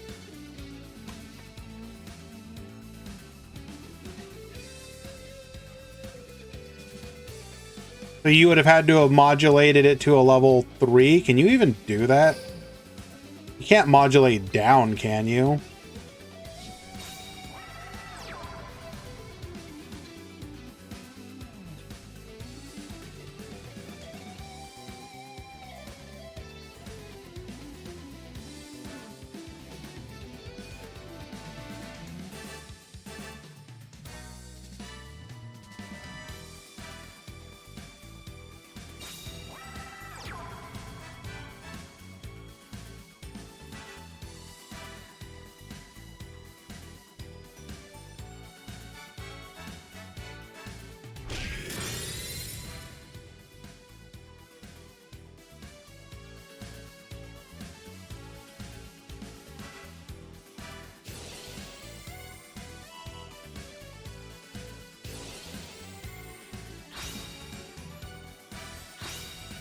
Just to stop the value engine, we're gonna get rid of the secrets. You will not be removing. However, we are gonna get our original Nightfall back, and we have a level 8 on the field, so it's gonna come down to whatever our 2 back row are.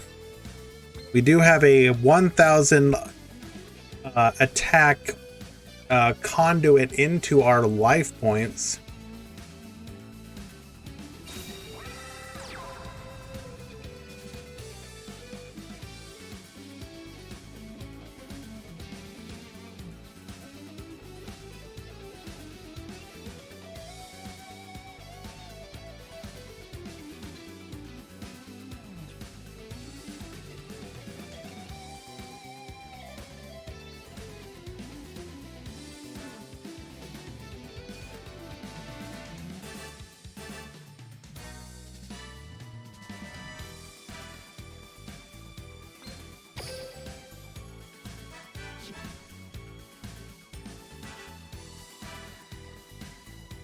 And force out one of those back row now.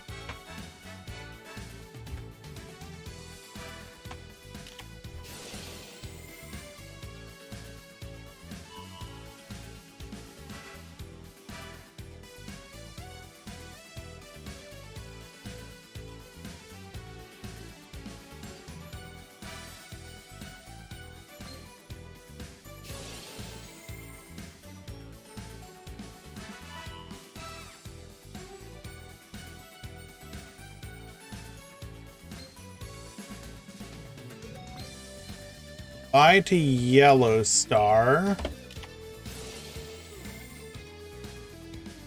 Ooh, we do have our own secrets, though.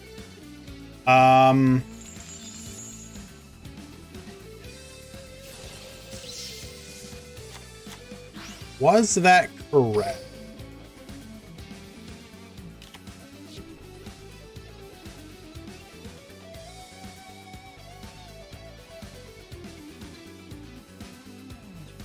No coaching.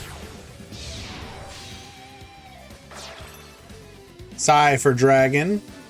We can now go into the Pop line. And we're dead.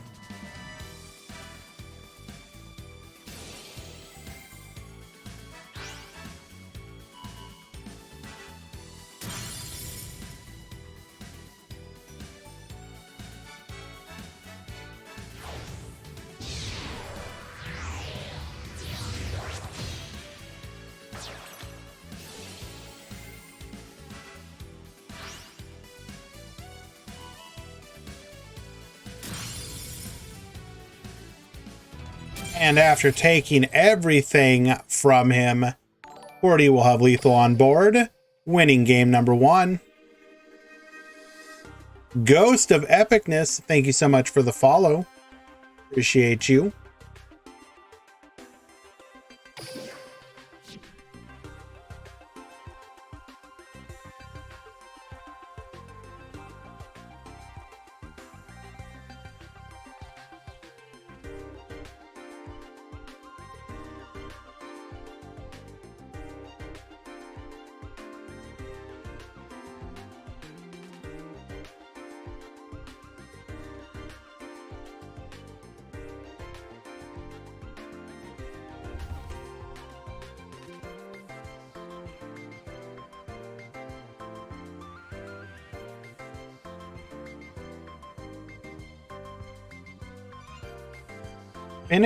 You finished your cog run.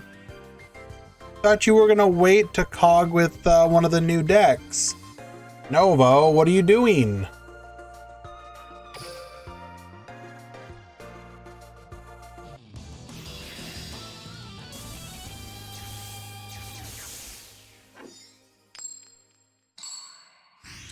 When is the new box?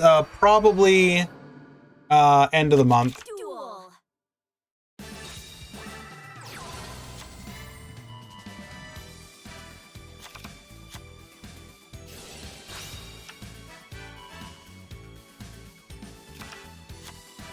And what did you cog with then?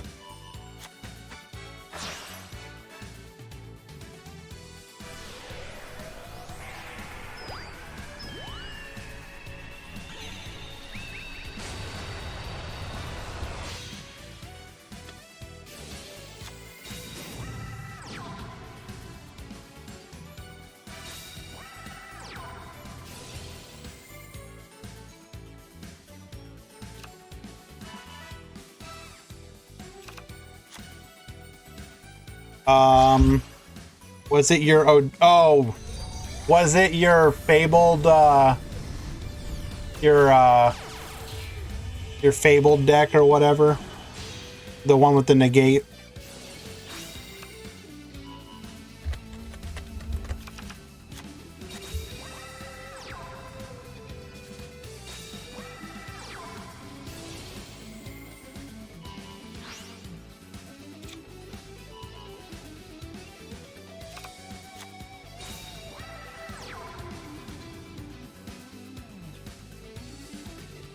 We still have time for a Master Duel ban list, Norrentino.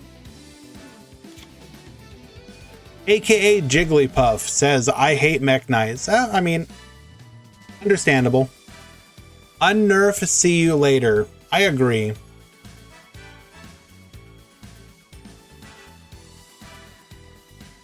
I would love to see both see you later and the level modulation skills get freed.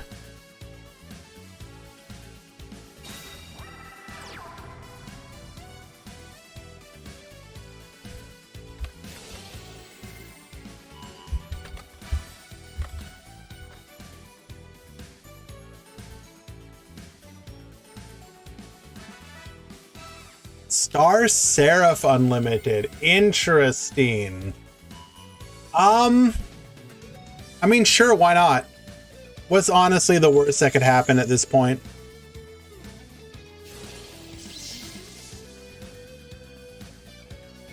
Free Palace? Agreed.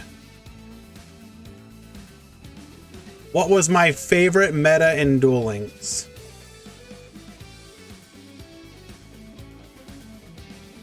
That is a tough... Probably Shiranui, the height of Shiranui.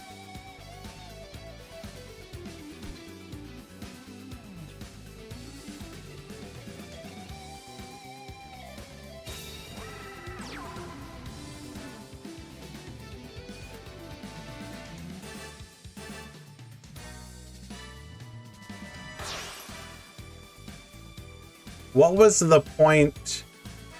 What are we doing here?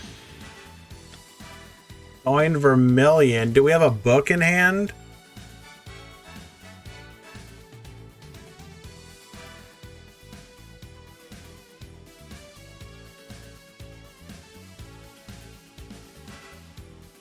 If we book plus Vermilion, we're in a good sign. We're out of here.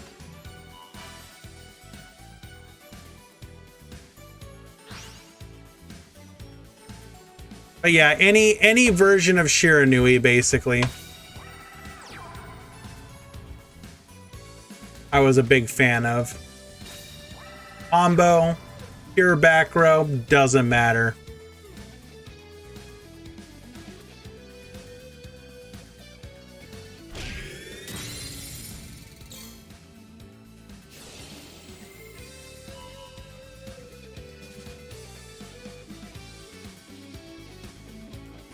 Miss invoked a Neo. So that was, I mean, I enjoyed that meta. I wouldn't call it my favorite.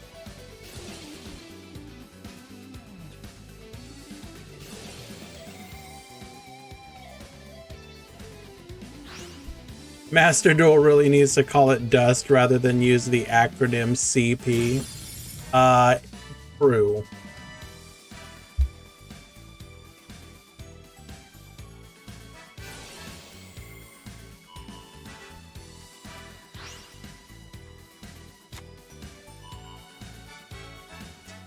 Going for Morningstar. Do we have another back row that we can... Yes, we do.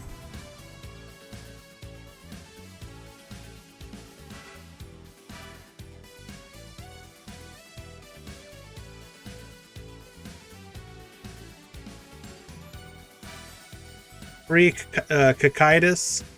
I don't know about that one, Chief.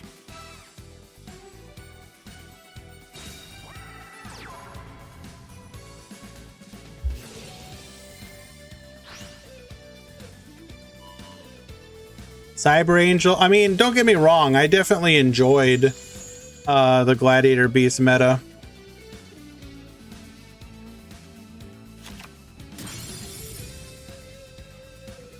But wasn't quite the same. They let it die too quickly, in my opinion. Or rather, it's not that they let it die too quickly. They just never... When they gave us that second wave of support, it wasn't enough. We needed just a little bit more. Even now, at this day and age, just give me the rest of the Gladiator support. Come on. Let me relive the glory days.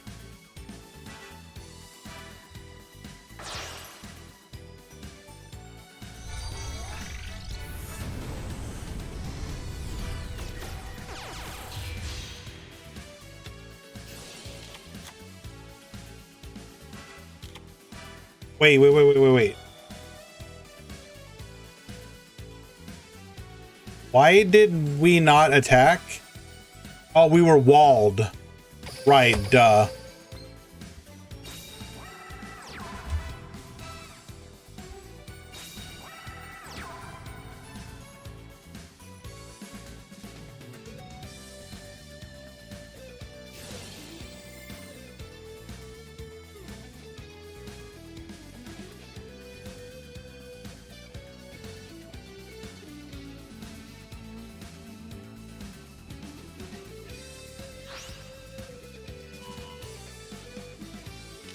Gonna force out that back row. It is in fact a compulse. Get out of here. Only one other card in hand. What is it? I like Cordy's card sleeves and mat. Oh yeah. Real nice combo.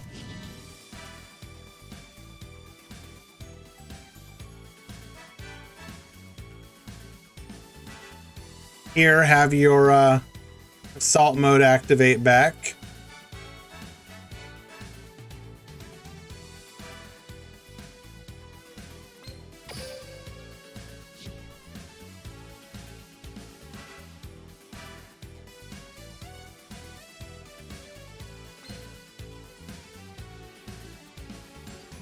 Don't you worry, Speedy, just a week away.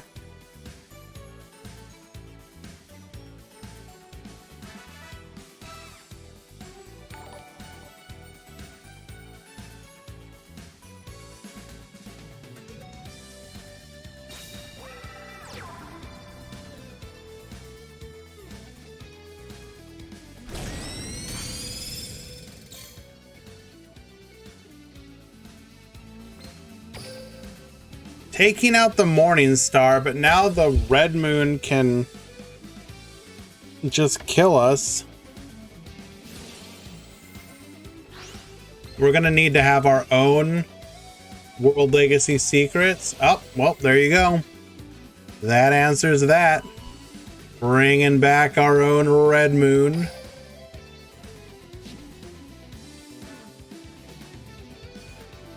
Does Needle Sealing Salamangreat counter Mech Knights? Counter? No. Can it win? Yes.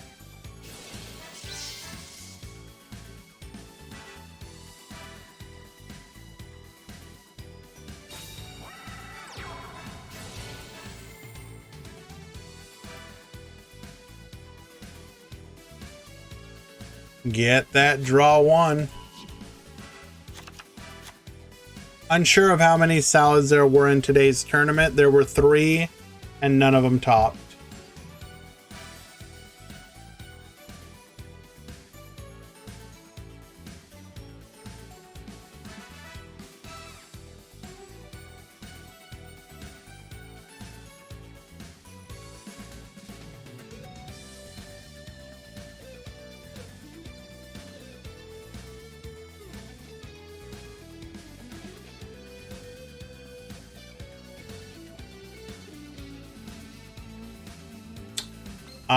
I don't know if we can get the Galaxy, can we? I think we're out of Link monsters to go into.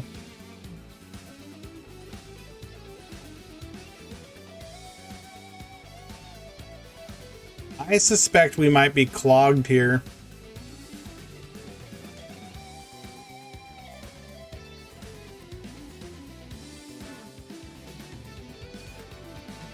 And normal purple. No coaching.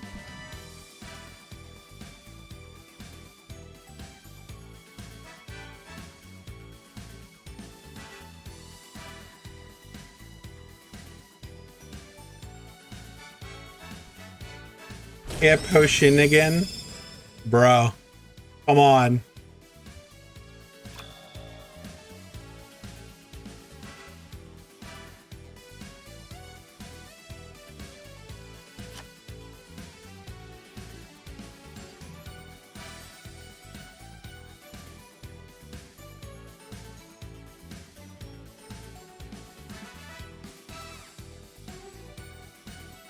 Do not tell me this is just going to turn into Unga beatdown.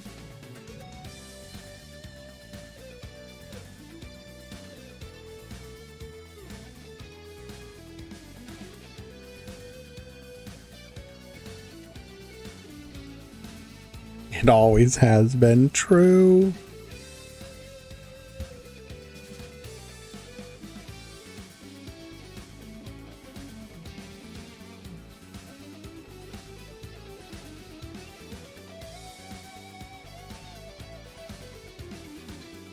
What exactly are we thinking about here? We have yellow in hand.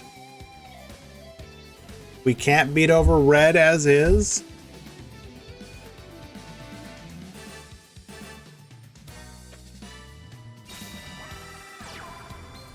Oh, there's the purple. Not enough.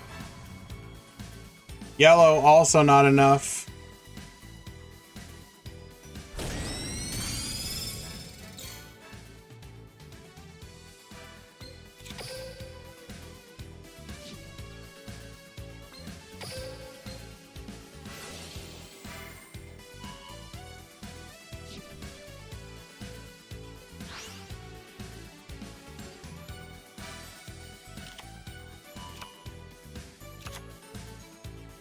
Going for the blue sky. I assume we're digging for something here.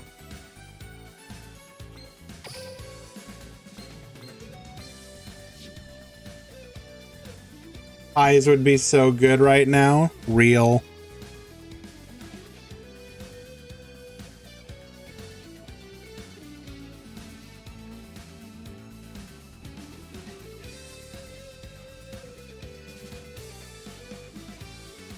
Why is what an attack?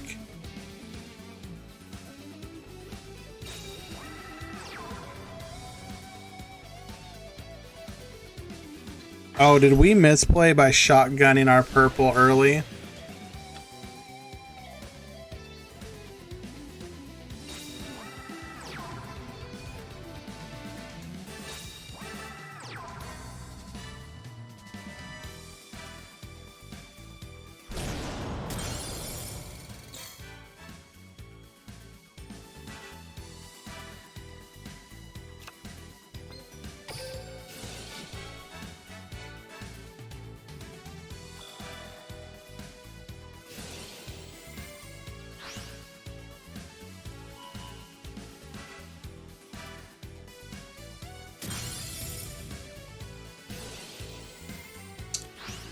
We break our opponent's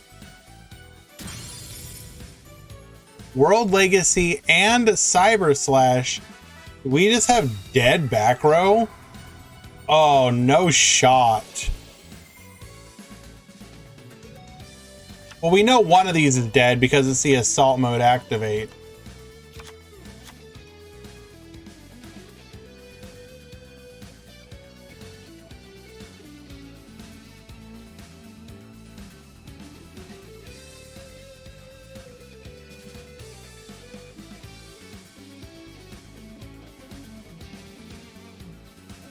No, Cordy, don't win. I don't want to have to give Cog a ticket.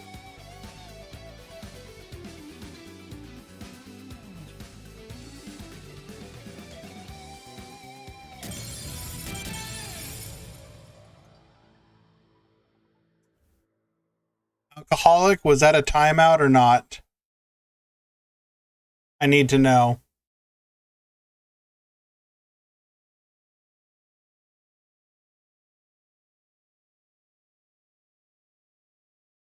He fell asleep.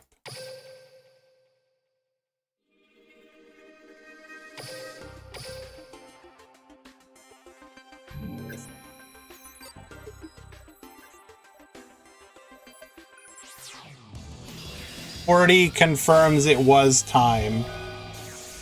Alcoholic riding that timer hard.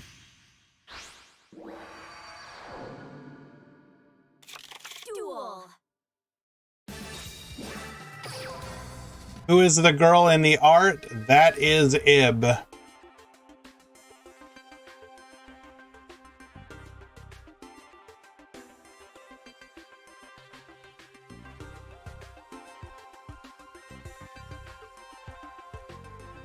Well, congratulations, QWERTY. Well done. You defeated the timer.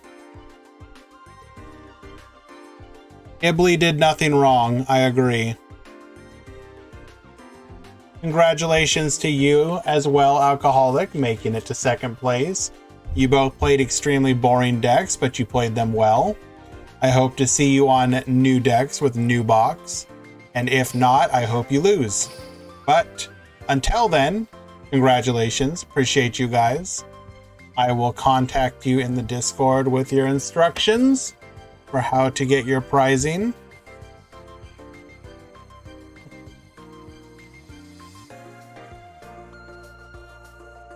Let's see. Probably no stream tomorrow, just because I'm gonna try and be recovering here. But then we do have the free to join tournament on Wednesday. Do consider joining if you are capable of. It will still be before the new box, but one last ride, one last rodeo. And then let's see. Yes. Then we should have the new box tournament next week. All right, I'm gonna go ahead and send you guys over to Quantum. So give my boy some love. He also helps support this competitive community, and I would like for you guys to let him know you appreciate him.